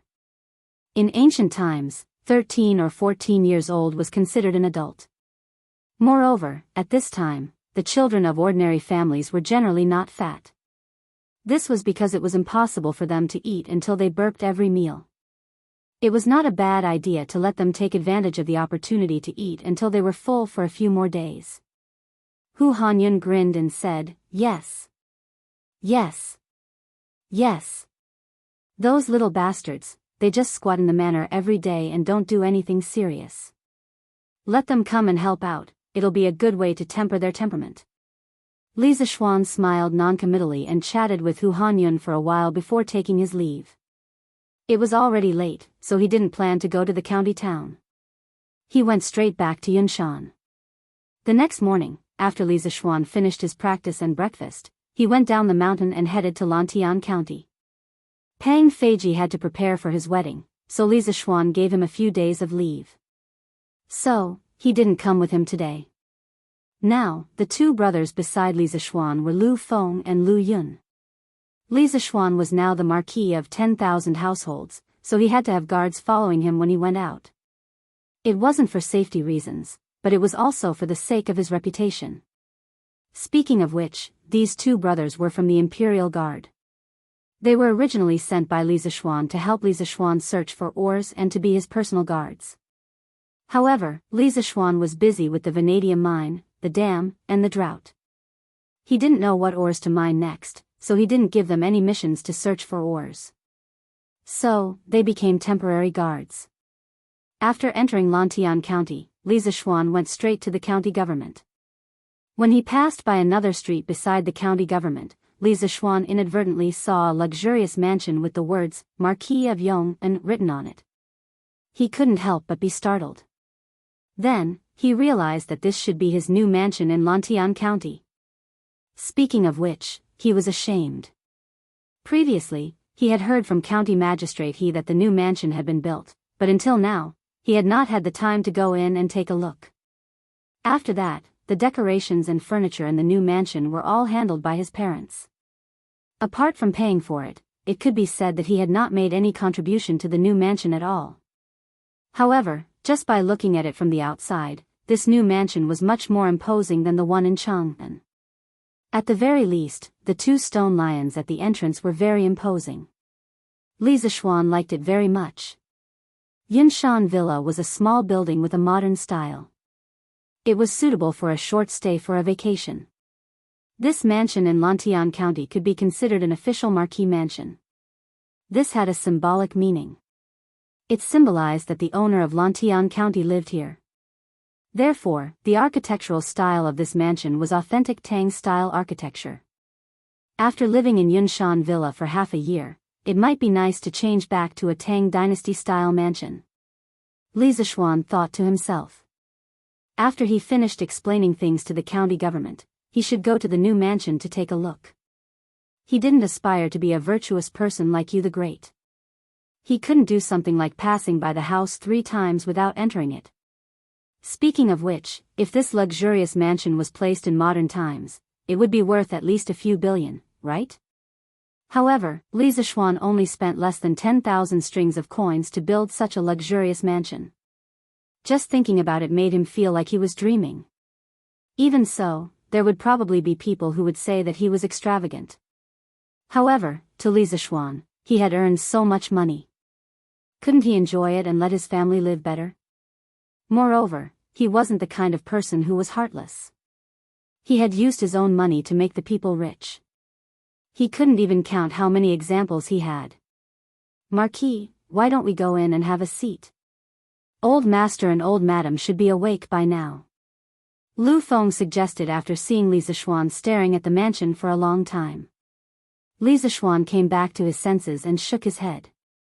"Business is more important. Let's go to the county government first." After saying that, he urged Big White to go to the county government.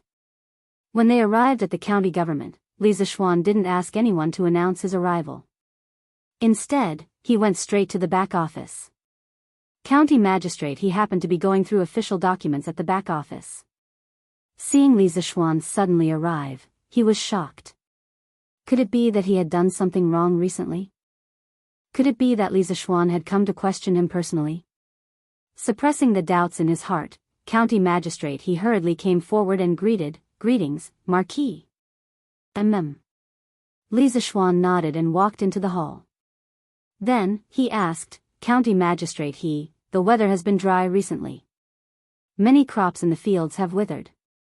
Do you know about this?" County Magistrate he was shocked. Only now did he understand Li Zishuan's intentions. He hurriedly cupped his hands and said, "Marquis, I already know about this. 2 days ago, I had already discussed a solution with the county deputy and official registrar. We have decided to gather all the villagers and dredge the ditches. Then, we will divert the water from the dam that you built. I had planned to look for you today to discuss this matter, but I didn't expect you to come to the county government so soon." Chapter 1402. Although only the first signs of the Guangzhou drought had appeared, the county yamen of Lantian County still had not come up with a response policy. This made Li Zishuan somewhat dissatisfied. No matter what was said, the officials of the county yamen were definitely lazy in their work. Li Zishuan had personally come to the Lantian County yamen today with the intention of denouncing them. However, when he heard County Magistrate he say that the yamen was already preparing for the drought, his expression softened. Building the canals and opening up the reservoirs is a must. It's best for the yamen to start recruiting workers in the next 2 days and use cement to refurbish all the main canals in the county. As for the branch canals, they only need to be cleared. The wages paid to the commoners will be allocated by the county government, and the cement required will be distributed by the workshop of the Strange Interest Pavilion. Using cement to refurbish the canals? County Magistrate he was shocked when he heard this. He asked doubtfully, "Marquis, isn't this a little too extravagant? Also, there's no need for this." Li Zishuan frowned and said, "Why is there no need for this? Now that there's a shortage of water, the cement canals can reduce the loss of water during the flow of water. Also, it'll be easier to clean them up every year. Don't tell me you want to mobilize the workers to clean the canals every year?" County Magistrate he swallowed his saliva and said, No, I don't want to." Marquis is wise. Although he understood that Li Zishuan was speaking the truth, he still couldn't accept such an extravagant matter from the bottom of his heart. After all, the cement produced by the workshop was still a priceless item. Merchants outside couldn't buy it even if they wanted to. Li Zishuan seemed to have seen through County Magistrate he's thoughts. He said, "The cement produced by the workshop hasn't been sold, so we've accumulated a lot of stock in the past half a year. County Magistrate you don't have to worry about the problem of insufficient cement. After the drought is resolved, the yamen can organize people to refurbish the roads in Lantian County. Since we plan to make Lantian County a commercial city second only to Chang'an City, we can't lose our dignity. Right now, we are only repairing the roads. In the future, when the number of people in the city increases, we will have to expand this county. But that's all for later. The most important thing now is to repair the cement ditch as soon as possible."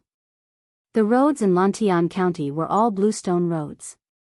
However, even though they were both bluestone roads, the roads in Lantian County were not as smooth as the roads in Chang'an City. Li Zishuan had been dissatisfied with this for a long time. As the saying goes, if you want to be rich, you have to first fix the roads. He was able to fix the cement road from Yunshan to Chang'an City. Of course, he had to fix the roads in Lantian County. County Magistrate he was shocked by Li Zishuan's plans to repair roads and expand the city. But at the same time, he was also fascinated. If he could really turn Lantian County into a commercial city second only to Chang'an, then he, the County Magistrate, would be famous all over the world. How could he be an exception to this rule? Gulp. County Magistrate he swallowed his saliva and said, "Marquis is right. I will do my best to assist Marquis." Li Zishuan smiled and nodded. He asked again, "How is the scale of business in our city compared to the past?" Speaking of this, County Magistrate he was suddenly energized. He said excitedly, "It's flourishing. Marquis, the business in Lantian County is flourishing. Where there are people, there are business opportunities." In these few months, the Football League not only attracted a large number of spectators, it also attracted a large number of businessmen to open shops, teahouses, inns, and pubs in Lantian County. The number of shops and pubs is 3 times more than before. The business tax collected by the county government every month is almost 5 to 10 times of the previous years. In the long run, the business tax in our county will exceed the land tax. That's just around the corner. These are all within expectations. What I want to ask is, the business in Lantian County is developing so rapidly. Are there any new problems in the middle? Li Zishuan nodded and asked. Football was one of the most charming sports. Lantian County was hosting a portion of the football league this time. To be able to attract so many businessmen was within Li Zishuan's expectations. However, this method could be described as pulling up seedlings to help them grow. It was inevitable that there would be hidden dangers in the middle. Hearing Li Zishuan's question, County Magistrate He's face showed a hint of difficulty. After hesitating for a while, he opened his mouth and said, Marquis, if you want to talk about problems, it's not that there aren't any. The most prominent problem is that as the number of shops in our county increases, there are more and more hooligans who seek protection fees from the businessmen. Many merchants would report to the county yamen after being blackmailed. The yamen's constables would arrest the ruffians, but the merchants who reported to the yamen would often be retaliated against. The most serious case was a silk shop that suddenly caught fire one night. After this matter spread, very few of the merchants came to report it to the authorities. Li Zishuan heard this and his face turned cold. He said sternly, there was such a thing? Why didn't you tell me before?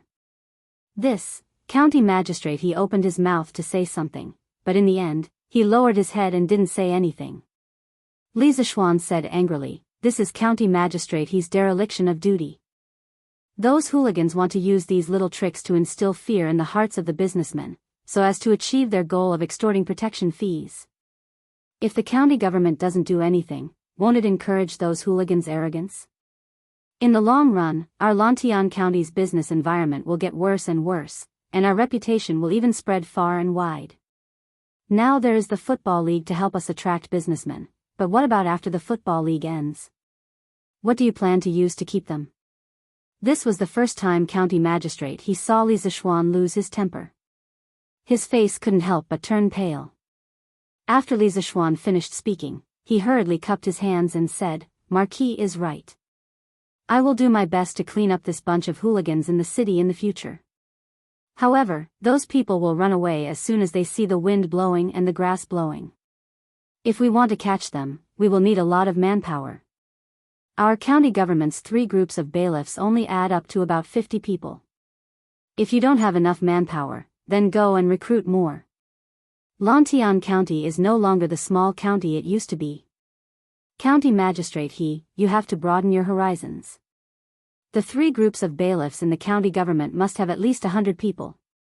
You must ensure the safety of the city, and resolutely protect the safety of the people and the businessmen. Li Zishuan mercilessly interrupted County Magistrate and said. The bailiffs were different from the army. If Li Zishuan wanted to recruit more people, he could do so. He didn't have to worry about anyone impeaching him. Yes. I will do as you say in a moment. County Magistrate hurriedly cupped his hands and said, yes. Li Zishuan turned around and clasped his hands behind his back and said, in addition, this Marquis also intends to set up a Department of Commerce in the county government. It will specialize in dealing with the tax collection of the businessmen and ordinary disputes. This Marquis' purpose in setting up the Department of Commerce is to tell those businessmen that they can enjoy the same treatment as ordinary people in Lantian County. They will not be discriminated against. From now on, Lantian County would only be divided into the ranks of soldiers and commoners. Although the children of businessmen can't participate in the imperial examinations, they can still attend the county school in the county. In the future, they can even enter Yanhuang College. Before this, the businessmen of Lantian County were helplessly bullied by the local ruffians. However, County Magistrate didn't do his best to help. The reason for this was because of the low status of the businessmen in this era. The reason why the businessmen didn't dare to report to the officials, other than being afraid of being retaliated by the local ruffians, another important reason was that they felt that even if they reported to the officials wouldn't take their matter to heart. They might as well spend money to avoid disaster. Li Zishuan wanted to change this situation. However, he didn't radically raise the status of the businessmen to a very high level. At least, it wasn't as high as it was in the modern era. He only wanted to divide the businessmen into commoners. This way, the opposition he received would be much smaller. County Magistrate He's eyes widened when he heard this. He couldn't help but say, "Marquis, you can't do this. I'm afraid this is very inappropriate." What's inappropriate about it? This marquis respects the rights of the scholars and didn't give any special treatment to the businessmen. I only unified the businessmen and craftsmen in Lantian County into commoners. Who would object? This Department of Commerce, you first send someone to take care of it. If your people don't do a good job, then this marquis will personally send someone to take care of it. However, when the time comes, this Department of Commerce won't listen to you. Li Zishuan said very unyieldingly. If a superior always treated his subordinates with a pleasant countenance, then it would cause the subordinates to lose respect and slack off on their own work. County Magistrate He was like this now. Li Zishuan wanted to take this opportunity to give him a good beating. Seeing Li Zishuan being so firm and decisive, County Magistrate He couldn't refute. He could only cup his hands and say, "This official obeys and will do my best to help Marquis manage this Department of Commerce." Li Zishuan's expression cleared up a little. He nodded and said, "In this world, there are gains and losses. The businessmen have a good and stable business environment, so they have to pay the corresponding taxes to the officials. In the past, the business tax ratio of 1 out of 30 was not acceptable. After the Department of Commerce is established, all the shops in Lantian County must report their profits every month to the Department of Commerce. They will pay 1 out of 6 of the profits for the month. The Department of Commerce will regularly check the projects of the shops in the city. Those who falsify accounts, underreport tax, or even evade taxes will be severely punished." Li Zishuan felt more than once that the business tax ratio in the ancient times was too low. 1 out of 30. In the modern times, the business tax would be at least 17%, right? No matter what, the agricultural tax was higher than the business tax. This was definitely an abnormal phenomenon. Why did those poor farmers have to pay more taxes than the rich merchants? This was not fair. In the past, Li Zishuan wasn't in his position and didn't meddle in politics.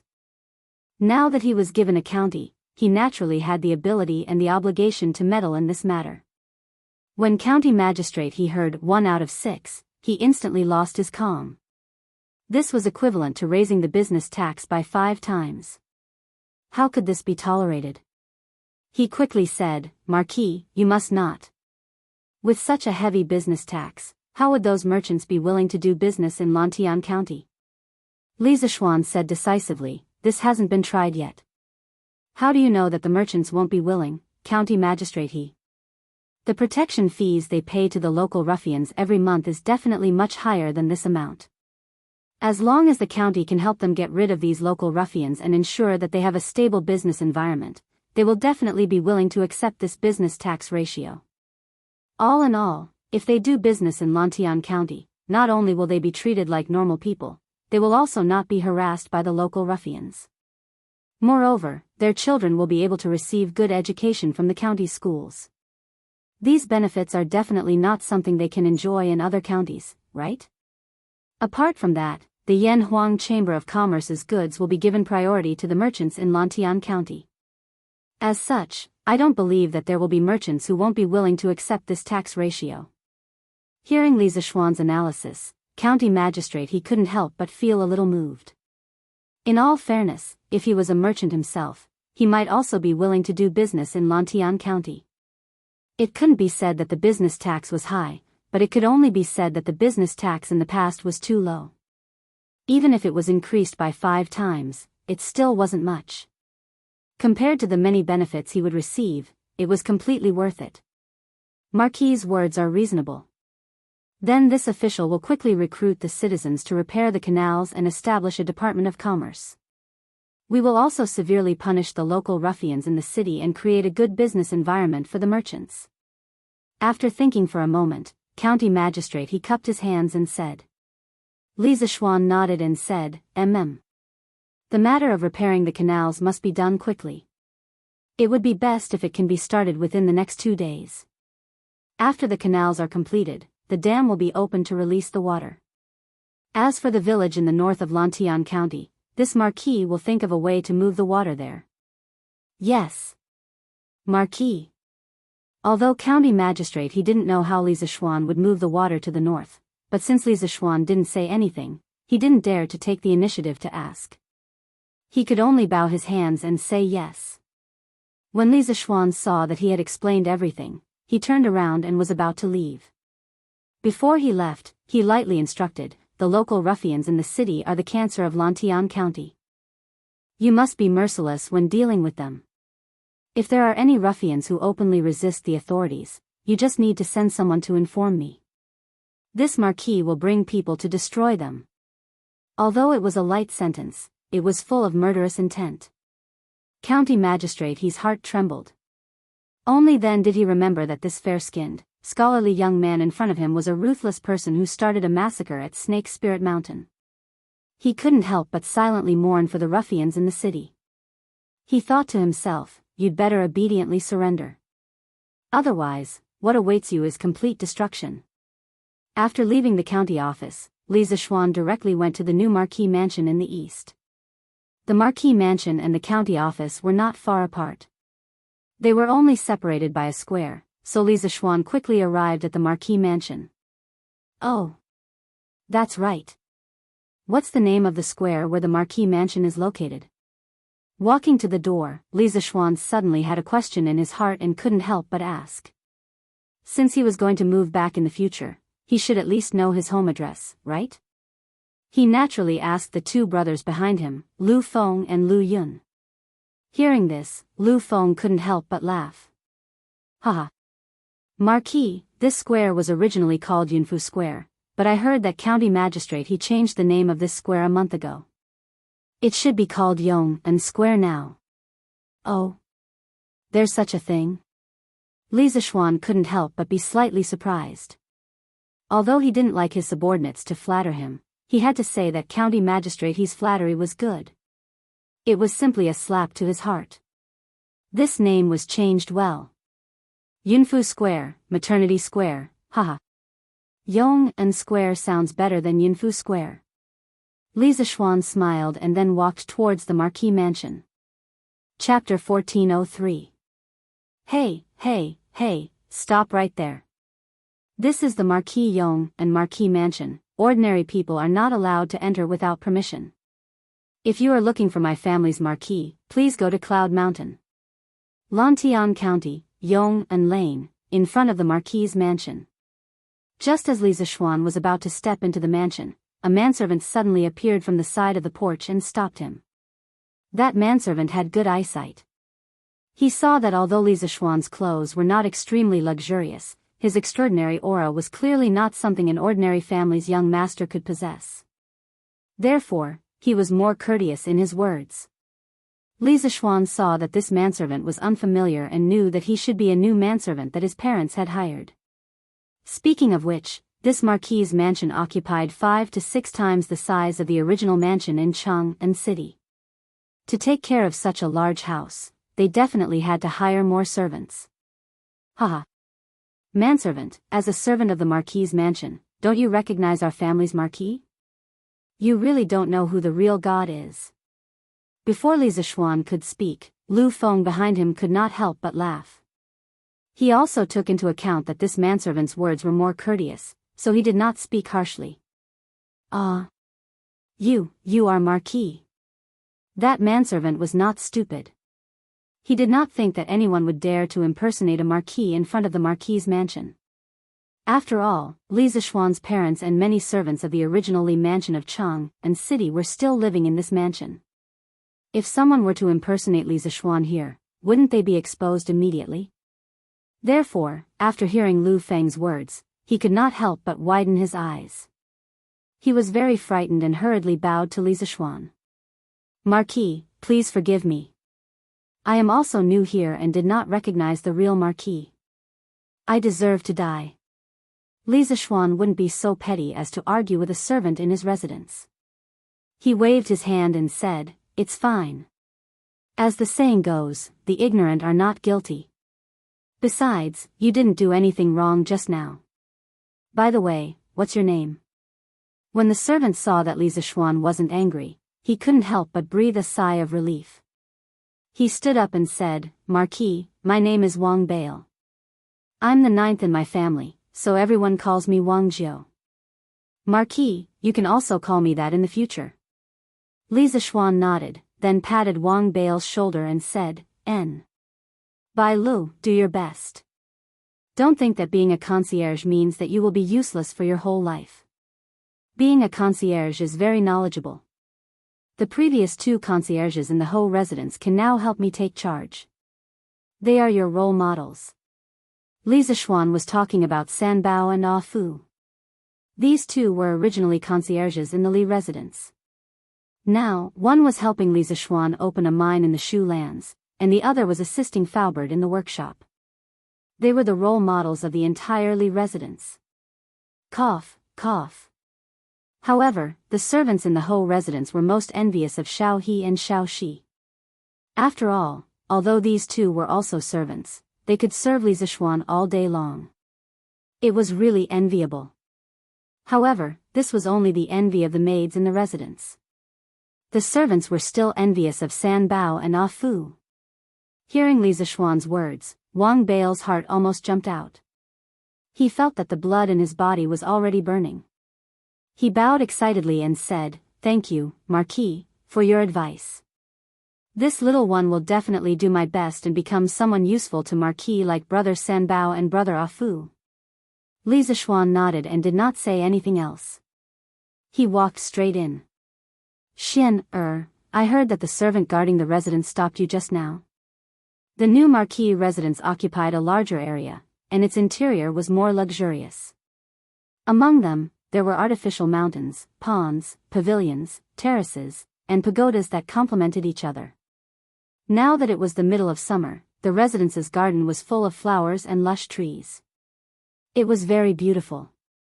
After taking a tour around the residence, Li Zishuan accompanied the elders of the family to a pavilion in the garden as they sipped divine tea and chatted. Mother, this is just a small matter. How can you worry about it? There are many new servants in the residence. It's normal that they don't know me. They'll know me after a few more times. Li Zishuan was embarrassed when he heard this and quickly said. Speaking of which, he was stopped by his own servants when he returned home. If this were to spread, he would probably be laughed at. Madame Li looked at her son reproachfully and said with a smile, You still have the nerve to say that? Isn't it because you're busy with work? The new residence has been built for so long, but you don't even come back to take a look. The new residence is several times bigger than the previous one. Naturally, it needs more servants. Who can you blame if those new servants don't know you? Mother is right. Your son will definitely come back and stay here more often in the future. Li Zishuan quickly said. Madame Li shook her head and said, I don't mean to force you. Yanhuang College is where you put all your effort into.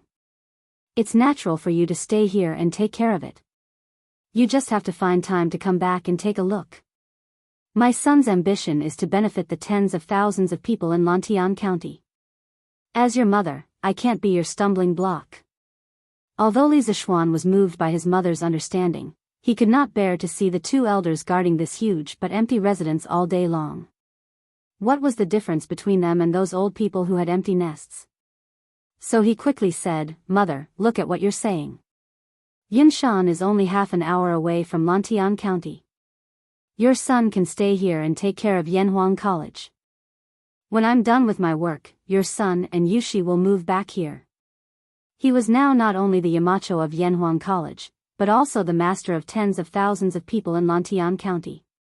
He had to consider not only Yanhuang College, but also the livelihood of these tens of thousands of people. For example, the drought this time and the sudden growth of merchants in the city attracted local ruffians. He needed to deal with them personally. His subordinates did not have the courage to do so, so staying in the city and commanding was the long-term plan. Madame Li was pleasantly surprised when she heard this. She said, is what you said true? Li Zishuan smiled and said, "Of course it's true." "Oh, that's right.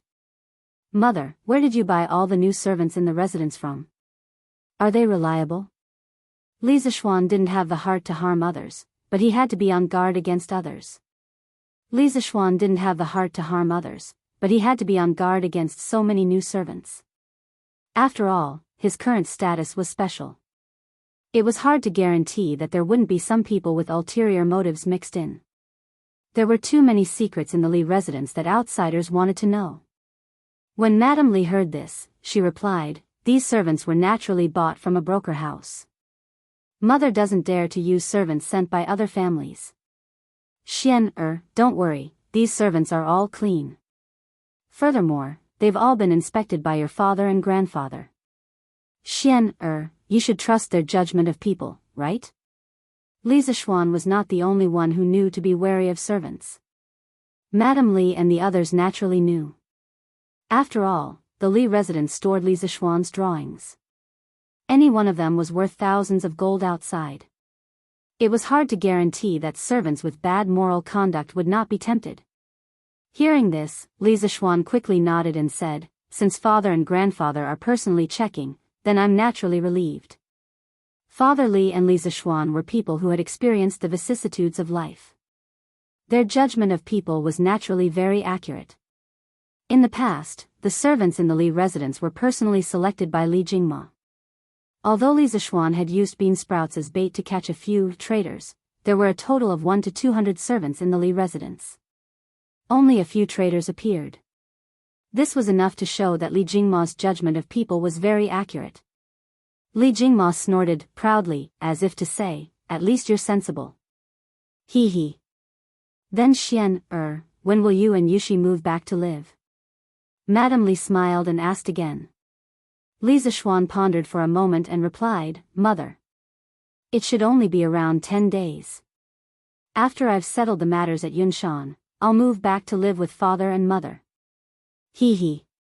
If that's the case, why don't you quickly give birth to a chubby grandson for your mother? Then your mother won't be so bored and nag you every day. At this time, Father Li, who was sitting at the side, opened his mouth and joked. Hearing this, Madame Yi couldn't help but echo, "Hee hee. That's right, that's right. Little Xian, your grandmother also hopes to see my great-grandson in her lifetime." Although Madame Li didn't say anything, the eager look in her eyes exposed her thoughts. Obviously, she did think so in her heart. Li Zishuan's face suddenly turned red. He thought to himself that his father's words were ambiguous. What did he mean by giving birth to a chubby grandson for them? Did he have the ability to do that? Ahem. Father, mother, grandmother, Yushi and I are still young. Yushi's body is also weak. To a woman, giving birth to a child is a very harmful thing. Let's wait until she's a little stronger before we talk about giving birth. Hearing Li Zishuan's words, Madame Li frowned slightly but didn't continue to persuade him. After all, she was also a woman. She knew that giving birth to a child was like walking through the gates of hell for a woman. Before giving birth, she should take good care of her body. After a moment of silence, Madame Li smiled and said, "Then when you move back to live, I'll make delicious food for you and Yushi every day to nourish your bodies." No matter how thick-skinned Li Zishuan was, when he heard this from his mother, he couldn't help but feel embarrassed. He quickly got up and said, "Mother, I'm very healthy. I don't need any nourishment. I still have things to do, so I'll go back to Yunshan first. We'll move back in a few days." After saying that, before Madame Li could react, Li Zishuan hurriedly fled, leaving behind Madame Li's reproachful voice in the air. "This child, is he shy? I didn't say anything wrong. Giving birth to a child isn't a matter for one person. It's only right that both of you should nourish your bodies." In the afternoon of the same day, the Lantian County Yaman's recruitment notice for laborers to repair the cement ditch was posted at all the important junctions inside and outside the county. It ordered all the village heads to report the number of laborers they had recruited to the county Yaman before the sky turned dark the next day. From the day after tomorrow, the canal repair project would officially begin. Those who participated in the canal repair project would not only be exempted from 3 months of corvée labor, they would also receive a salary of 5 copper coins and a full lunch at noon. Any citizen above the age of 13 and below the age of 45 who was healthy could sign up. When the news spread out, the whole county was shocked. There was especially little rain this year. Many farmlands had dried up and cracked. All signs indicated that this year would be a year of drought. To the ancient people, drought meant a reduction in grain production. A reduction in grain production meant death. A lot of people would starve to death. Therefore, although it was very difficult to carry water and water the fields, there were still many commoners who would go to the river to carry buckets of water.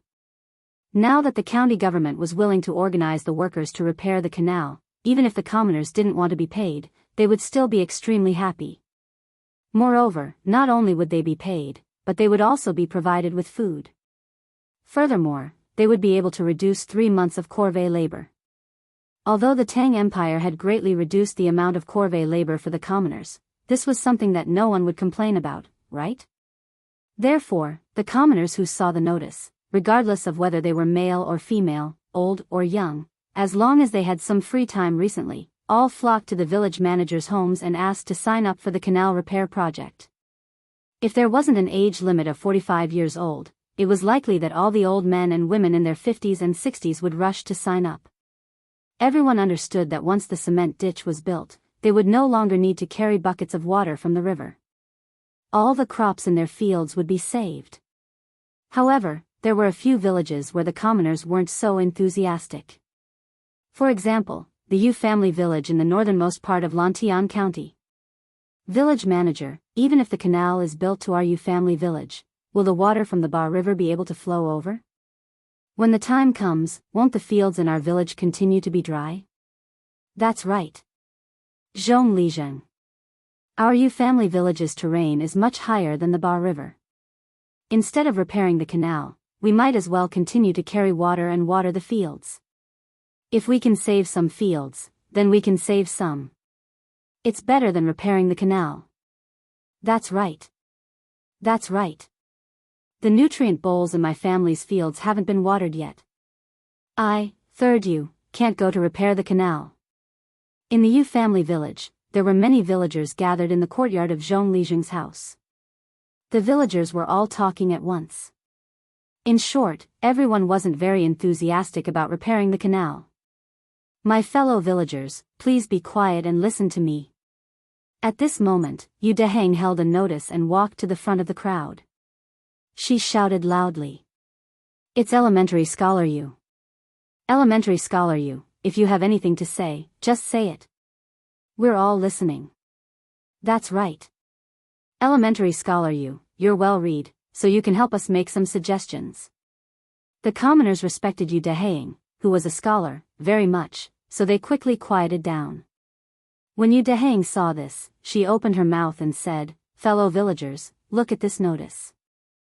It is clearly written that after the canal is repaired, it can guarantee that the water from the Ba River will irrigate all the farmlands in Lantian County, so that the people of Lantian County will not suffer from drought."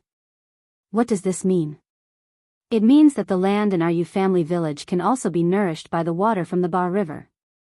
This notice came from the Lantian County Yamen. Such a huge project definitely wasn't decided by County Magistrate he alone. Marquis must also know about it. However, since this notice was released, what does it mean? It means that this is Marquis's guarantee to us. You may not believe that the water from the Ba River can flow to the Yu family village, but don't you believe in Marquis? Regardless of whether you believe it or not, I, Yu Deheng, definitely believe in Marquis. Chapter 1404. Yu Family Manor. After Yu Deheng finished speaking, the commoners couldn't help but fall silent. Li Zishuan, this name was currently like a god in Lantian County, and no one disrespected him. Some people even set up a longevity monument for Li Zishuan and prayed for Li Zishuan every day. They prayed that Li Zishuan could live to 100 or 1,000 years old, so that they and their descendants could also enjoy happiness. Therefore, when Yu Deheng mentioned Li Zishuan, the commoners no longer dared to make a ruckus like before. Scholar Yu, Marquis has done us a great favor, so of course we believe in Marquis. However, no matter how capable Marquis is, he can't move the water from the Bar River to our Yu family manor, right? A villager couldn't help but say loudly at this time. He had voiced out the thoughts of the majority of the people. Therefore, as soon as his voice fell, countless people immediately echoed his words. That's right. Moving the water from the river is the means of an immortal. Even if Marquis is skilled in both civil and martial arts, it's impossible for him to do such a thing. Maybe Marquis didn't know about this notice, or maybe Marquis didn't consider the terrain here. That's right. We believe in Marquis, but it doesn't mean that we believe that someone can move the water from the Bar River to the Yu family manor. Instead of wasting time building canals, it's better to water the land from the well. Zhong Lijing was a little helpless when he saw this, so he couldn't help but look at Yu Deheng. Although he also didn't believe it in his heart, he still chose to firmly believe in Li Zishuan. However, he couldn't convince others to believe that Li Zishuan could bring the water over like him. He was only a villager who relied on the sky to make a living. In terms of eloquence, he was far inferior to a scholar like Yu Deheng. Yu Deheng didn't disappoint Zhong Lijing. At this time, he shouted, "Fellow villagers, please listen to Deheng again. What you said just now is not wrong. Moving the river and transporting water is indeed an immortal's method. But have you forgotten Marquis' identity? Marquis is a descendant of an immortal. He can ascend to the heavens and enter the earth. You guys know about the immortal lamp from before, right? Also, Marquis grew vegetables in the winter. You should all know about that, right? Which of these things did you think was possible? But what was the result? These impossible things were all accomplished by Marquis. Although I don't know what method Marquis will use to transport the water to the Yu residence, I believe that Marquis will be able to do it. Gentlemen, think about it. If we don't use manpower to clear the canals, and only rely on the water from the wells to irrigate the land, how many mu of land can each family save? But what if we dig a canal and Marquis brings the water here? Then the drought in all the land in our village can be alleviated. Besides, the county yamen asked everyone to help repair the canals. Not only did they give you wages, but they also reduced your corvée labor by 3 months. Where else can you find such a good thing? Taking a step back, if you still don't believe that Marquis can transport the water to the Yu residence, then each family can only send 1 or 2 people to repair the canals, and the rest of you can continue to irrigate the land with water. But no matter what, the canals of the Yu residence must be repaired this time. Because this time, the county yamen provided cement to help us repair the canals, so we must not miss such a good opportunity. At this time, Yu Lijing also nodded and said, "Scholar Yu is right. This time, the county is mobilizing all the people in the county to repair the canals. The people of the Yu residence must not be left behind. After all, cement is a rare thing. It is our good fortune that the county yamen is willing to provide it to us to repair the canals. Marquis is also taking care of us behind the scenes. This kind of treatment is something that people in other counties can't even dream of, so we must know what's good for us. Therefore, each family must send at least 1 or 2 young and strong laborers to help repair the canals. This is a matter that will benefit future generations, so each family must contribute." After he finished speaking, the villagers couldn't help but talk in private. After a while, everyone finally began to agree with him. Scholar Yu is right. Marquis is the son of an immortal, so he must have the means of an immortal to transport the water from the Bar River to our Yu residence. I, Yu Dashan, firmly believe in Marquis. My family is willing to send 3 people to help repair the canals. I, Yu Cheng, am also willing to believe in Marquis. My family is willing to send 4 people. My family is willing to send 3 people. Suddenly, the villagers' enthusiasm for repairing the cement canals surged, and they all eagerly asked Zhong Lijing to sign up. Seeing this, Zhong Lijing finally let out a sigh of relief and began to call the villagers to line up and register. At night, the Lantian County Yamen was brightly lit. The officials in charge of the County Yamen all worked overtime at the request of County Magistrate He. During the day, Li Zishuan came to question him and scared County Magistrate He out of his wits. Therefore, when it came to the construction of the canals, he was even more vigilant and didn't dare to slack off. Li Zishuan wanted to build the canals as soon as possible, so he directly set the start date for the day after tomorrow. However, the construction of the canals in the county was a huge project, so it had to be done in sections and at many places at the same time. This way, the canals in the county could be dredged in the shortest time possible. The specific tasks assigned to each village had to be arranged in advance. The officials in charge of the county yamen were currently working through the night to come up with a plan. Deputy County Magistrate Meng, tomorrow you will lead 20 yamen runners to visit each village separately and measure the length of each village's main canals. Tomorrow night, we will calculate the amount of work and materials used. In the office at the back of the yamen, County Magistrate he ordered with a serious face. There was no room for discussion in his words.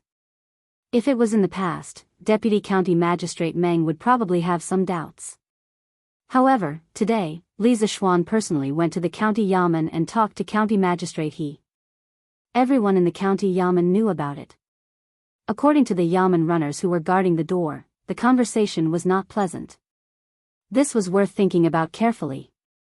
Obviously, Li Zishuan was dissatisfied with the work of the county yamen recently.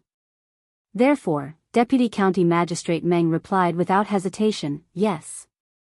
County Magistrate. I will bring people out of the county early tomorrow morning." "Okay." County Magistrate he nodded and said to Constable's son, "Constable's son, tomorrow you will assist Deputy County Magistrate Meng in completing the measurement work. Order the yamen runners to not slack off. Also, the number of yamen runners in the 3 shifts is too small. We need to recruit more." Marquis said that Lantian County is no longer what it used to be. If we want to maintain law and order in the county, the number of yamen runners in the 3 shifts must be at least 100. Librarian Hu, Constable's son, you have to recruit a group of yamen runners with good character and martial arts foundation as soon as possible. After passing the assessment, they will be hired directly. This is also an important task for you in the near future. Marquis is very dissatisfied with the current law and order of Lantian County, especially the local ruffians in the market. The county yamen must punish them severely. Librarian Hu and Constable's son were shocked when they heard this. They quickly replied, "Yes. County Magistrate." At the same time, Constable's son couldn't help but feel happy. Once the number of yamen runners in the county yamen increased, his power would increase in the future. After all, the number of underlings under him would increase. Also, Marquis also intends to set up a Department of Commerce to deal with the disputes and taxation of merchants. For now, the county yamen will be in charge. Deputy County Magistrate Wang, Registrar Zhang, you have to recruit a group of bookkeeping experts as soon as possible. It would be best if they are bookkeeping experts who are proficient in modern mathematics. Add them to your subordinates and wait for orders at any time. County Magistrate he looked at the other 2 and instructed. The other 2 middle-aged men in the public office quickly replied, "Yes. County Magistrate." County Magistrate he nodded and said to everyone, "The most urgent matter now is the construction of the cement ditch." Marquis attaches great importance to this.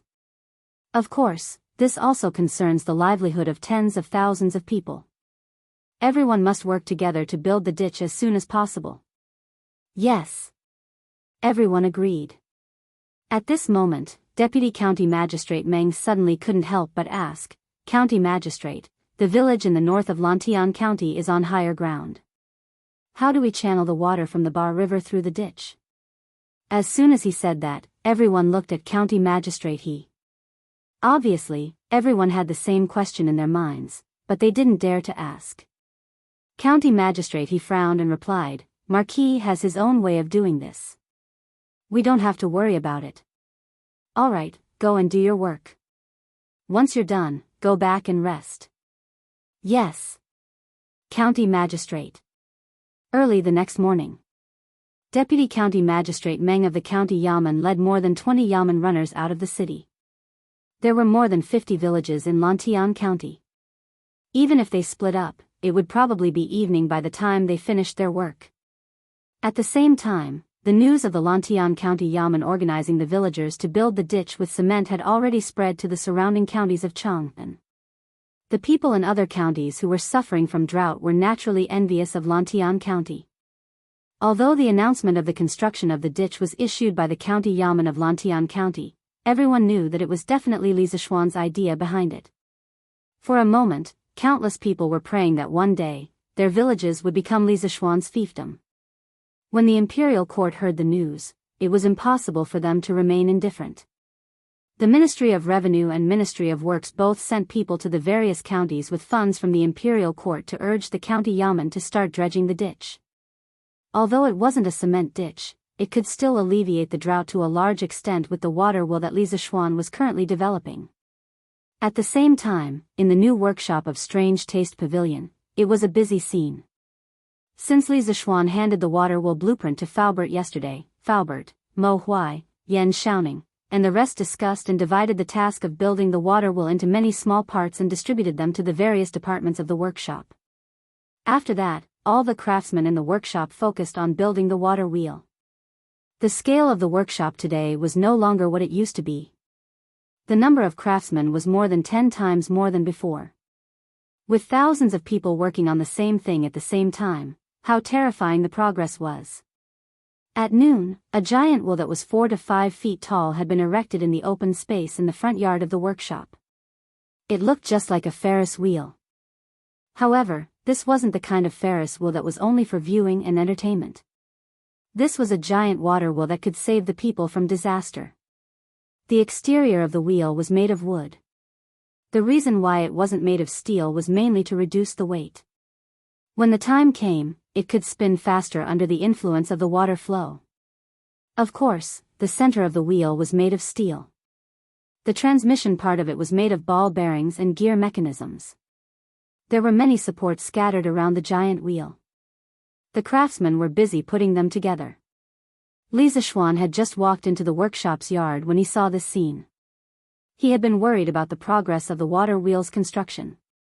Although he knew in his heart that the water wheel couldn't be completed in a day or two, he couldn't help but come over after lunch. The craftsmen in the yard were busy with their work at the moment. For a moment, no one noticed Li Zishuan coming over. Li Zishuan looked at the giant wheel in the yard and couldn't help but open his mouth in shock. The progress of the water wheel's construction was far beyond his imagination. "Hey! Young master, you're here." Faubert had just squatted on the ground to instruct a carpenter. When he got up, he saw Li Zishuan and greeted him. Li Zishuan nodded. Suddenly, he noticed Faubert's unconcealable tiredness, so he quickly asked with concern, "Faubert, did you stay up late again last night?" He. No worries. No worries. Young master, don't worry. I just slept a few hours later. No worries. The construction of the water wheel is the most important thing. Faubert heard the deep concern in Li Zishuan's words and couldn't help but feel warm in his heart. He quickly waved his hand and said. Li Zishuan frowned and said, "Faubert, no matter how urgent the water wheel is, it's not as important as your health. Go back and rest. I'll help you keep an eye on this place." The academy had a midterm examination these 2 days. The Lantian County government had also just been warned. Since Li Zishuan had nothing to do these 2 days, he thought it would be good for him to stay in the workshop. Faubert quickly shook his head and said, "Young master. You're the head of a county and have a lot of work to do. How can you stay in the workshop and waste your time?"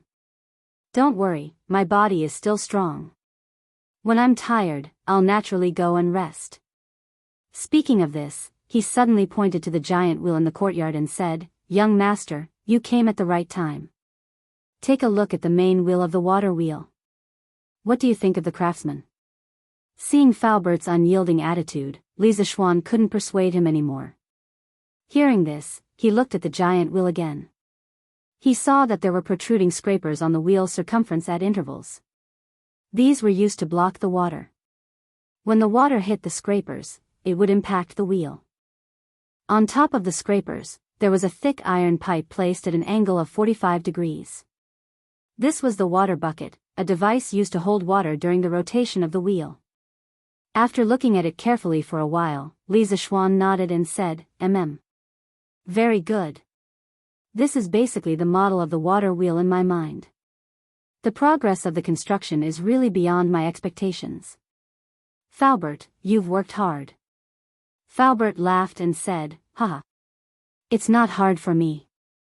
This is the result of the joint efforts of all the craftsmen in the workshop. I estimate that the water wheel can be installed on the Ba River tomorrow. When the time comes, the corresponding water trough will be built.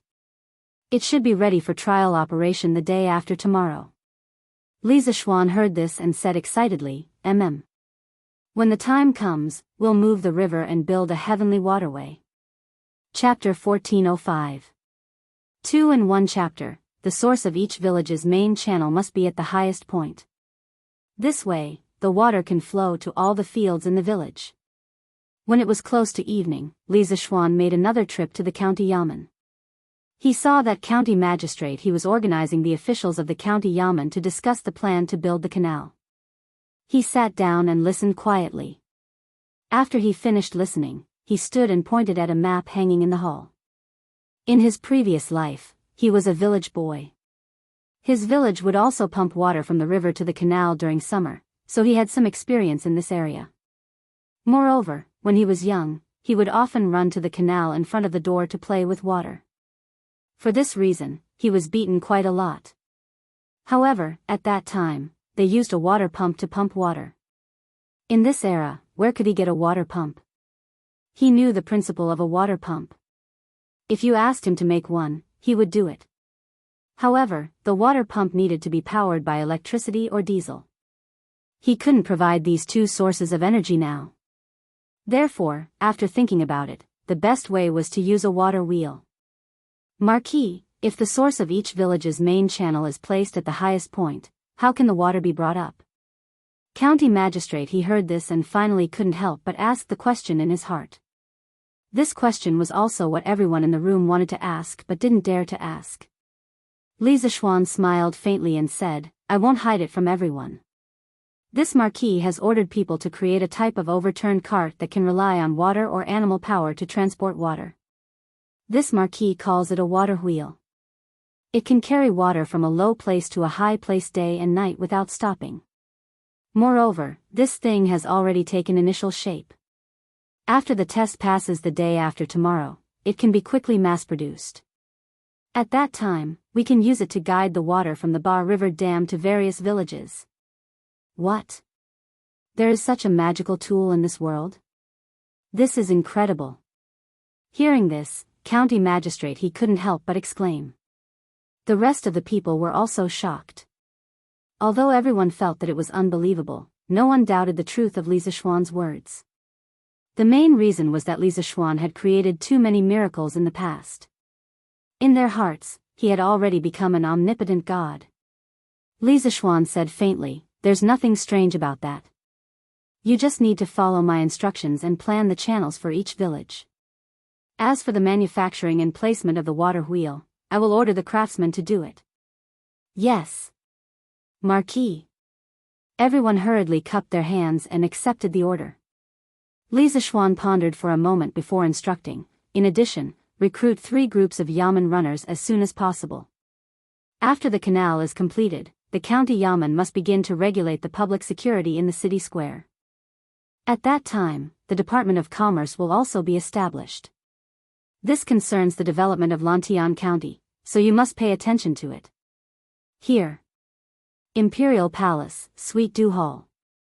Any news from Li Zishuan's side? Didn't he say that he wanted to build a water wheel? What's the progress now? After reviewing the memorials, Li Er leaned on the dragon couch and asked tiredly. Your Majesty, according to what I know, the Duke of Yong and had already handed the blueprint to the workshop yesterday. And this afternoon, the workshop had already built the skeleton of the water wheel. It seems that they will begin testing the water the day after tomorrow.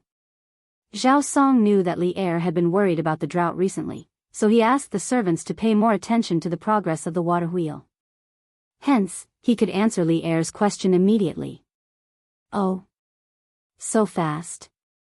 Li Er raised his eyebrows in surprise. Zhao Song smiled faintly and said, Your Majesty may not know, but the Duke of Yong and has used extremely generous terms to recruit many excellent craftsmen. The new workshop at Strange Taste Pavilion is more than 10 times larger than before. There are thousands of craftsmen, and even the works supervisor and the Ministry of Works cannot compare to it. Hence, if the Duke of Yong wants to build something, his speed will definitely be the fastest in the world. Li Er couldn't help but laugh when he heard that. Ha! With this kid doing this, those craftsmen and the works supervisor will probably run to him after they resign from their positions? Isn't this stealing my talents? Although he said that, Li Er's tone didn't sound like he was angry. Zhao Song couldn't help but laugh. The Duke of Yong's ambition is to bring engineering to greater heights. Hence, the scale of his workshop can be so huge. Your Majesty is broad-minded and can accommodate hundreds of rivers. Hence, the Duke of Yong's knowledge can be put to good use. Li Er shook his head and didn't say anything. However, the slight smile at the corner of his mouth proved that Zhao Song's flattery was very effective on old Li. In the afternoon after tomorrow, if the water wheel can really be tested, remember to remind me. I will also go and take a look. After a moment of silence, Li Er suddenly spoke. Yes. Your Majesty. The next day, early morning. Under the orders of County Magistrate the Yamen runners of Lantian County were mobilized in full force to each village to direct the construction of the cement ditch. As for the tasks assigned to each village, they had already been allocated last night. Today, the Yamen runners brought along their task books and blueprints. Each of them was in charge of a village. Of course, it wasn't just the Yamen runners. Li Zishuan also sent craftsmen to the villages to guide the villagers in the construction of the cement ditch. Before the sun rose, the villagers carried their shovels and under the guidance of the Yamen runners and craftsmen, they began to dredge the ditch. That afternoon, by the side of the Ba River Dam, they began to build tall supports one after another. Each support was more than 10 feet tall. On this row of supports, there was a wooden rectangular water trough that was about 3 feet wide. The craftsmen climbed up the ladder and knocked on it. Peng peng sounds were incessant. Young master, the joints of the wooden boards on the water trough have all been smeared with tung oil. This can ensure that there won't be any leakage. After today, the tung oil should dry up. Tomorrow, we will begin the experiment. When the time comes, we will open the gate on the east side of the dam and place the water wheel on the river below the dam. When the time comes, we will see if the water wheel can lift the water from the river to a position above our heads. Faubert personally brought Li Zishuan to inspect the construction site. While inspecting, he also explained to Li Zishuan. Li Zishuan nodded his head and praised, Faubert, you have thought of the details very thoroughly. Otherwise, with only my blueprints, I wouldn't be able to create a truly practical water wheel. This was the truth. Working with an experienced craftsman could often save a lot of trouble. Even if you didn't think of some problems and never mentioned them, the craftsman would be able to help you notice them. This was experience and a habit that had been cultivated over many years.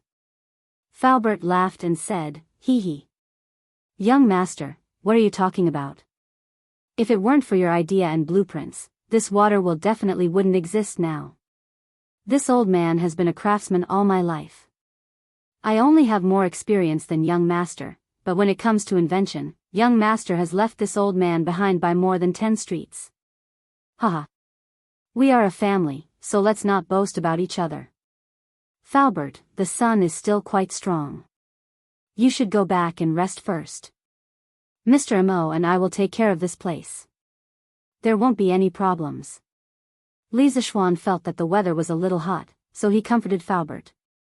Faubert was a person who refused to accept old age. Hearing this, he quickly retorted, Young master, this old man isn't that weak. It's just basking in the sun, nothing will happen. Li Zishuan directly interrupted Faubert and said, Faubert, you don't have to insist. If you get a heatstroke at your age, then my sin will be too great. Mo Huai also chimed in, Brother Fu, Yamacho is right. This weather is very hot. Your health is important. It's better to go back and rest quickly. All right then. Young master, brother Mo, if there's anything, just send someone to find this old man. Falbert couldn't persuade him and could only leave alone. Li Zishuan and Mo Huai played the role of supervisors and began to patrol the construction site by the murky river.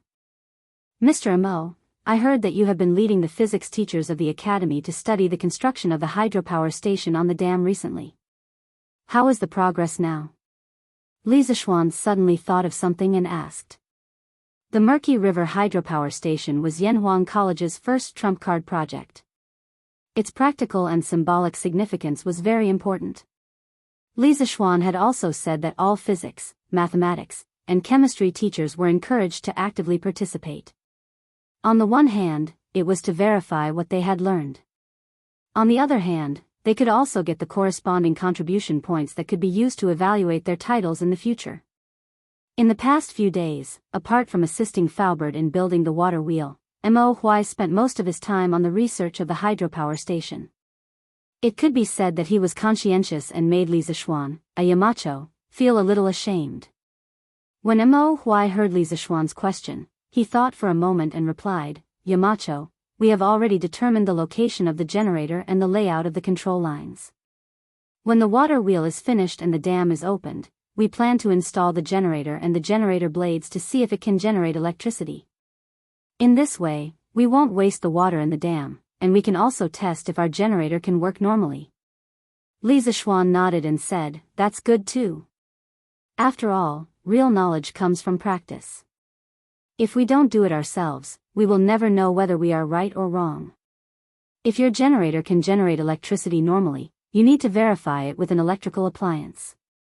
Before that, I will help you make a light bulb. Oh, right. You still have to make transformers, electromagnetic relays, and so on. You have to start preparing for these supporting facilities now. Professional terms such as light bulb, transformer, and electromagnetic relay were all in physics textbooks. Therefore, Mo Huai was not surprised by these new terms.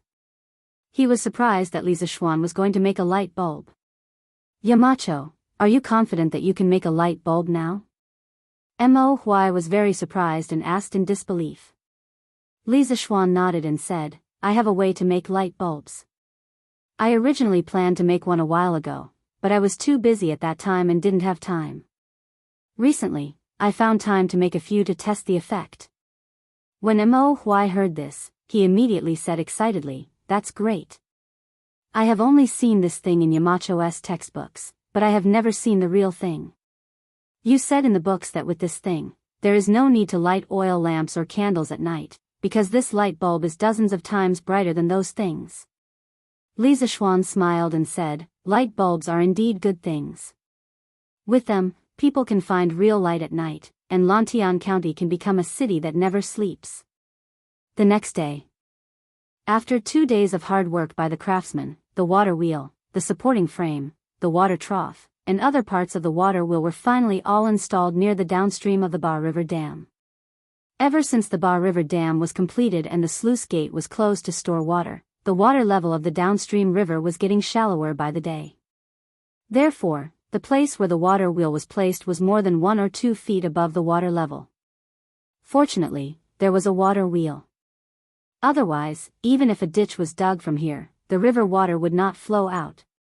Young master, the water wheel is in place, but the water level of the downstream river is too low, and the river water has almost no flow speed, so the water wheel is not turning. Should we open the sluice gate now and let the river flow downstream? Falbert came over at this time to ask for instructions. Li Zishuan pondered for a moment and said, it's fine. Li Zishuan nodded and said, just open one sluice gate and test the effect first. Okay. Then this old man will give the order. Falbert responded and went down. Haha. At such an important moment, you didn't even send someone to inform me. At this time, a familiar voice came from behind Li Zishuan. Who else could it be other than Li Er? Li Zishuan quickly turned around and saw that it was not only Li Er, but also Fang Xianling, Zhang Sun Wuji, Wei Zheng, Qing Yao Jin, Qin Xiong, Nyo Jinda, and other trusted officials of Li Air. Such a scene shocked all the craftsmen at the construction site, and they all bowed to pay their respects. "Greetings, Your Majesty." Li Zishuan also hurriedly saluted Li Air. Li Air first said to the craftsman, "You don't have to be so courteous. Just do what you should do and pretend that you didn't see me." After that, he looked at Li Zishuan and said, "All right, you can dispense with the formalities as well." "Ha! Is this the water wheel you mentioned?" At this time, Li Air caught a glimpse of the giant wheel standing on the lower reaches of the Bar River and could not help but be surprised. Qing Yaojin, Wei Zheng, and other important officials also widened their eyes and stared in that direction. "Your Majesty, this is the water wheel. In a while, when the sluice gate is opened and the river water flows, the water wheel will turn and the river water will be transported to the water trough above us." Li Zishuan cupped his hands and said, "So high?" Li Air looked up at the water trough above and could not help but raise his eyebrows. Then, he said, "Then get someone to open the sluice gate. I want to see if this thing can move the river water today." "Yes." Li Zishuan cupped his hands and accepted the order. "Open the sluice gate." Not long after, Mo Huai's shout came from the dam, followed by a loud rumble. One of the sluice gates of the dam opened, and the river water in the dam rushed out and fell on the river downstream, causing waves of snow-white waves. As the position of the water wheel was not far from the dam, although only one sluice gate was opened, the flow of the river water was still relatively rapid where the water wheel was located. Therefore, under everyone's gaze, the giant wheel finally began to turn, and it turned faster and faster. The inverted bucket on the outside of the wheel poured out bucket after bucket of river water at the top of the wheel. Suddenly, the sound of flowing water came from the water trough. "It's out of the water. It's out of the water." At the other end of the water trough, there were craftsmen taking care of it. Not long after, the craftsmen's cheers came from there. All the officials were shocked, and Li Air also felt incredulous. Moving the river water, this is a waterway of the heavens. It's like a miracle. Wei Zheng looked up at the water trough above his head and muttered to himself in shock. Chapter 1406. On the bank of the Bar River. Everyone, including Li Air, was stunned when they saw the huge water wheel lifting the river water to a height of more than 10 feet. God had pity on them. If they had used manpower to lift the water, it could have been lifted that high. However, the key was that the water wheel didn't need any manpower at all. It was completely dependent on the water power to move automatically. This was a little unbelievable. After a long time, everyone recovered from their shock. Qing Yaojin was the first to speak. "Haha. I knew that you weren't bragging, Xiaoxian. You said that this water wheel could move the river water automatically, so it must be possible. Now it seems that I, Old Sheng, have the best foresight." As he spoke, Old Sheng walked up to Li Zishuan and patted the latter's shoulder fiercely. He had a smug look on his face, as if Li Zishuan was a talent he had discovered. Everyone was speechless and cursed Old Sheng for being shameless in their hearts. Li Zishuan bared his teeth. If it had been anyone else, they definitely wouldn't have been able to withstand Old Sheng's slaps. It was only because he had a strong martial arts foundation that he could withstand it. "Your Majesty is wise. This old subject congratulates Your Majesty." Just as everyone was secretly criticizing Qing Yaojin in their hearts, Wei Jing suddenly bowed to Li Air and said such a sentence without any reason. Li Air was instantly confused. He thought to himself, "I didn't do anything. How is this wise?" Wei Zheng, who always liked to find trouble with me, could it be that he took the wrong medicine today? "Dear Minister Wei, why do you say that?" Li Air thought for a moment and asked with a frown. Wei Zheng bowed with a serious face and said, "Your Majesty has a discerning eye. Back then, you brought the Marquis of Yong and into the imperial court. You also allowed the Marquis of Yong and to start engineering schools, run academies, and build workshops. It was because of Your Majesty's wise decision that there was the current Yanhuang College and the current water wheel. This water wheel can support tens of thousands of people. How can this old subject not congratulate Your Majesty?" In the past, while Wei Zheng had not explicitly opposed Li Zixuan's engineering, he definitely did not support or like it. But now, in the midst of the Guanzhong drought, when the officials were helpless, Li Zixuan had used his own power and engineering to create such a marvelous and powerful water wheel. Wei Zheng couldn't help but feel gratitude toward Li Zixuan. He even had a faint favorable impression of engineering. This good feeling was not mixed with any personal feelings. It was just a good feeling Wei Zheng had because Li Zixuan had saved millions of lives in Guanzhong. Just as Wei Zheng finished his words, the few important officials present reacted. Under Zhang Sun Wuji's lead, they bowed to Li Er and said, "Your Majesty, congratulations on obtaining such a divine item." "Your Majesty, we congratulate Your Majesty on obtaining such a divine item." The water wheel on the river was still turning noisily.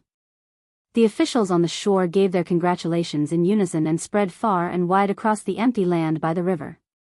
Li Er looked at the water wheel and then at the surging river water at the end of the trough. He was filled with joy. There was finally a solution to the drought problem that had troubled him for a long time. Speaking of which, he had recently been planning to have the alchemists open altars to pray for rain. But now, it seemed that there was no need because the water wheel Li Zixuan had made was more reliable than praying for rain. Haha. Officials, you should not be congratulating me, you should be congratulating the people of the world. With this water wheel, the Guanzhong drought can be easily resolved. The tens of thousands of people in Guanzhong will be spared from the torment of the drought. You should be congratulated. Li Er nodded and said with a smile. Then he looked at Li Zixuan and said in a low voice, "Marquis Yong, and you should be rewarded for being able to create this kind of water wheel that can automatically move river water and resolve the Guanzhong drought. However, the most important thing now is to quickly mass-produce this water wheel. 2 days ago, I ordered all the provinces and counties in Guanzhong to immediately start dredging the canals. When the canals work with your water wheel, it will be able to completely alleviate the drought in Guanzhong." Li Zixuan raised his hands and said, "This official obeys the decree. The thousands of workers in the workshop will do their best to make the water wheel day and night. In addition, this official is willing to give the blueprint of the water wheel to the court or make it public. The structure of this water wheel is not complicated. According to the blueprint, any small workshop can make it. However, the bearings and gears used in this water wheel are difficult for private workshops to make. However, they can directly buy them from Chi Chu Pavilion. This way, the provinces and counties can work together and produce enough water wheels in the shortest amount of time to resolve the drought in Guanzhong." Giving away the blueprint was a decision that Li Zixuan had made after careful consideration. Just like last year's curved plow, when it had just been made, Li Zixuan had directly given the blueprint to the court. This was because he knew that in the face of such a great drought, he could not be selfish. Li Zixuan would definitely not earn this kind of money that went against his conscience. It wasn't that he was noble, but that Li Zixuan only wanted to live in peace. Using water wheels, curved plow, and other things that the common people saw as lifesavers to earn money, Li Zixuan felt that even if he only earned 1 yuan from this kind of money, he would not be at peace. There were many ways to earn money. He would definitely not earn money that made him feel uneasy. Also, even though the scale of the workshop was much larger than before, no matter how large it was only a workshop. It only had 1 or 2,000 workers. In a short amount of time, it could not satisfy the needs of Guanzhong for water wheels. Marquis Yong and is righteous. This old man thanks Marquis Yong, and on behalf of the common people. Hearing that Li Zixuan was going to hand over the water wheel blueprint, everyone was stunned for a moment. Wei Zheng looked at Li Zixuan in surprise, then bowed and said with sincerity. Li Zixuan didn't dare to accept Wei Zheng's courtesy. He hurriedly moved aside and said, "What's the matter? Why do you say this, Left Minister Wei? When one is at the top of the court, one worries about the common people. When one is far away from the Jianghu, one worries about the ruler. You and I are in the court, fighting for the common people's well-being. Is this not the right thing to do? This mere water wheel blueprint can save millions of people. What reason do I, Li Zixuan, have to keep it for myself? Only by giving it away can I live up to His Majesty's expectations." Only then can I live up to the country's salary. When one is at the top of the court, one worries about the common people. When one is far away from the Jianghu, one worries about the ruler. Hearing Li Zishuan's words, Wei Jing could not help but be stunned. These two sentences were Li Zishuan's self-admonition. How was it not Wei Zheng's lifelong pursuit? At this moment, Wei Jing realized that he seemed to have just gotten to know Li Zishuan. Just based on these two sentences, Li Zishuan could be considered his kindred spirit. Thinking back to the few times he had accused Li Zishuan last year, Wei Jing could not help but feel ashamed. He cupped his hands and said, Marquis Yong, and is of noble character. Wei Jing admires you. These words were said with sincerity. Li Er could not help but be surprised. So Wei Zishuan actually admired others? This was like the sun rising from the west.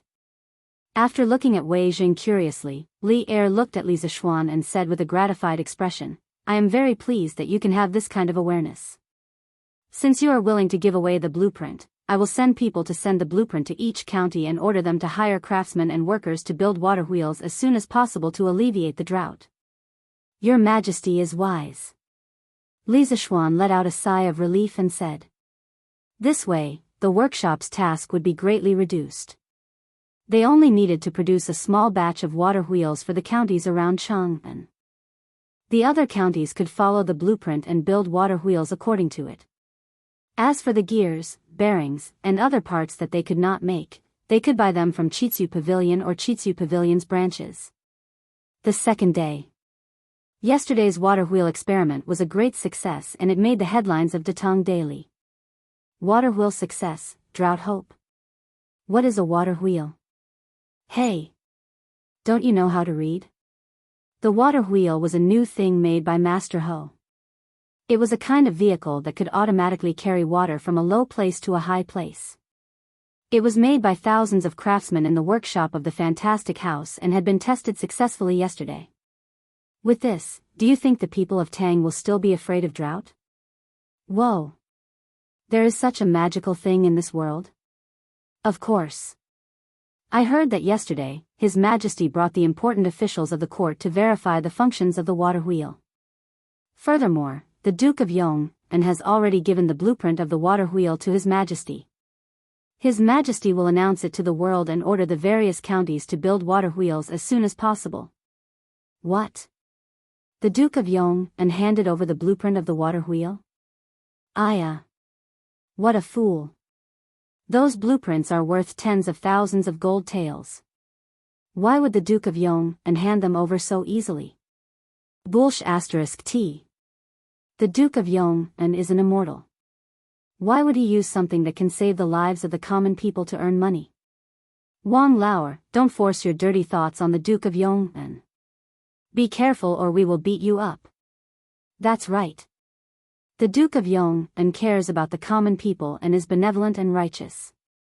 Last year, he didn't earn a single copper coin from the common people and directly made the blueprint public.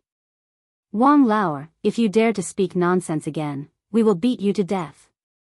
The Duke of Yong is benevolent and righteous. If it's really as you say, then this old man's family's fields can be saved. That's right, that's right. May the heavens bless the Duke of Yong and allow him to live a long life of 100 years, 1,000 years. Only this way can the common people continue to live good lives. That's right. When this old woman returns, I will erect a longevity stele for the Duke of Yong and pray for him every day. The reason Li Zishuan had the editorial department of Datong Daily spread the news of the water wheel's successful development was to calm the people's hearts and allow them to confidently resist the drought. A while ago, when the land was dry, most of the common people chose the stupidest method, carrying water to irrigate the land. Actually, that was the most instinctive behavior of people when they were in despair. Because they knew that they couldn't resist the drought, they carried the idea of saving as much of the land as possible and carried water to irrigate the land. Now, following the news of Datong Daily's successful development of the water wheel, the common people were all elated when they heard the news and rushed to spread the news. After the hopeless common people found hope, they exploded with a strong desire to survive.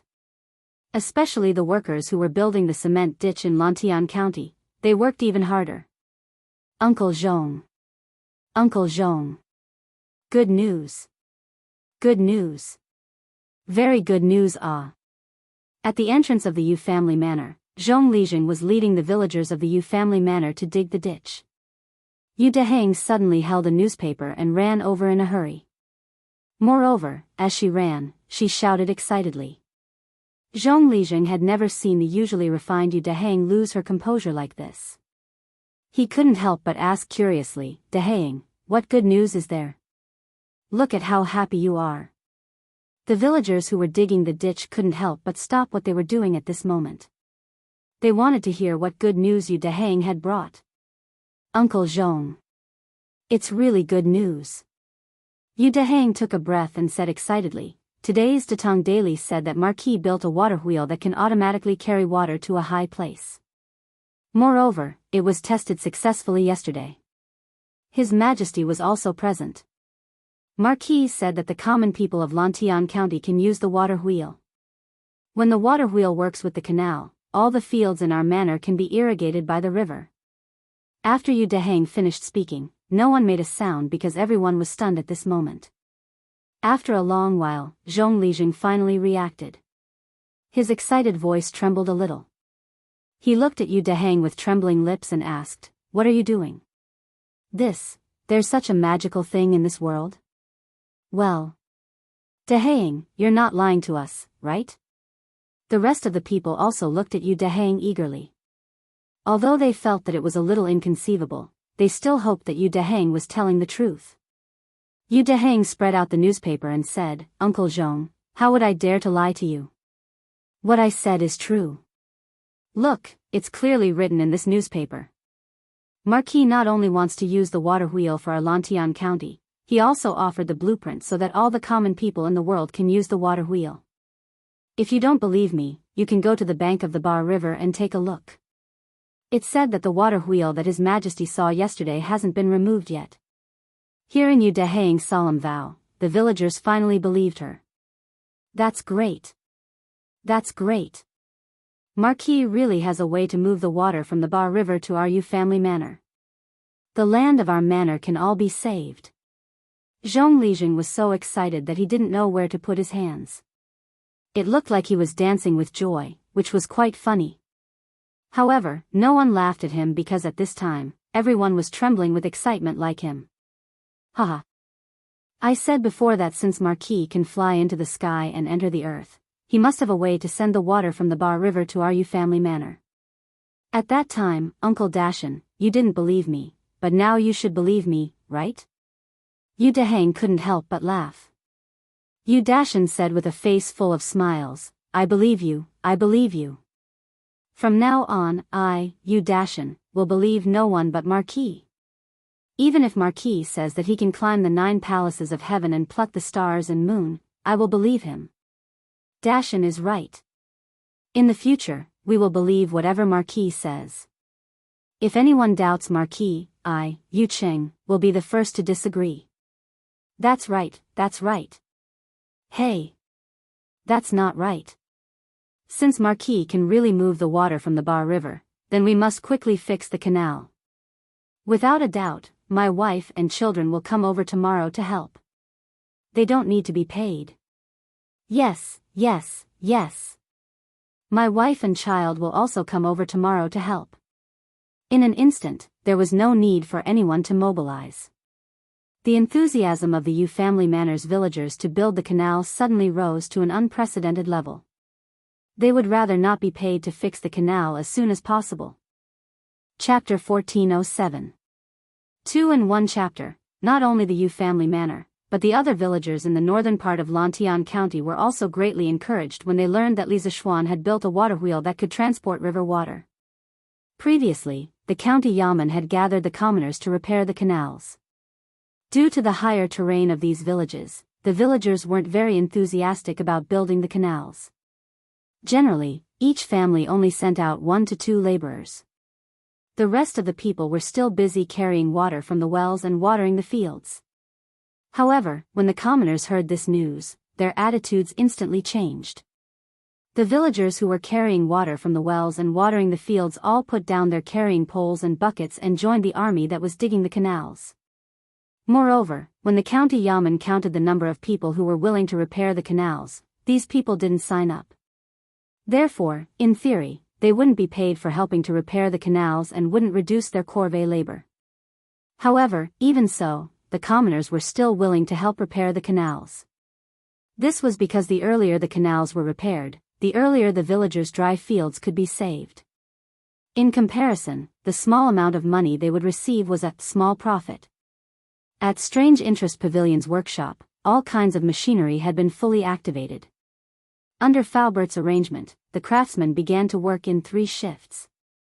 The morning shift was from 7 to 1, the middle shift was from 5 to 9, and the night shift was from 1 to 5. The craftsmen were divided into 3 teams and worked 24 hours a day in the workshop to make the water wheels. Speaking of which, this could be considered the world's first workshop with 3 shifts. Although Li Zishuan had already announced the water wheel blueprints, which of the important officials in the imperial court, such as Zhang Sun Wuji, Xiaoyu, Qing Yao Jin, Yuqi Jingda, and other important officials, didn't have a few villages under them? The land of Guanzhong was dry like fire, so how could their villages be spared? They also needed a water wheel.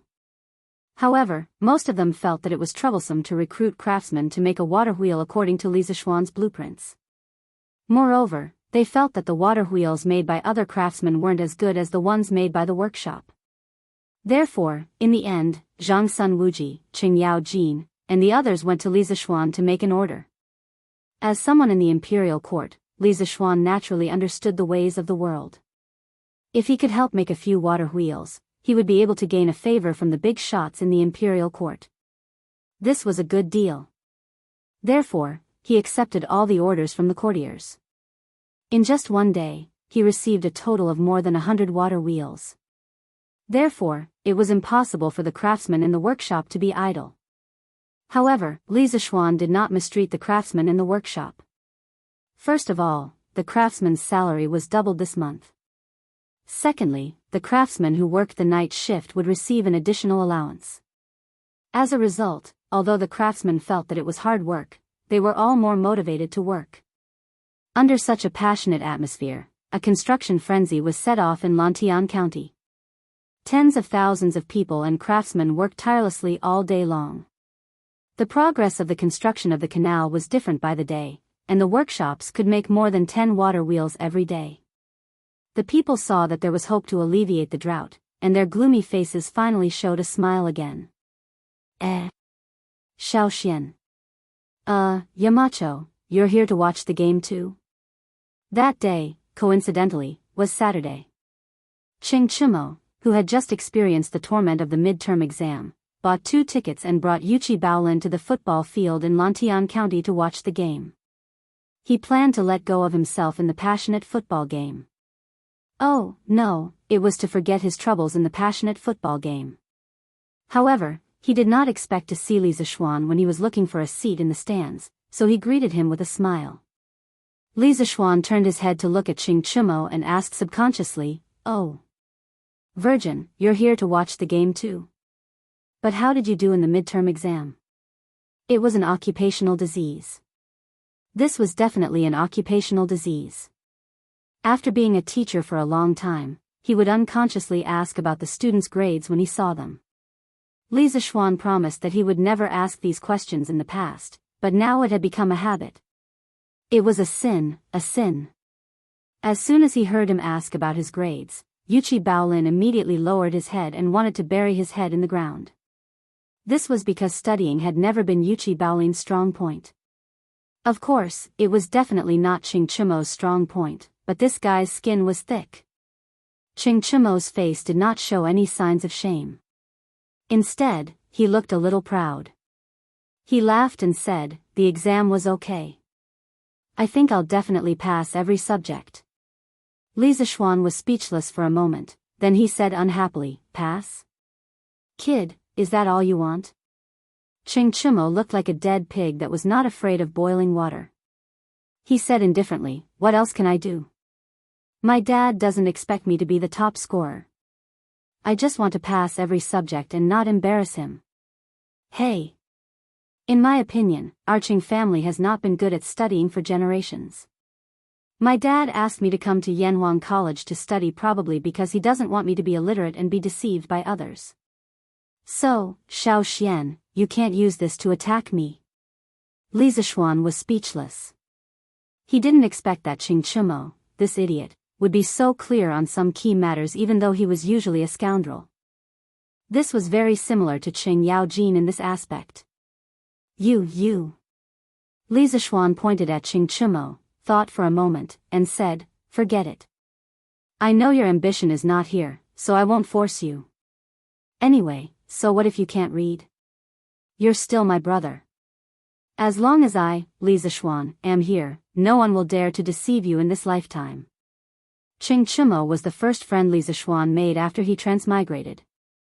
When he was still a commoner, Qing Chumo treated him as an equal. When he encountered trouble, Qing Chumo was the first to jump out to help him. Although he was rich now, there was a saying that went, don't forget your friends when you're rich.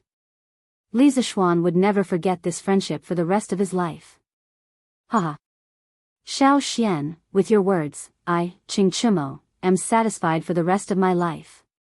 I didn't acknowledge you as my brother for nothing. Qing Chumo heard this and his emotions surged. His face was flushed red, and he could not help but laugh out loud. Although Li Zishuan was a Yamacho in the academy and he was a student, brothers were brothers.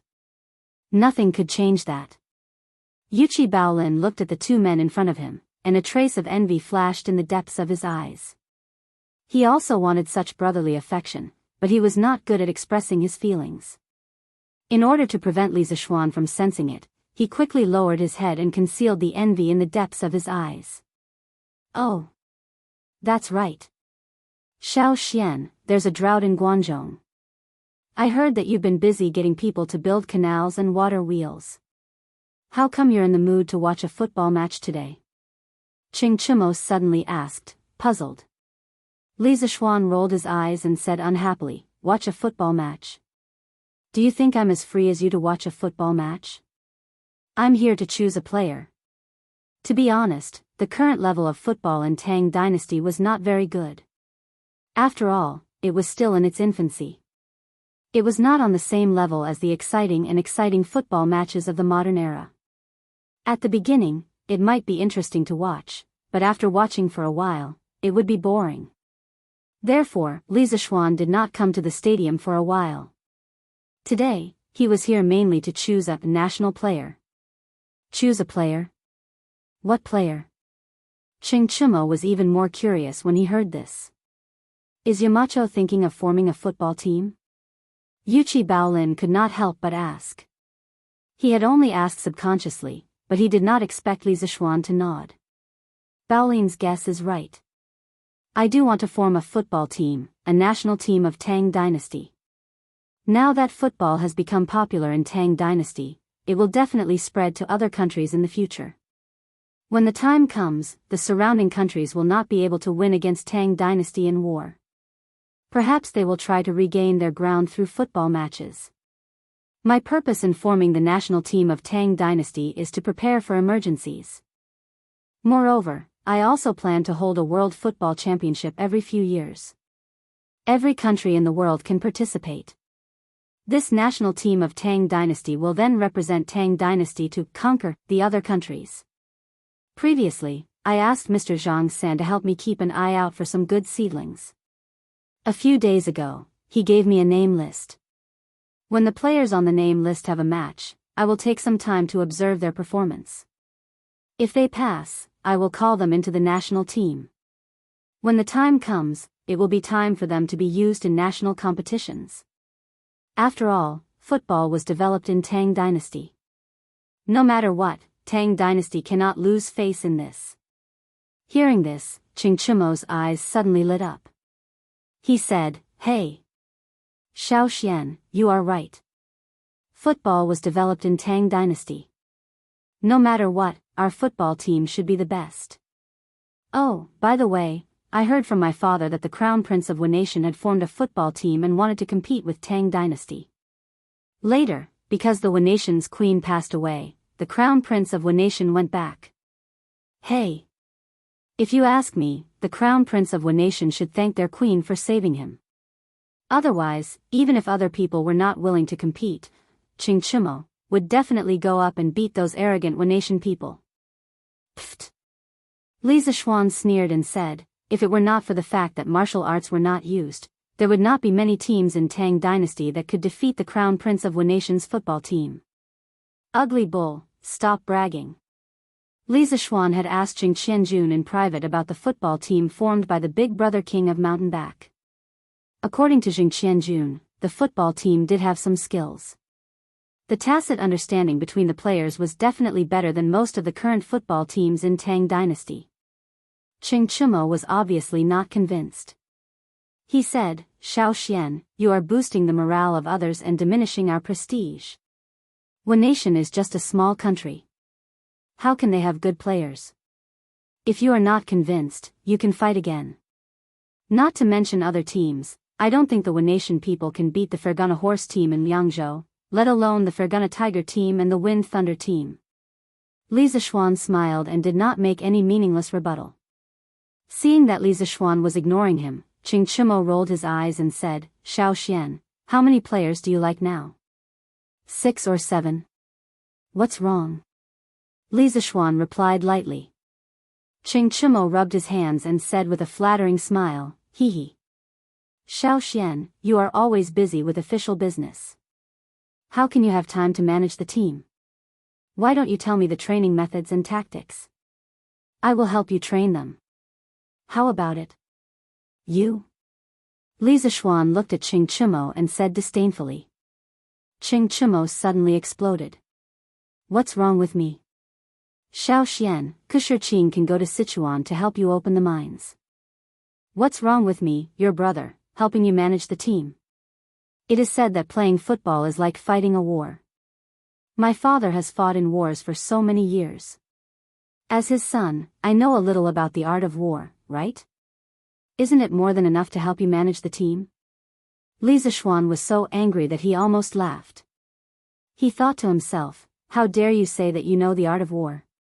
Besides, who said that people who know the art of war can definitely manage the team well? What kind of logic is this? Li Zishuan wanted to refuse, but he thought that since Ching Chimo was not interested in the academy's courses, it would be good to arrange something that he liked to do. After thinking for a moment, Li Zishuan said, I originally wanted Jing Qianjun to help me train the team, but since you also have the same idea, then you two will be responsible for it together. Usually, Jing Qianjun is in charge of the team's tactical training, and you are in charge of the team's physical training.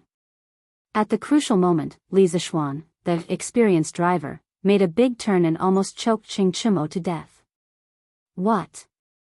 What the F***, Xiao Xian, I thought you wanted me to be in charge of the team. I didn't expect you to arrange an assistant for me. You obviously don't trust me. Ching Chimo looked like he was wronged.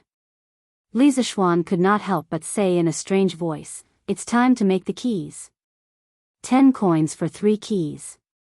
Are you worthy, Chimo? No, Ching Chimo did not understand. He subconsciously wanted to say that he was not worthy, but then he felt that something was wrong and quickly shut his mouth. Yuchi Baolin came back to his senses and laughed, ha ha ha. Brother Cho Nyo is not worthy. Zheng Yinhong's Wind and Thunder team contained more than half of Zheng Qianjun's efforts. Zheng Qianjun loved football very much and was also very good at studying. That was why the Wind and Thunder team was now the hot favorite to win the championship. Zheng Qianjun was in charge of the tactical training of the national team, and Ching Chimo was in charge of the physical training of the national team members. The combination of one civil and one military was really complementary. In addition, this morning, Zheng Qianjun brought good news to Li Zishuan. The second batch of tea leaves had arrived in Chang'an City. The first batch of tea leaves was rushed, and the tea master in Jiangnan was not good at producing tea leaves, so the first batch of tea leaves was only about 50 kilograms. The tea leaves distributed to the members of the Flaming Yellow Chamber of Commerce were even less. But the second batch was different. Zheng Yinhong directly sent people to deliver 600 kilograms of tea leaves. Even if they had to give out a portion, Li Zishuan would still get a lot. Perhaps it was time to use the divine tea to make the Department of Commerce famous. At the same time, let the merchants of Lantian County enjoy the convenience and benefits of the Department of Commerce. Chapter 1408. The next day. Boss Wang? What did you say? Immortal tea is on sale? Can merchants like us buy it? Of course it's true. This is the latest news I got. As long as you're a merchant in Lantian County, you can buy a caddy of immortal tea from the Drunken Immortal Inn with the store contract. That's a caddy of immortal tea. You can't buy a tale of it no matter how much money you have. Brother Bai, if you don't hurry up, you won't be able to buy it soon. What? A caddy of immortal tea. Brother Wang, wait for me, I'll go get the store contract. Wait. How much is a caddy of immortal tea? It's not expensive. Only 60 Tang Yuan. Brother, hurry up. Okay. I'll be right there. If it was in the past, if someone said that a caddy of immortal tea was 60 strings of coins, this merchant named Bai would definitely slap that person to death. But now, although he also felt that it was expensive, a caddy of immortal tea was 60 strings of coins. A tael of immortal tea was 6 strings of coins, and 1 tael of immortal tea could be used to make 10 cups. If he was stingy, he could make 12 cups.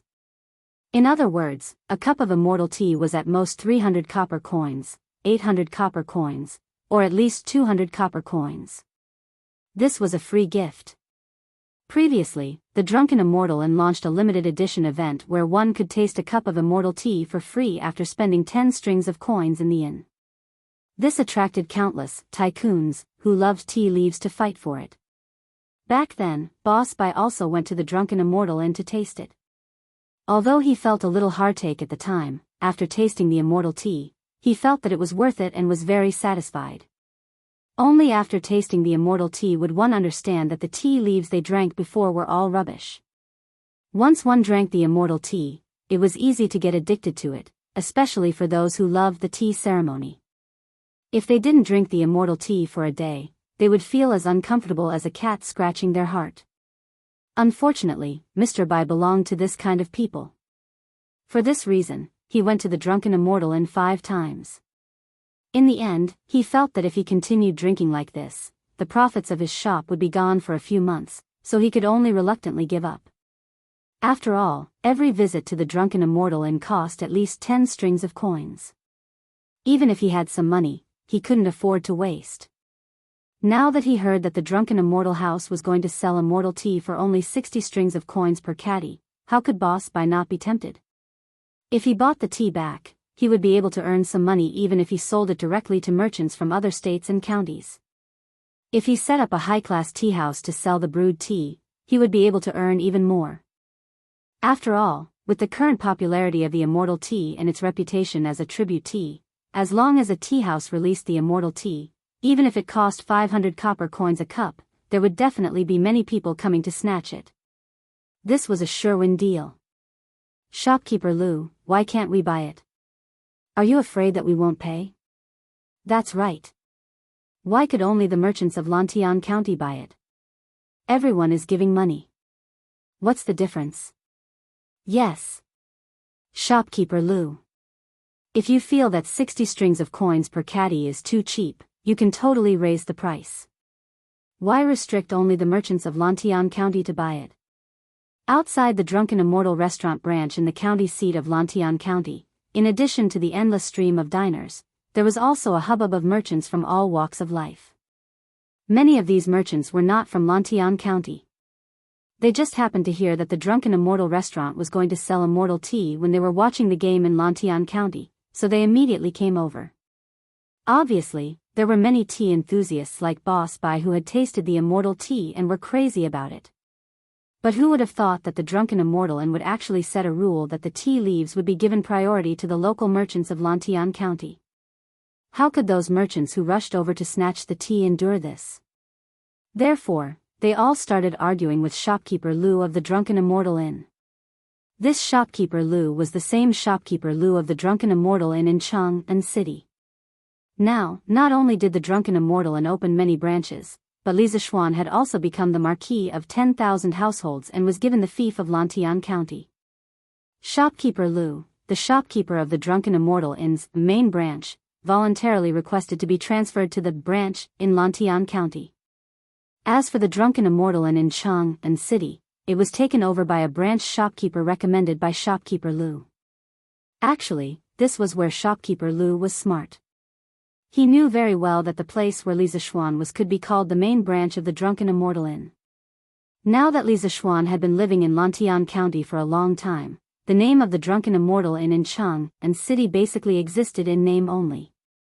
Moreover, Lantian County had now completely become Li Zishuan's territory, so shopkeeper Lu felt more at ease staying here.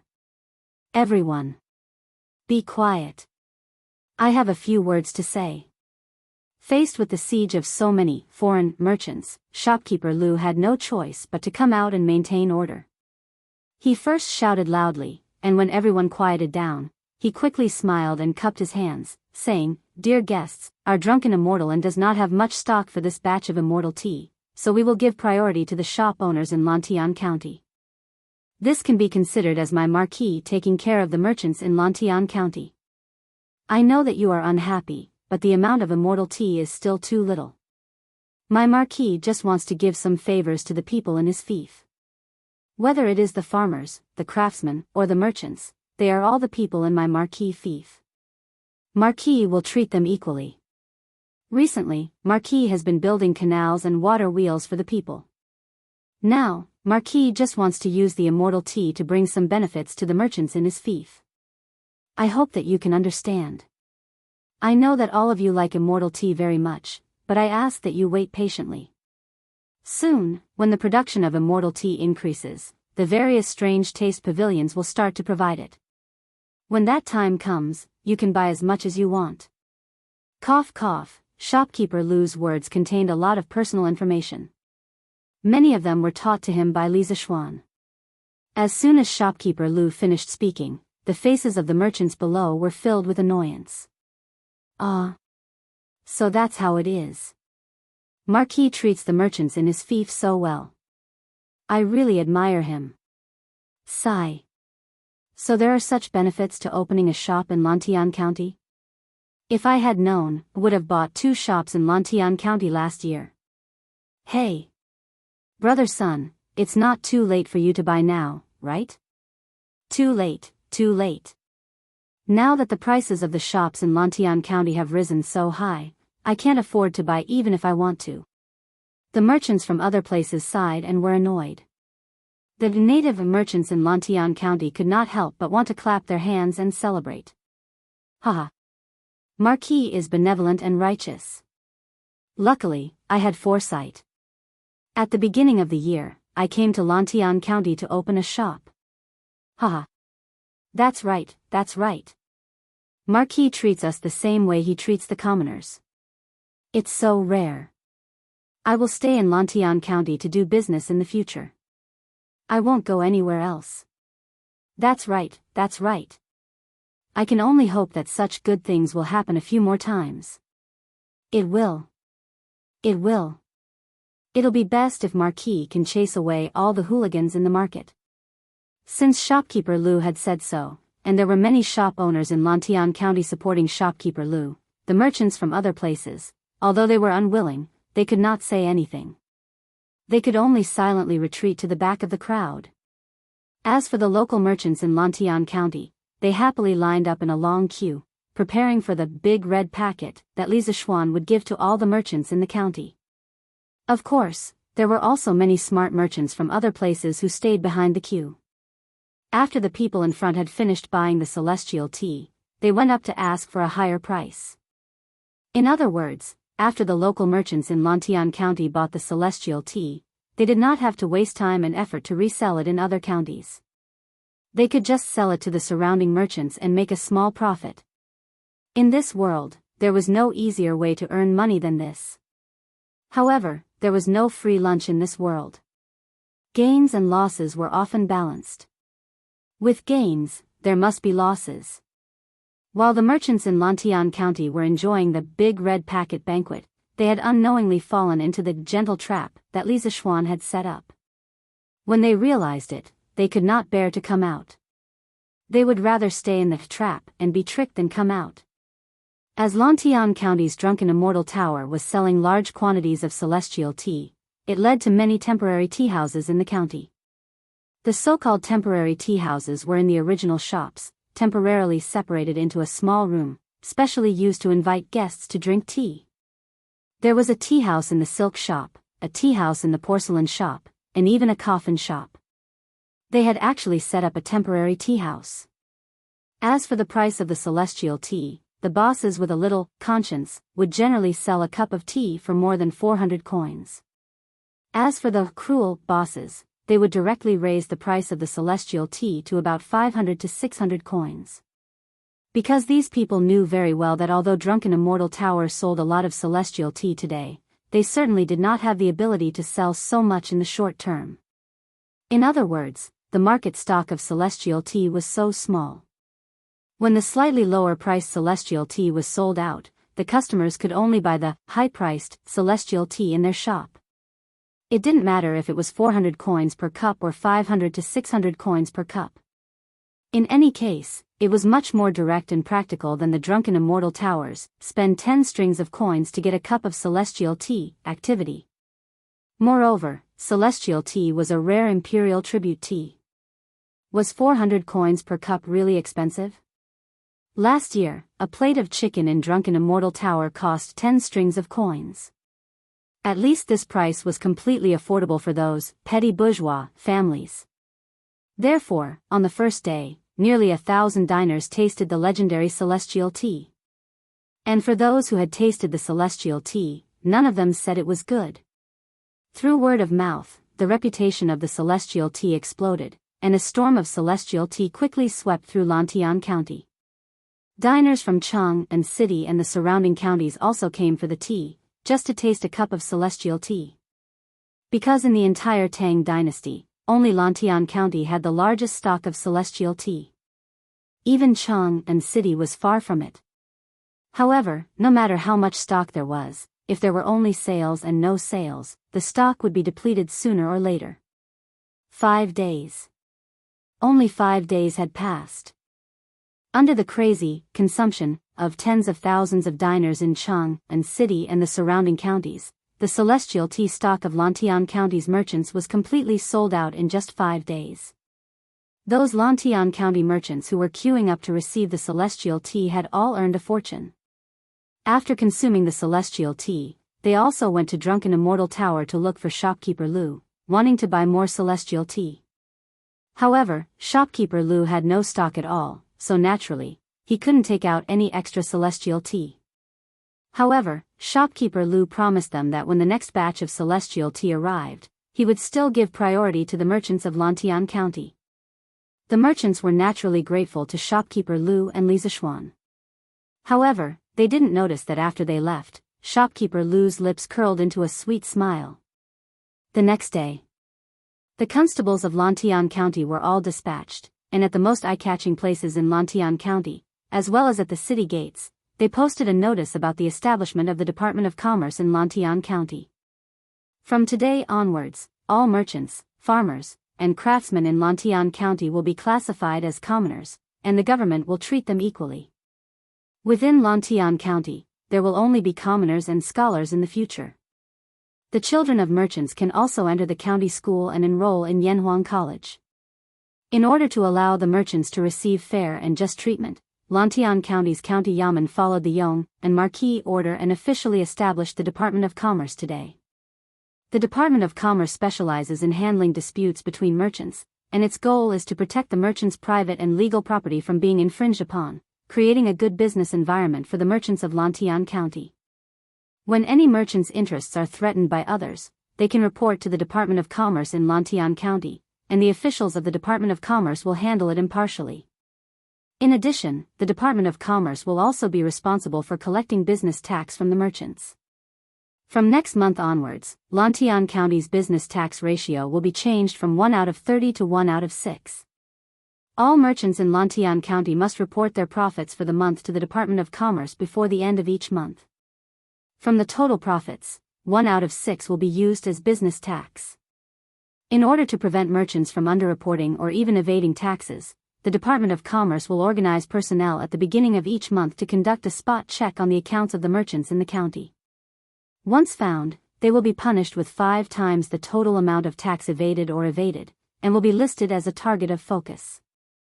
Any merchant who evades taxes 3 times will be directly expelled from Lantian County, and will never be allowed to return to Lantian County to open a shop.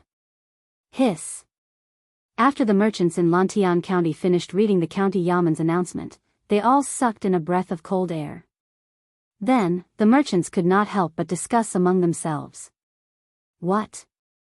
The business tax ratio has been changed to 1 out of 6. Such a heavy business tax is extremely rare even if you flip through the history books.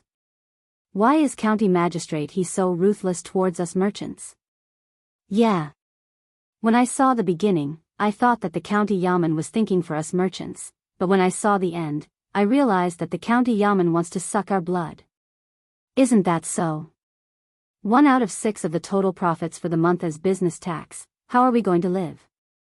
You can't say that, right? At least in Lantian County, the status of us merchants has become higher, and our sons can even go to the county school. You have to know that in this county school, there will occasionally be teachers from Yanhuang College who come to give lectures. We can't get this kind of opportunity in other counties even if we beg for it. That's right. But this 1 out of 6 business tax ratio is still too heavy. In my opinion, it's not heavy. Didn't you see the announcement that as long as someone endangers our interests, we can report to the Department of Commerce, and the officials of the Department of Commerce will deal with it impartially? Just based on this point, it's much better than other places. In the future, if someone comes to the shops to cause trouble or collect protection fees, we can directly go to the officials of the Department of Commerce for help. This way, our monthly expenses might be less than before. That's right. That's indeed the case. I just don't know if the Department of Commerce is willing to completely clean up those ruffians in the market square.